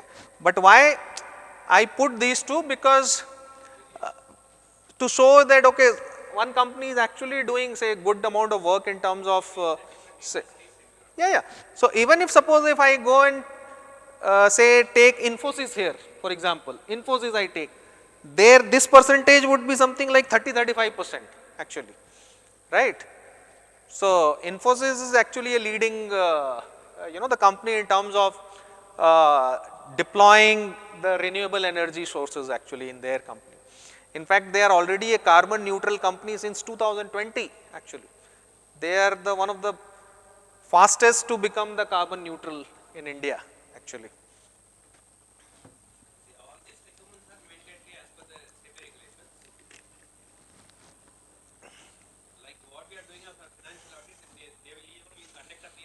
Another thing, suppose certain companies they are disclosing, they are disclosing this, right. After this, BRSR report also asks whether this data is independently verified or not, yes or no. Many companies write no.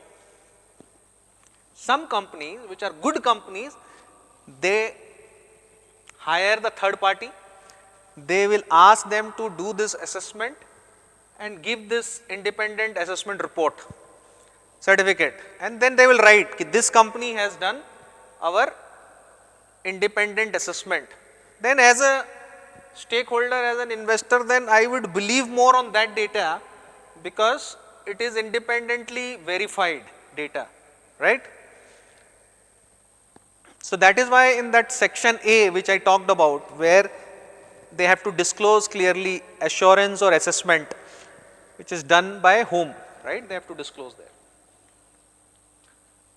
So see, many times I have seen that when we talk about environment, we only then talk about CO2. We just get stuck within the CO2, carbon emission, right. So every time we only talk about CO2. But other factors of environments are also equally important. So water stewardship, so water footprint assessment, right. So I don't know how many of you would have seen the water footprint assessment of a product. Water footprint assessment basically means that from the cradle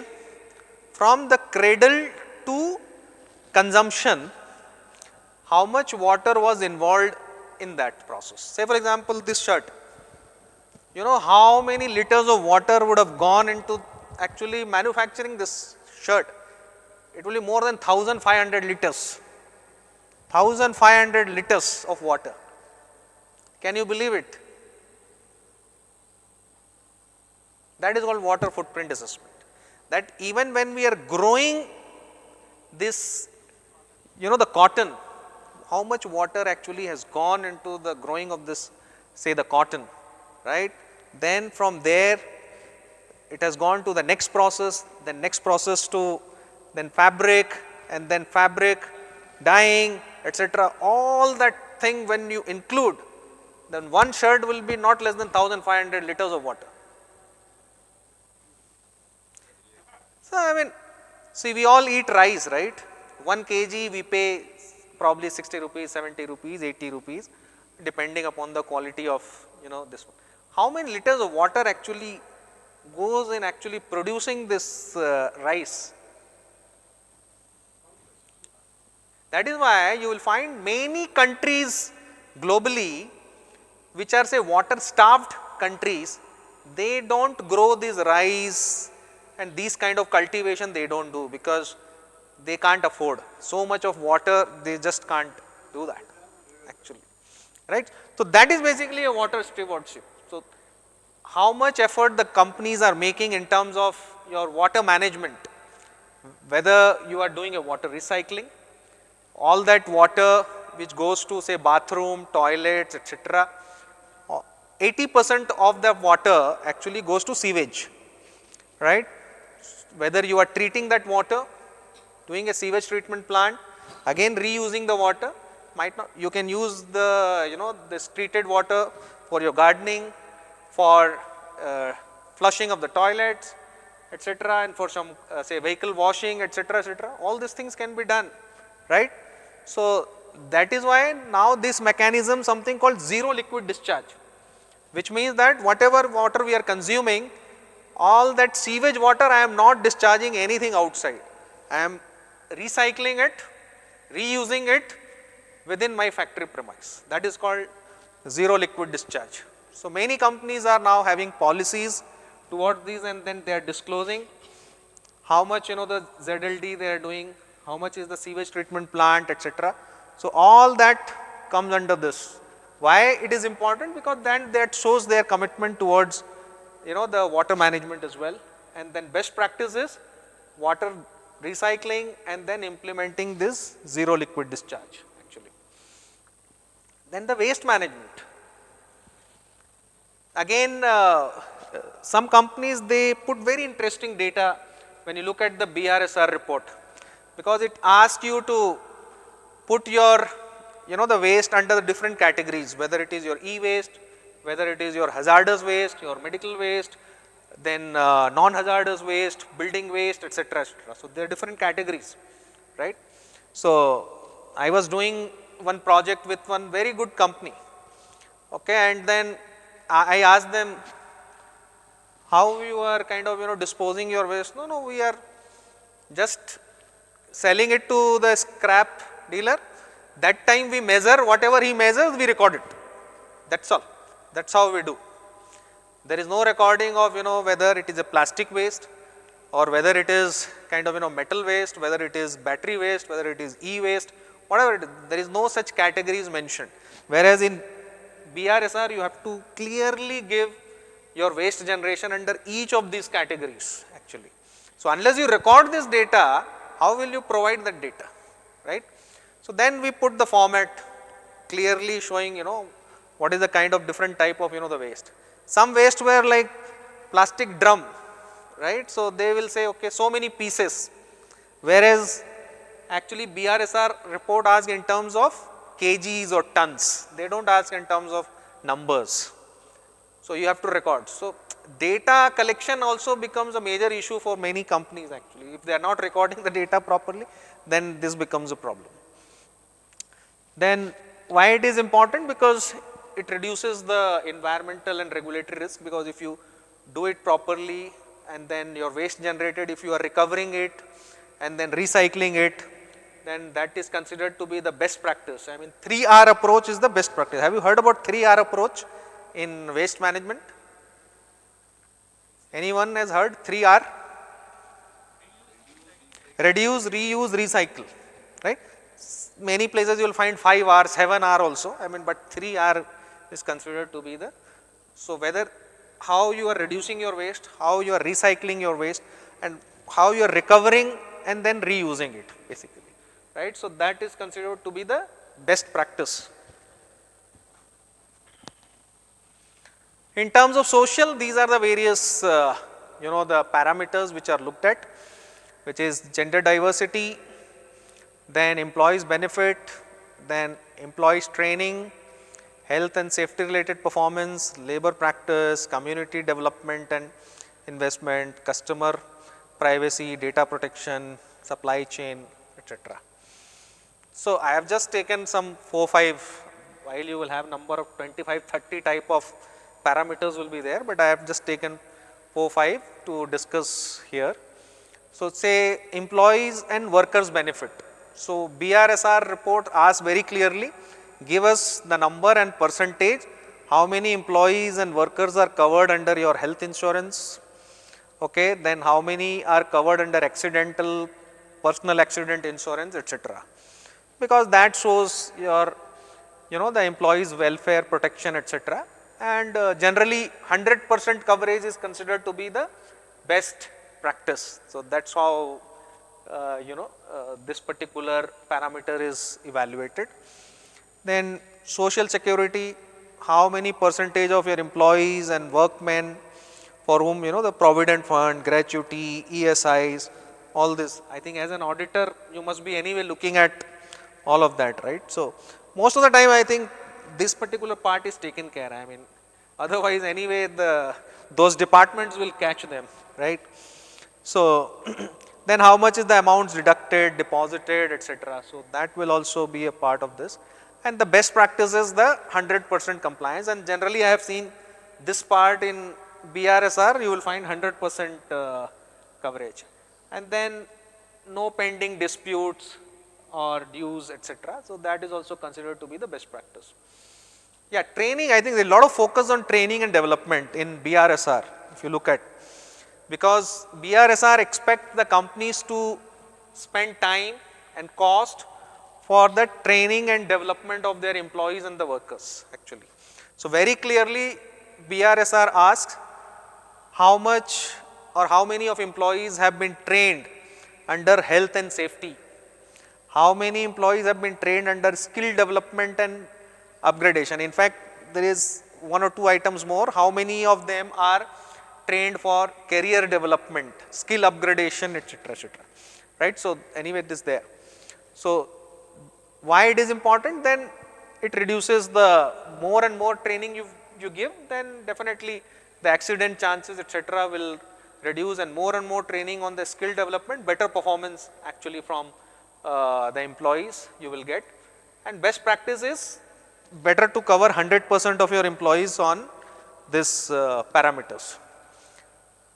Then there are some discrimination, harassment cases etc. So specifically on the sexual harassment, it asks okay, under POSH, how many cases have been filed, how many cases have been resolved, how many cases are pending, etc., etc. All that things are asked. And then discrimination related issues, or say any issue you have in your say working environment, etc. So those things, I think it asks how many complaints have been received, how many complaints have been resolved, how many complaints are pending, all that information it will ask. So based on the data what company generally publishes, you can then judge what is the performance. And I feel these are the part where I don't know how much really the companies are putting data properly. Some companies definitely we can believe, yes, they might be providing the right set of data. Some are just giving, I think, because there is no audit or assessment for that, so we don't know really whether these are correct data or not correct data, but we have to go by whatever they are giving actually. And the best practice is the well-defined non-retaliation policies or independent complaint committee if they have. I think that is considered to be the best practices. In terms of governance, so what is the board diversity, what is the directors compensation, ethics, compliance training, whistleblower policies, audit committee, shareholder rights, etc. So I think as a chartered accountant anyway you might be dealing with all that. So in any of your client, have you ever found any issues with respect to the governance? Generally, I mean, what are the issues you generally find in governance related issues?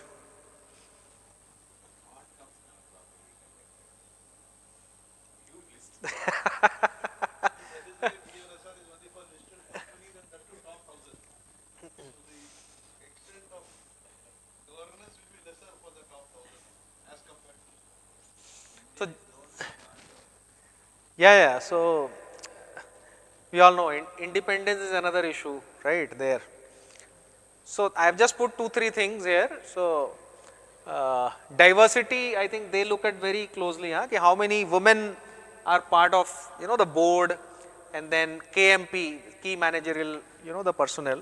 Okay, so generally the expectation is that, I mean, good practices like say about 50% should be say female there, or at least 33% should be the female. But to my surprise, when I looked at some very good companies, there the performance on this part is very, very poor.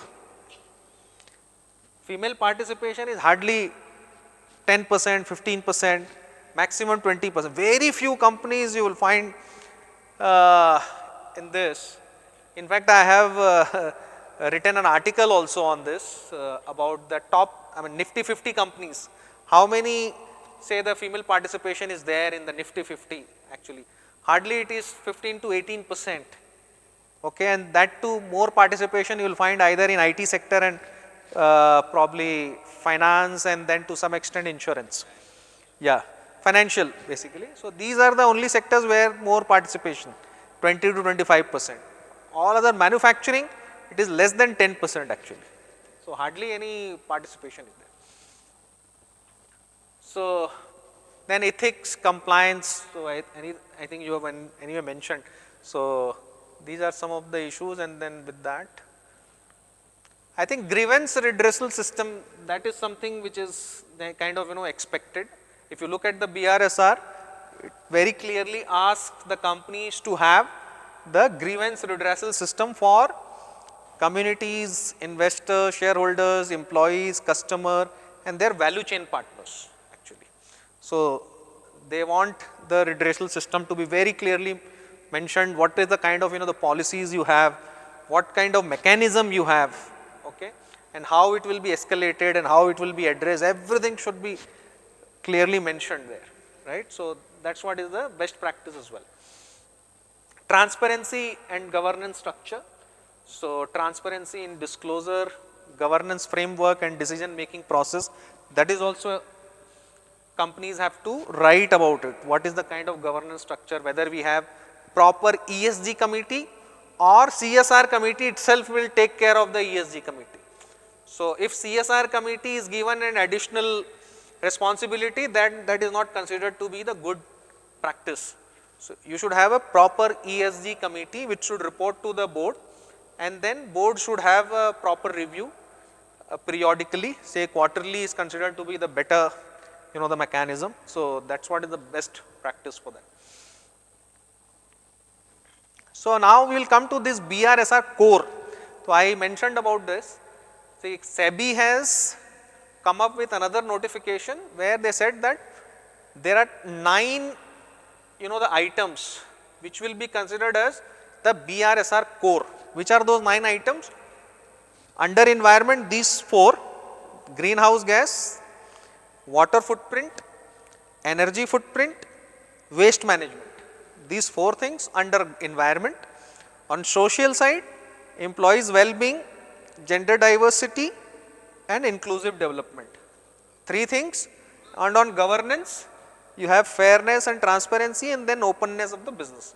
So, these are the things for which you are required to separately disclose the information, and top 150 listed companies during the year 2023-24, then there is a glide path, then it moved to 250, then 500, and then finally by 2026-27, all the top 1000 companies will have to necessarily disclose separately these 9 things.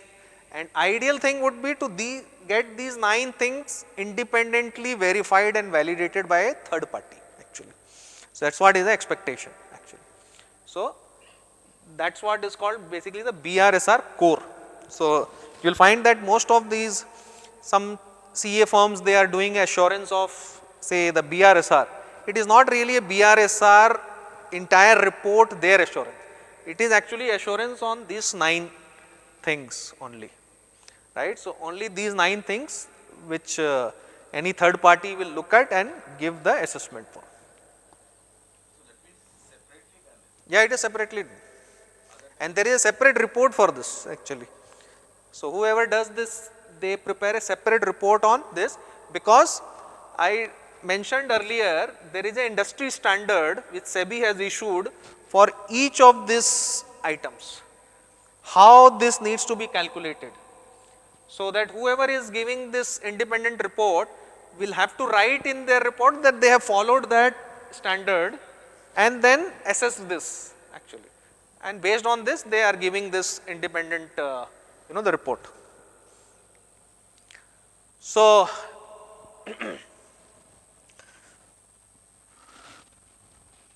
see, value chain partners, I also mentioned that the value chain partners also will fall under the ambit of BRSR.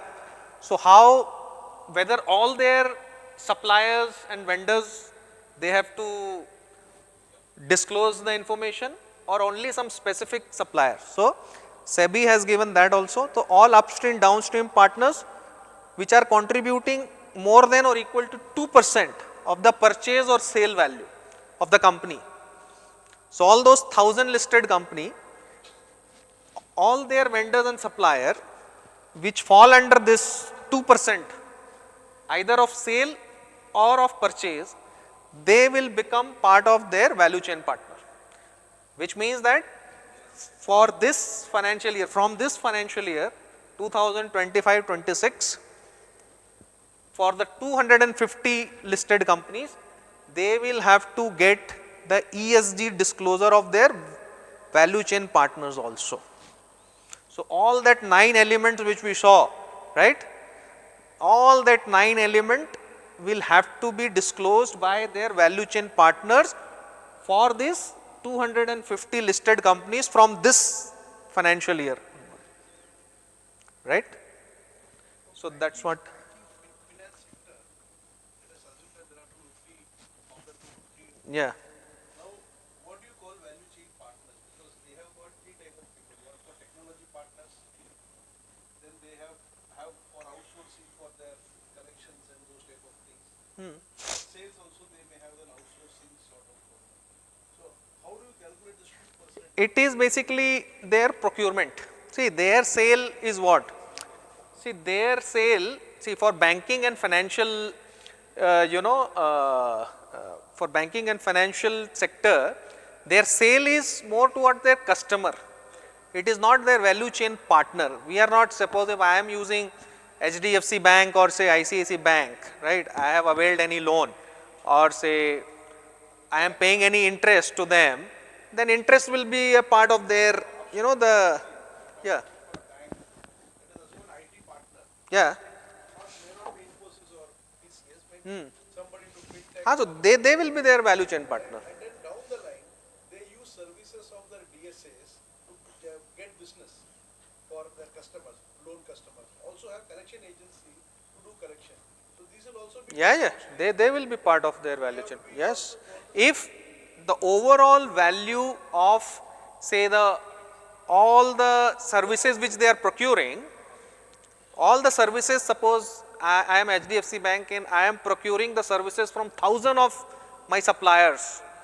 So all those 1,000 to whom I am paying, right? Suppose it is a X amount. And suppose a company A, which is also one of that, and that value, what services which they are providing, it is more than 2% of overall this X, then they will become part of this value chain partner.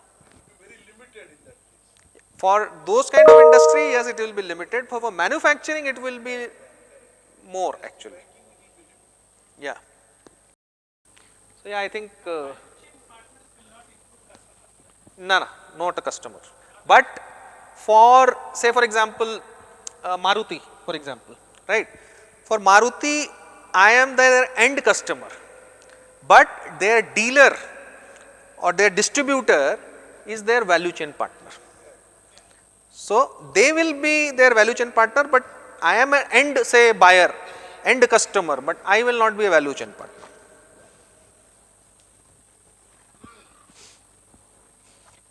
I have seen these are the common challenges in the BRSR reporting. One is the limited knowledge. Most of the companies which are say in the MSME categories, very limited knowledge they have, lack of access to the instant data. Many of them, they don't even recording the data because it is not financial data. Financial data, at least in tally, etc., they are putting in. This is not a financial data, so many times it is not getting recorded also. Complexity in data collection and consolidation, because it is not getting collected, there is a problem in collection. Handling frequent changes in the single point of contact. So every time their point of contact, they keep changing. So again, there is a problem. So these are some of the best practices which we have introduced wherever we work actually with our clients actually.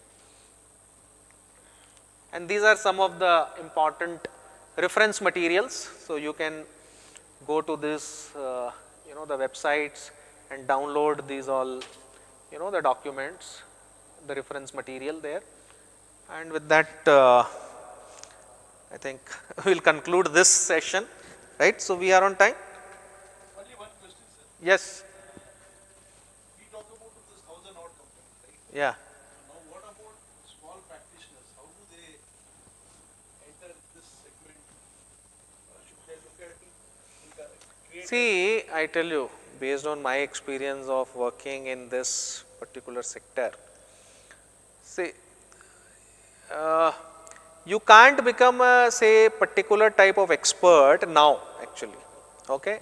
If suppose I want to become an expert in water recycling, wastewater, etc., I cannot become, because I know many water sector experts who have spent 25 years, 30 years working only in water sector actually. Okay, there is no point in then becoming a water sector and competing with these, the professionals who are there in the market with experience of 25 years, 30 years actually, right? So better that, you hire their services actually. Where do we start from? Yeah, so as a chartered accountant, I mean, I would just tell you as a chartered accountant, where is the role basically? Okay, where you can play a role.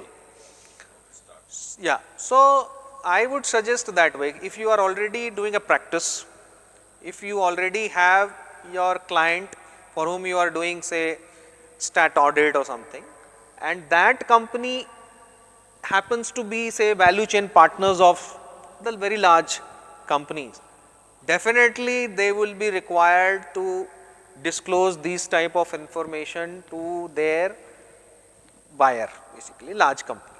Okay. So, you can start with that. You just check which of your, basically the client is actually a value chain partner of these very large companies actually.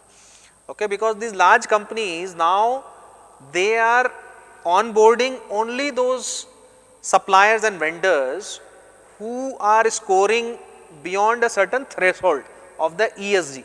So, they have this ESG ranking system. All their vendor suppliers, they are actually ranking them, giving marks and say 6 out of 10 only I will onboard them. Okay.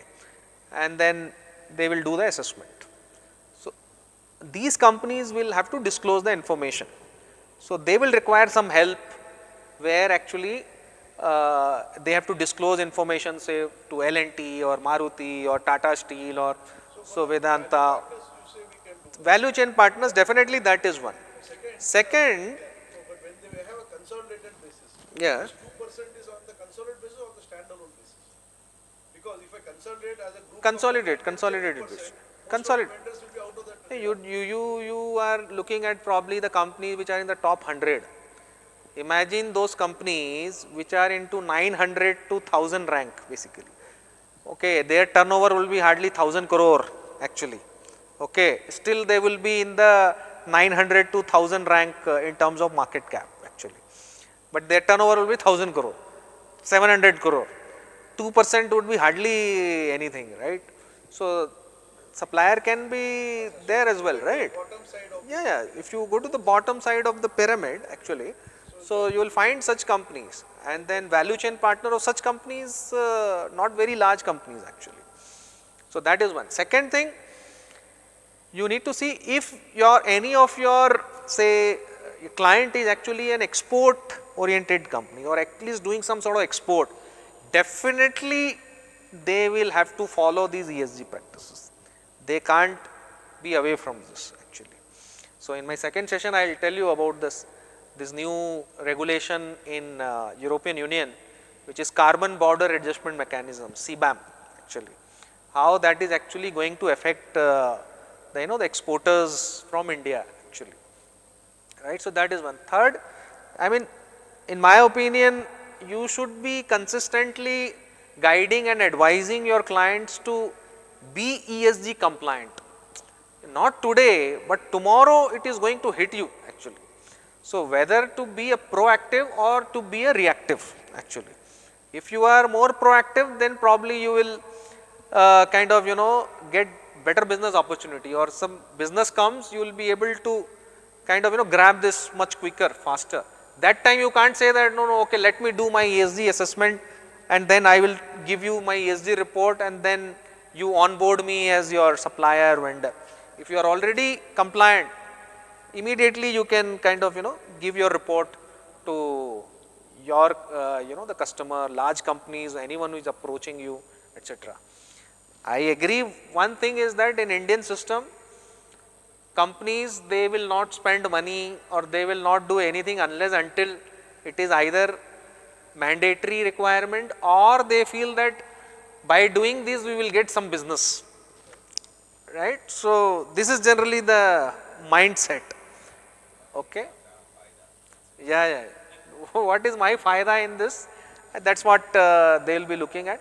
But I am working with few companies who are, say, suppliers to very large companies like, say, Walmart.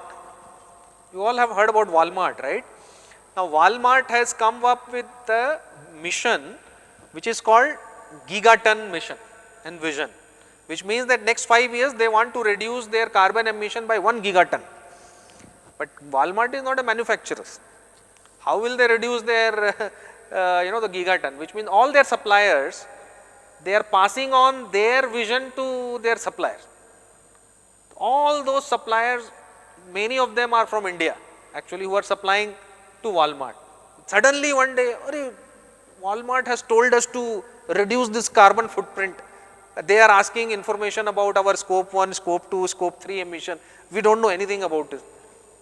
Suddenly one day this requirement came to them and they came to us, okay, then we have helped them in many things actually.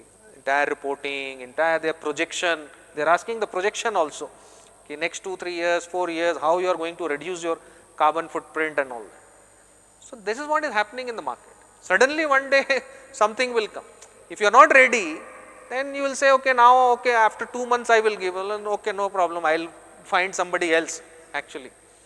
And Walmart, you will not believe, they have their suppliers ESG scoring, and based on their ESG scoring, they put under different bracket. If you are doing very well in terms of your ESG, your payment terms are very different.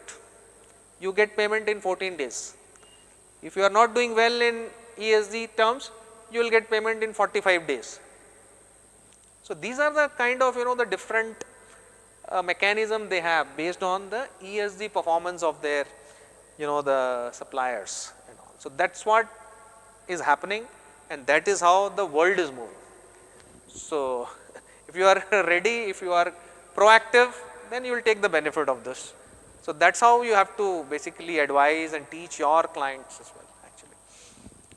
So okay, thank you, and then we will have tea break, and then I am also which means slowly the interest is increasing. That is good. Awareness is also increasing. Yeah, in my opinion, sooner or later this will start biting the companies if they are not kind of thinking about it. 100% it is going to bite them. Let me come down here.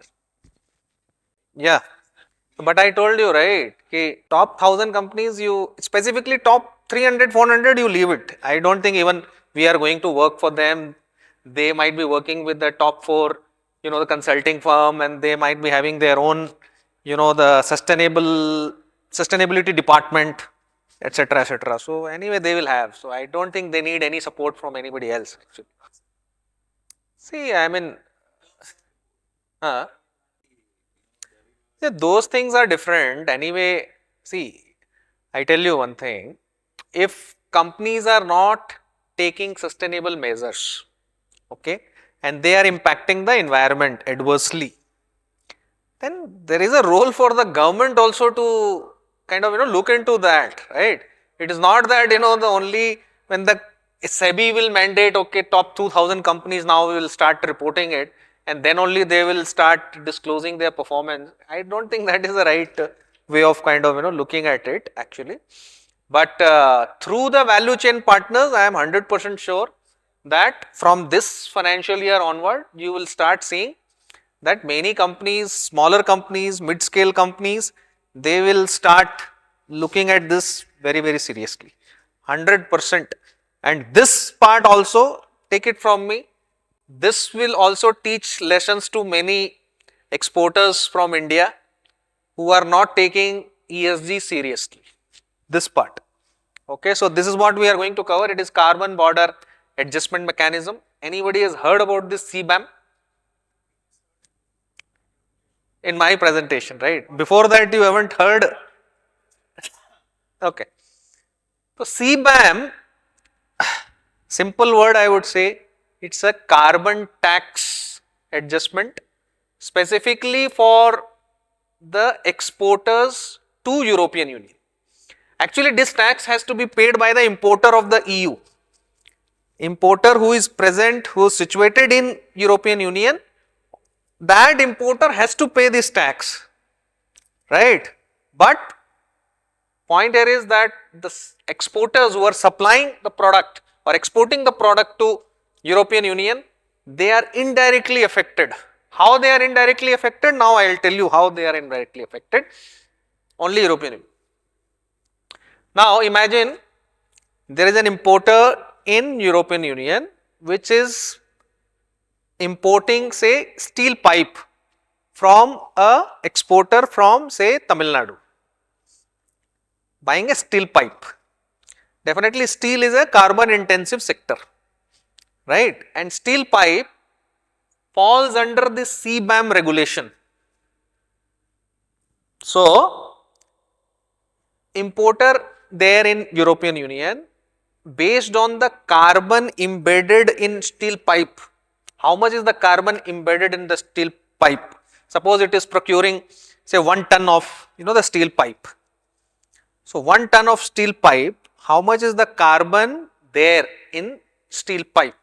Based on that, it has to pay carbon tax in European Union. It has to pay a carbon tax. There is already a tax amount which is determined. It is not a tax amount, I would say there is something called mechanism is called ETS, which is emission trading system. Okay, there the emission price, which means 1 ton of carbon, how much is the price of 1 ton of carbon, that you can find that in this ETS, which is emission trading system. It is basically exchange. It is an exchange where buy sell happens, of carbon. So it's a self determined, the price, market determined price. So currently that price there in Europe, it is about 85 euro per ton. 85 euro per ton, and there is an expectation that in next 3 to 4 years, these 85 euro per ton will go up to 120 or 130 euro per ton. So if I am an exporter, I am buying, say importing from Tamil Nadu, this guy is supplying, right? And based on the carbon emission, I have to pay tax. But from next year, it is becoming a mandatory requirement. So now I will see, okay, let me check with some supplier from Vietnam, somebody from Taiwan, somebody from China. Let me see ki same 1 ton of steel pipe, how much is the carbon in their product, right? Because I have to pay carbon tax here based on the carbon content. So suppose I find that somebody from Taiwan is giving me same 1 ton of steel pipe, but carbon embedded in that product is 25% lesser than what I am getting from Tamil Nadu, which means that I have to pay lesser carbon tax on the same amount, right? So my import decision will change, because earlier it was only price and quality. This was the only thing on the basis of which I used to import. But now the third element will come, which will be a carbon content in the product. There is an ITC also. There is an ITC also. So if an exporter from Tamil Nadu is already paying carbon tax here in India, then they get a credit there actually, right? So this ITC thing will come there actually. So that is where the chartered accountants, they become important here. Chartered accountants, because you are in this ITC and all that, so you become relevant here basically. So that's what is basically the carbon border adjustment mechanism. So in the future, this carbon will become very important part in any export market or international market basically. Every year, it has to be paid yearly. I will tell you how exactly this is going to be quickly. So what is the background? The background is that in 2016, the European Union actually signed a Paris Agreement. The Paris Agreement is a very famous agreement because in 2016, rather in 2015, it happened in Paris, this conference of parties, COP. There, all the countries globally, they signed a Paris Agreement and they agreed on certain commitments. Okay, this is what we will do together actually. That is why this Paris Agreement is very famous. Okay, and there EU put the target to reduce their carbon emission by 55%. So, yeah, Walmart, yeah, like Walmart, correct? So they decided that we will reduce our carbon footprint by 55% by 2030. And then they created something called Green Deal. Something called Green Deal they created, which is like fit for 55, and which means 55% for doing the 55% reduction, what all they should be doing actually. So they found that ETS and CBAM as two major things they created. ETS is a emission trading system and CBAM, just we discussed, carbon border adjustment mechanism.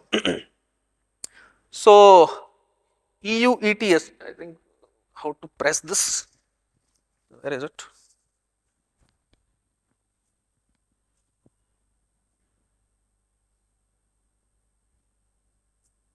Yeah. So what is this ETS you need to understand actually little bit. So what EU does, European Union, for every sector, in fact at every company level, they fix the emission cap. So if you are a company A, company B, company C, so every company level they say this is the total emission which you can do maximum during the year. This is the maximum emission you can do, right? So I have taken example here, company A and then company B, and suppose they are in the same sector and this is what the emission cap is. You can't do emission beyond this actually. But company A, because they don't have good energy practice, so they are doing carbon emission beyond this, right? So they will have to buy these allowances, they call it allowances, okay. So each allowance is equivalent to 1 ton of CO2. So you will have to buy so many allowances, and then this company is actually doing emission which is much lower than this emission cap, which means that they can actually sell these allowances, right. So what happens that every year whenever this cap is fixed, you have to buy so many certificates, this many certificates you have to buy, this much, and as and when you are emitting carbon, you have to keep surrendering your certificates to European Union. You have to keep surrendering, which means that this company will exhaust all its, the certificate around this level, which means that all the emission beyond this, they will have to buy now, right. So they will have to buy the certificates, and this company up to this level they would have already consumed, which means they already have so many certificates already they have now. So they will go to these ETS, these exchange trade emission trading system, there they will do this transaction. So this ETS is basically for those companies which are emitting more, they want to buy. For those companies which are emitting less, they will not want to sell. So this sell buy actually happens there. So this is what is the emission trading system of European Union. No, it is for all the sectors which are listed by European Union for the ETS mechanism actually. All happens in this exchange. Rates are all market determined. So currently, as I told you, at about 85 euro is the rate actually. Buying, selling both actually. Yeah. What is the? Yeah, because some companies will require to purchase this allowance. Some companies who are doing better than the expectation, they would like to sell their allowances. So there should be a platform where this can happen. Now, today, I buy a share of say Infosys. Where can I buy? I have to go to the stock exchange, right? No, why should you buy? Because your emission is more than the cap actually. Yes. I showed you there, right? I'll go back there, I think. Then I'll show you that. Yes, I'll. How is it linked to? ESG will come later. First, I think you need to understand how this mechanism happens. Suppose this is, say, for example, these two companies are in steel sector, okay, and European Union okay, that European Commission basically, they have decided for steel sector, for this capacity, this is your maximum allowances, this is your emission cap. Beyond this you cannot emit your carbon, because as an European Union I have a target to reduce my carbon emission. I can reduce carbon emission only when companies are able to kind of reduce their carbon emission. They are able to bring some good energy, the efficiency system within their companies. So every year I will start going down. This year suppose is this much, next year I will, this cap I will reduce this much. Next year again I will reduce this much. Then only I can force the companies to become more energy efficient actually. So suppose I have kept it here and this company is doing emission beyond this. So first understand how this really works. Suppose this is my cap, which means that so much of certificate or allowance I have to already buy from the exchange, okay, so much of allowance, and as and when I am emitting carbon, I have to keep surrendering that certificate to the government, and every certificate has a number, registry. The government will start taking those surrendered allowances. They will see, okay, this is the register number of each allowances. So whatever allowances have been surrendered, those are like completely wiped off. You cannot use further that. Once it is surrendered, means gone. Okay. So this company will require more allowances because it is emitting carbon more than the cap. And this company is actually emitting carbon less than the cap, which means this company will have more unused allowances which it can sell in ETS, and this company will require more allowances which it will go to the ETS and want to buy. Now it is clear? Yeah, tell me.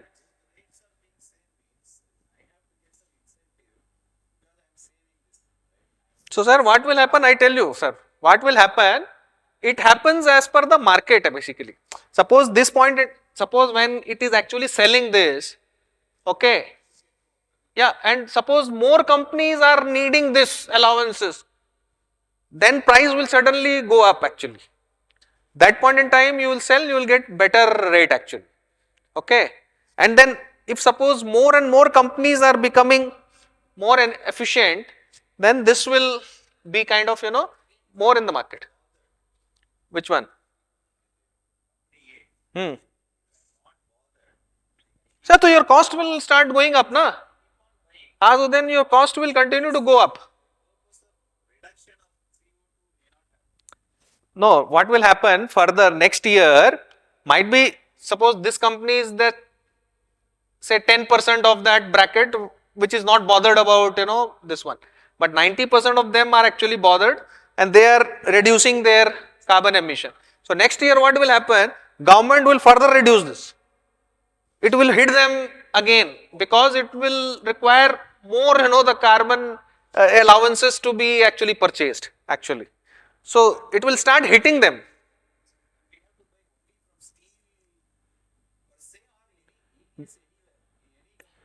See, there are certain sectors which are regulated under this mechanism. So any companies which are under the ambit of that particular regulation, you will be, yeah, they will have to sell, buy, whatever it is. Do.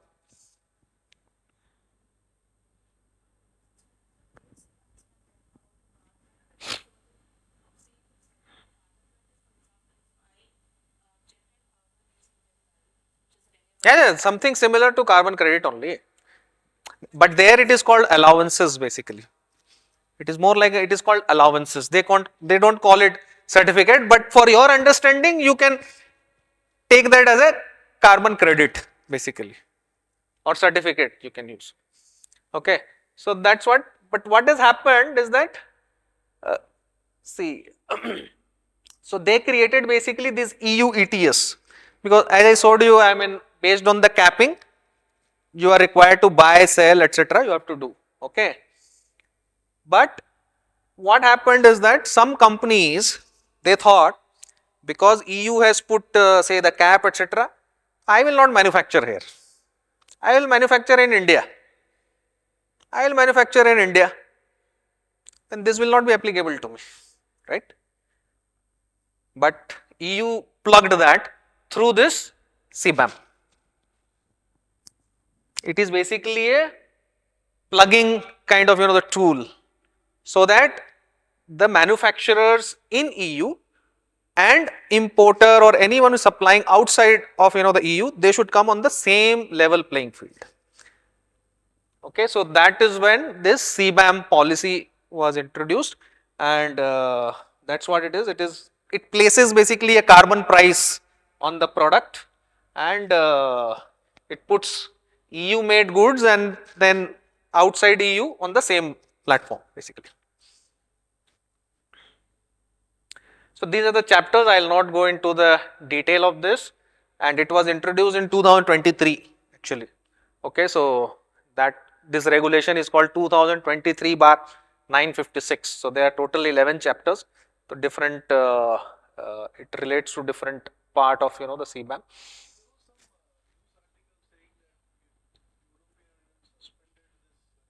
No, that's not correct. I'll come to that. What they have done. This is very important. I tell you. So ETS we have understood, right? I showed ETS, whatever it is. So industries, they are required to pay, buy, sell, whatever it is.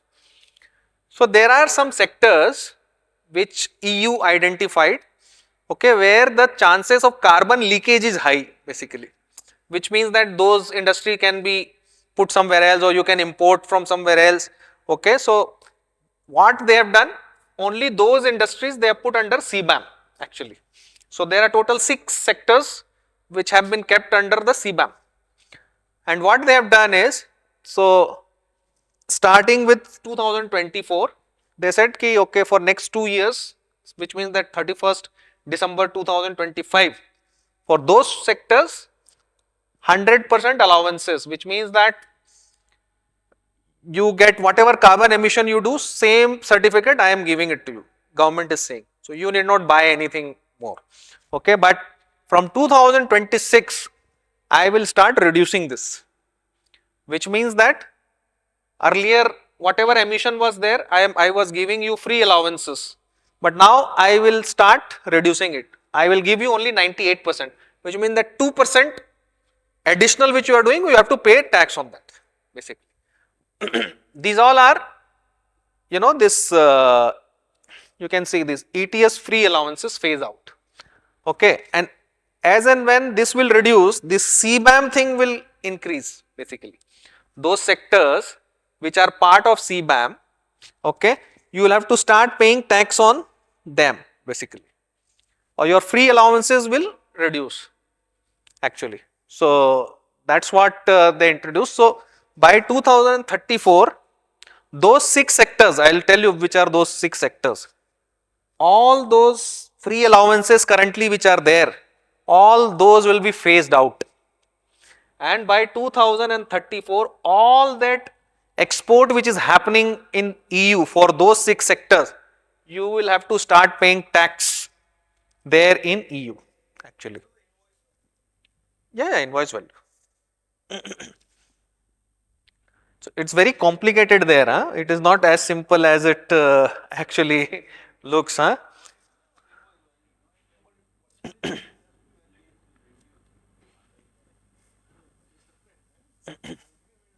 Now, ultimately this tax is based on the carbon emission embedded in the product. It doesn't matter whether it is what is the price of your product, etc. It doesn't matter. What matters is how much is the carbon there in your product. Carbon, how much is the carbon in your product? That's what matters here actually. Okay.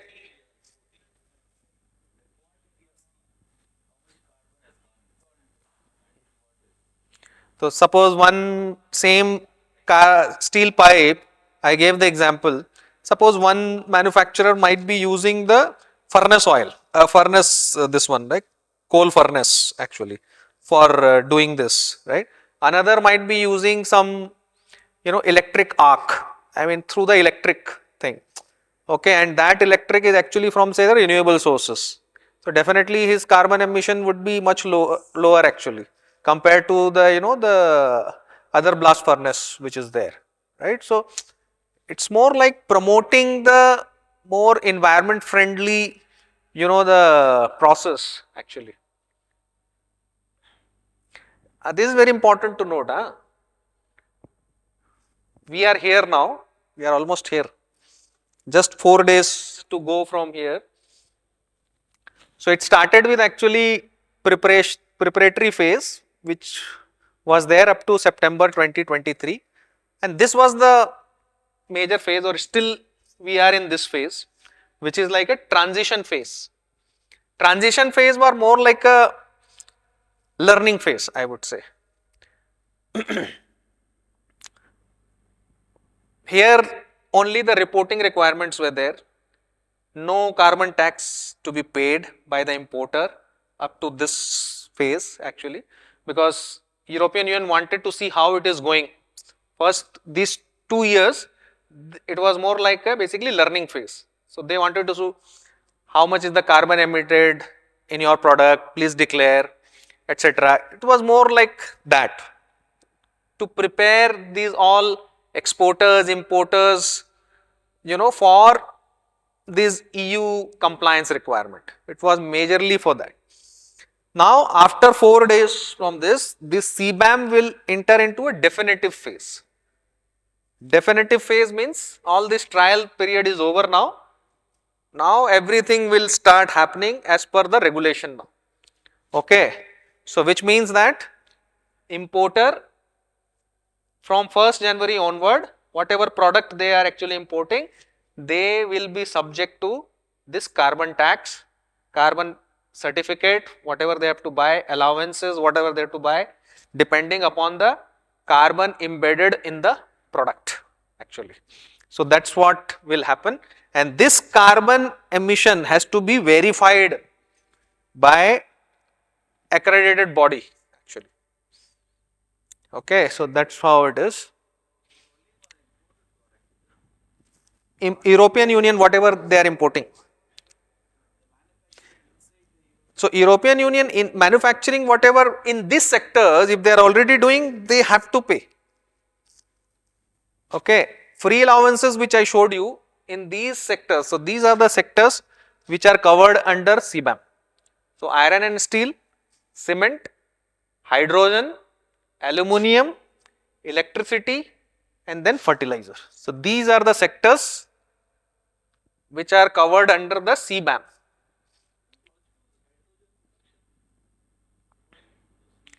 So they have introduced this. So they feel that for the hydrogen production, there is a good amount of carbon which is actually used in this for hydrogen production.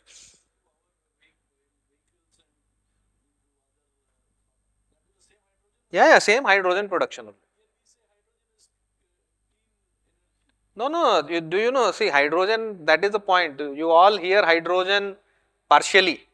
Have you heard what is green hydrogen, what is blue hydrogen, what is black hydrogen, the grey hydrogen? So every hydrogen has a different carbon content actually. Okay, so it's not that hydrogen is a complete carbon free, the resource actually. Yeah. So see, what is hydrogen? It is H2O, right? H2O, it is water. You have to break this H2O so that your hydrogen is separated. For breaking this hydrogen, you need energy.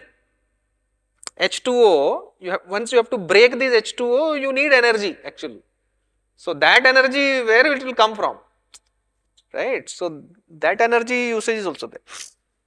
So I would suggest that for just better understanding, just feel that these are the sectors, okay, industries which are falling under the ambit of this CBAM, okay, and CBAM is applicable for these sectors. So any exporter which is exporting from India, any product under this sector will definitely be under the CBAM regulation, okay, that is one.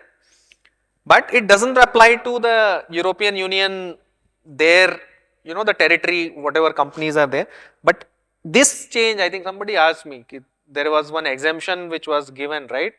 So this is the exemption now. So import up to 50 tons, that is exempted. Earlier, they said it was based on the consignment. So 1,500 euro per consignment. If it is more than 1,500 euro, then it will fall under the ambit of CBAM. But then they felt that too many, the consignment or too many exporters, importer will fall under this, because 1,500 euro is hardly anything actually. So then they changed it to 50 tons per importer, but per importer, okay. So if that particular importer is actually importing from different countries, if their total tonnage is more than 50 ton, might be from India and somebody might be supplying only 2 ton, but on overall basis his procurement is more than 70-80 tons, then still somebody from India will be falling under this ambit actually.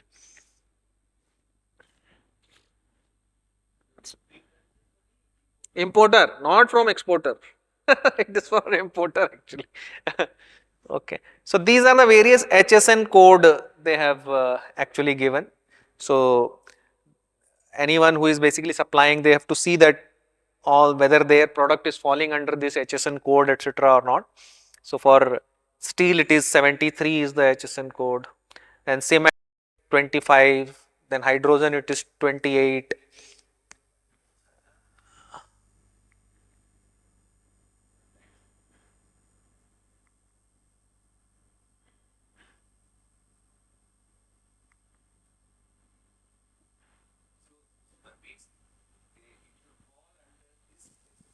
Yes, correct. In fact, EU has come up with one Excel sheet where you basically put your product category, etc., and then it shows whether you will fall under CBAM or not. So that also they have given. So you have to use that. So there is something called self-assessment tool. So you have to just download that self-assessment tool, put your product category there and check whether it will fall under this. If it says that yes, then you will have to follow all that process actually.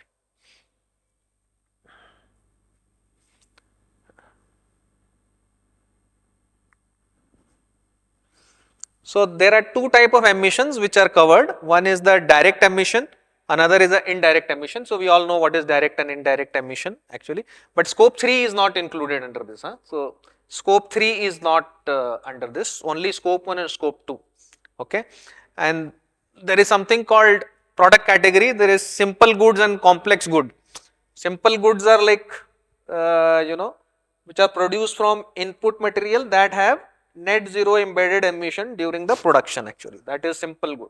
But most of the goods are under this actually, because whatever raw material you are using actually, so that raw material, if it has a carbon content, then it is something called, they call it precursor. Precursor is nothing but a raw material actually. There in EU they use different terminology actually. Then there is something called actual emission and there is something called default emission. So I think it is important. Actual emission is when you are doing your full assessment, scope 1, scope 2, complete process wise, how much is the carbon emission and all that. And some exporter might say, no, I have not done any calculation. Importer, he says to the importer that you decide what, I am not going to do anything from my side. Then importer will have to pay tax based on default emission. So EU has come up with something called default emission value. So every product wise and then country of origin wise, they have created a default emission, and this default emission, that is always higher than this number. Why it is higher than this number? Because you will be penalized in case you are not doing that work, because you are supposed to do your assessment of the carbon emission. If you are not doing, then you will have to pay tax based on the default value. Default value is always more than this actual value. So EU has published this default value for all the countries. Just on 15th of December they published this. So it was not known earlier, now it is known.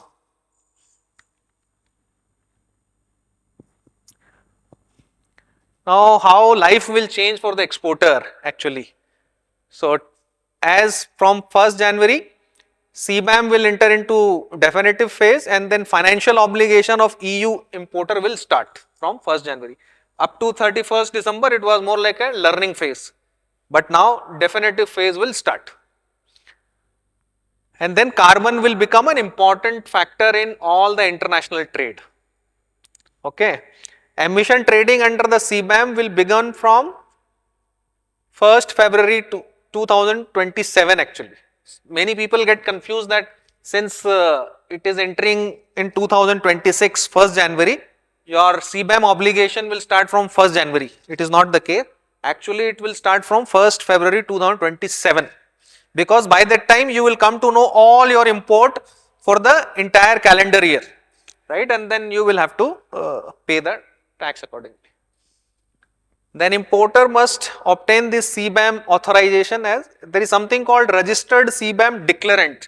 These declarants are basically importer in EU.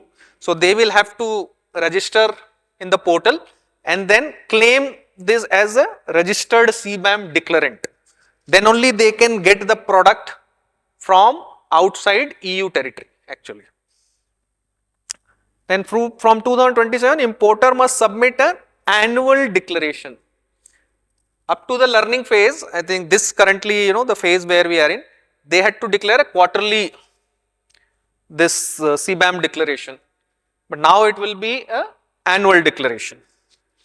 And first declaration covers the import during the 2026. So, this next calendar year, and based on that, either based on actual data or default data, they will have to pay the tax.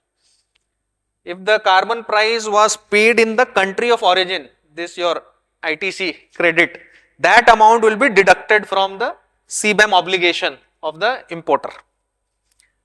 Okay, so that's what it is. Some sectors can be added. In fact, on 15th of December, EU has announced that 180 more categories of the sectors will be covered now under CBAM. 180. Okay, so they are expanding the scope of CBAM. So, failure to surrender the required certificate will attract a penalty of 100 euro per ton.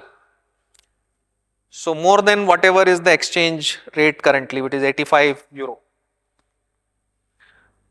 So, these are the various how it is important for the exporters actually. So, sorry, somebody is asking. Sorry? No, they have not given any exemption for CBAM. Very clearly EU has mentioned we are not going to give any exemption for CBAM. Clear? So, everything in FTA, many things are there, free trade, etc., but not CBAM. Okay. So, many exporters, they are not taking it seriously, let me tell you. But this is what will happen if they are not taking it seriously. It will have a restricted access to EU first.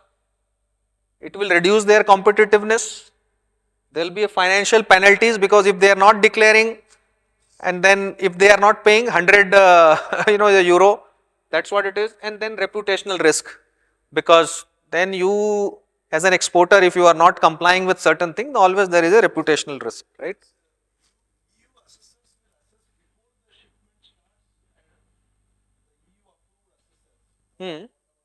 Yeah.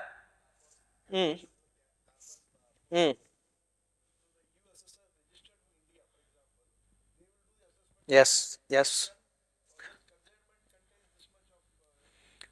See, they will start sending the consignment, there is no problem in that basically, but they have to start recording how many tons they have basically shipped, right? Then during the whole year, whatever is the total consignment which was shipped to EU, that tonnage, then this assessor will then assess ki in this production facility where this exporter is actually exporting the product from, this production facility, how much is the carbon embedded in this, considering all the data they will take from the exporter from here, and then they will find out how much is the carbon content, whatever the amount shipped to EU, how much was the carbon content, that they will give a verification. Yeah, so that is why I told you, 2026, 2027 only it is applicable, right?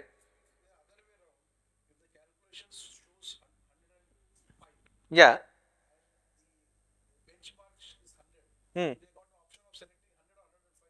So many actually importer there, they do lot of this future trade as well actually of the carbon. So they enter into this forward contracts, etc. for the this CO2, I mean carbon and all that. So that thing is also going on. Just like a stock market, you have this the forward contracts and all that. So they will enter into a forward contract. They know that this much is likely to be my the carbon emission, and I know that price is going to increase probably in the future. So I will do this the contract, forward contracts basically, if it is available at a good price. So rather than buying at that point in time, and I know that might increase actually. So I'll buy that. I'll pay a little bit of premium today and then I'll buy it.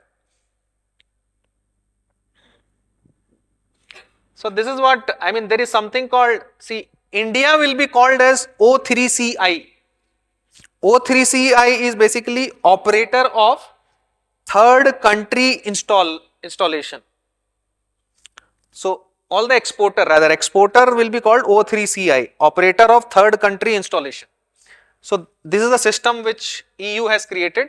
So all the exporter will have to go and register themselves under this system. They will be called as this O3CI, and all that consignment which they are sending, they will have to upload everything there.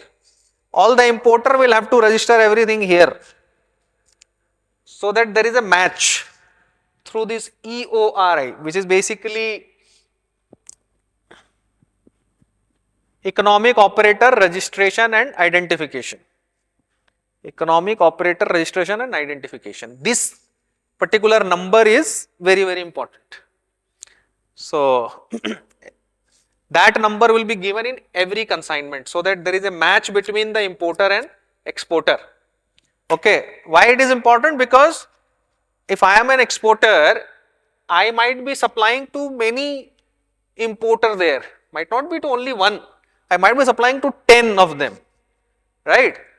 And this system, once I know that how much is my carbon emission, etc., everything I have recorded here, then what system does, based on my the supply to different importer, it automatically allocates the carbon emission to those players, and based on that they will be subject to those liabilities, carbon tax. So nicely I think they have done actually. So this is what EORI, which is Economic Operators Registration and Identification, this is what they have to mention in every the CBAM cover goods. I will not go into the detail, and these are the various steps to be followed actually. So CBAM registration guideline, I mean how you need to register. In fact, many exporters, they have not even done this.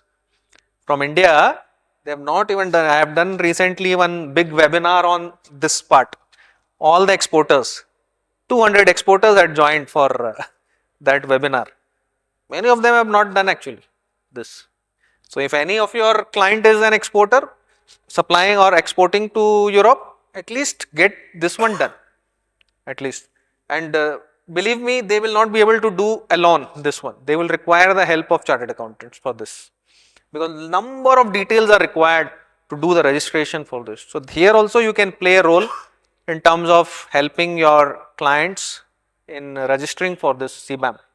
It's online, but it asks lot of details. Lot of details are required in this, and they will not be able to do on their own, I can tell you.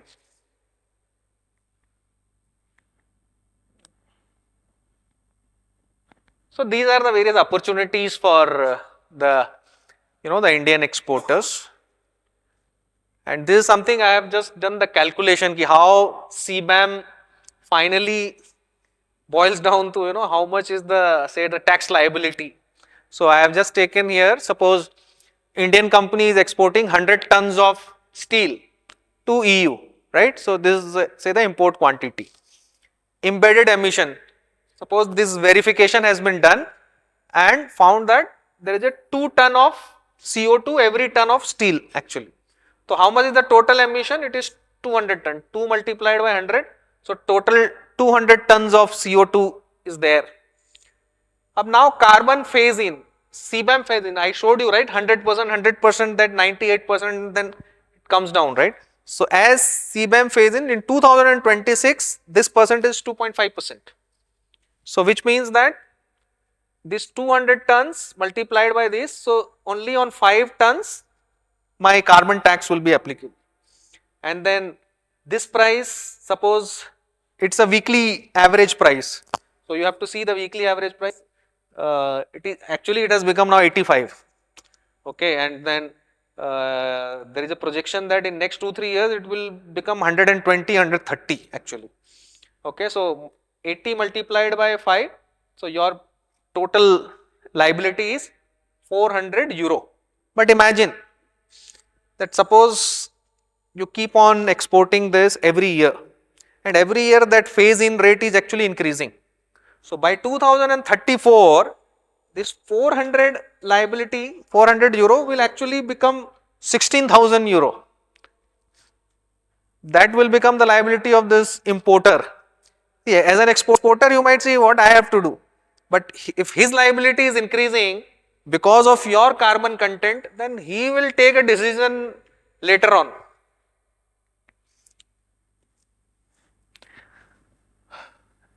This is what I had done for India, Vietnam, I told earlier also, right. So if suppose Vietnam is more, say, carbon efficient, here it is say 2.5 ton, Vietnam guy is doing 1.8. So his liability will be 14,400, whereas Indian guy is exporting, it will cause a liability to importer about 20,000. So almost like 28% saving will be there in case this importer actually is importing from Vietnam. So the Indian guy will actually lose the business in case they don't reduce their carbon emission. So that's what is going to happen. And what is the recent change? Now, as I told, default values have been now notified by European Union. So India actually is at a very high category. Okay, so I think it is a number 2 in terms of emission. So any export from India which is happening, if exporter is not declaring any CO2, which means it is going to hit very hard this importer. One thing is very clear. European Union will now publish the applicable price directly in CBAM registry accounts of the declarant. So whatever is the CBAM price, they will some periodically they will start publishing it. That system which is created. Then physical site visit must occur. So for doing this carbon verification, etc., now there is a physical visit which is necessarily required, which is once in 2 years now. Okay, so that is necessarily required. And detailed rules on data element, how much, what kind of data, when it will be shared, what is the frequency, because number of data would be required from the government side to be shared with exporter, importer. And as I said, there is a new proposal now, 180 new product categories are proposed to be added now. Okay, and this will bring additional 7,500 importer in EU under the CBAM ambit, but this proposal is from 2028. That's what is the plan. I tell you. So what happens? Suppose I am an exporter from Tamil Nadu, I am manufacturing steel pipes. As per this regulation, my carbon emission needs to be verified by a third person. So that third person, whoever is accredited or whoever is actually got a certification from an accreditation body, okay, that guy I will appoint, okay, but that guy will be coming and visiting my factory premise, okay. Earlier it was the case that every year he has to visit. Now at least they have changed it once in 2 years. So 1 year you can be physically doing this work, another year you can be doing it online. Then third year again you have to do physical, or third year you can go online, fourth year you have to do physical. So every once in 2 years you have to visit, do a physical visit. for doing this verification work. They will certify.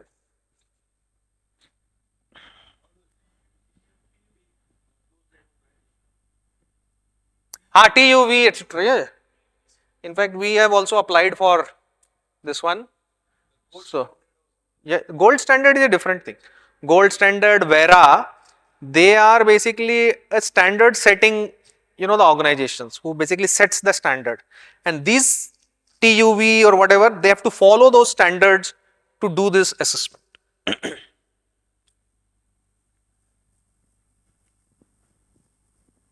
So these are the various steps. I think they have to do all this. They should have a good MRV system, monitoring, reporting and verification system, because if this third party is doing an online audit, then you should have a good system in place so that they can believe on your system and then they can do remotely your assessment. So only when you have a good robust system they can do that, right? So that's what it is.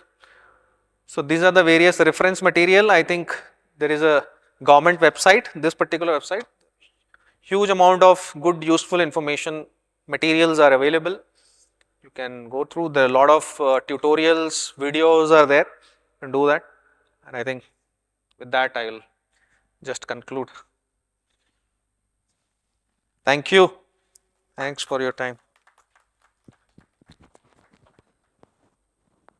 Yeah, please. Yeah. Their major revenue is actually from carbon credit. Tesla, if you go to their, the annual report, you will find their major revenue is actually from carbon credit. See, there is a particular, I would say the benchmark or threshold quantity. Okay. Unless you have that threshold quantity, I don't think you can buy. Say for example, 1 ton of CO2 is basically considered as, the one allowances or say one credit basically. If I put say solar in my house or something and I am generating say the carbon credit, even if I add everything, it won't be equivalent to 1 ton of CO2 saving for me actually.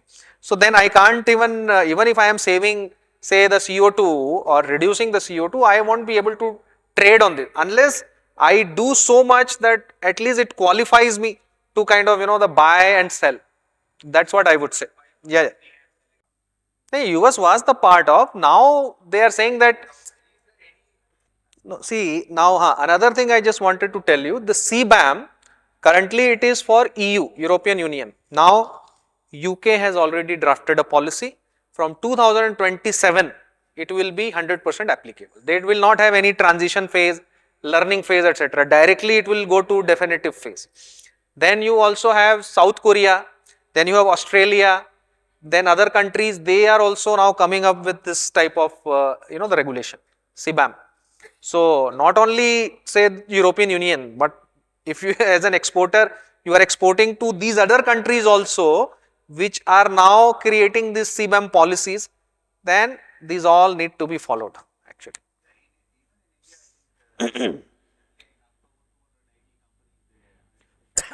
That is basically, see, 280 companies, what they have done is they have come up with something called it is basically a benchmark based on your I would say it is based on your capacity basically.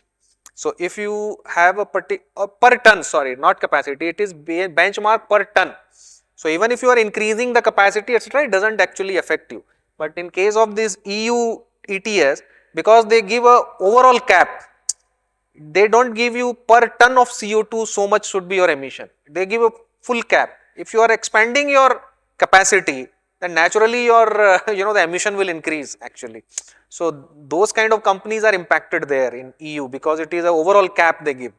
But in India it is a per ton of the output they are giving the cap, etc. So for 282 units of the companies, they have separately given the intensity which they have to keep reducing it. So for next 3 years they have given the targets. So every units will have to comply with that and they will have to reduce their carbon intensity accordingly. It is Ministry of Environment, Forest and Climate Change, MOEFCC. Yeah, they have issued. Because MOEFCC only is the main nodal, the ministry for the environment related work in India, along with BEE, which is Bureau of Energy Efficiency. So they are also an important stakeholder in this carbon market in India. Okay, thank you. Okay. Thank you so much, sir, for this insightful session. We really appreciate your time. Thank you all. With this, we'll close the session. Thank you.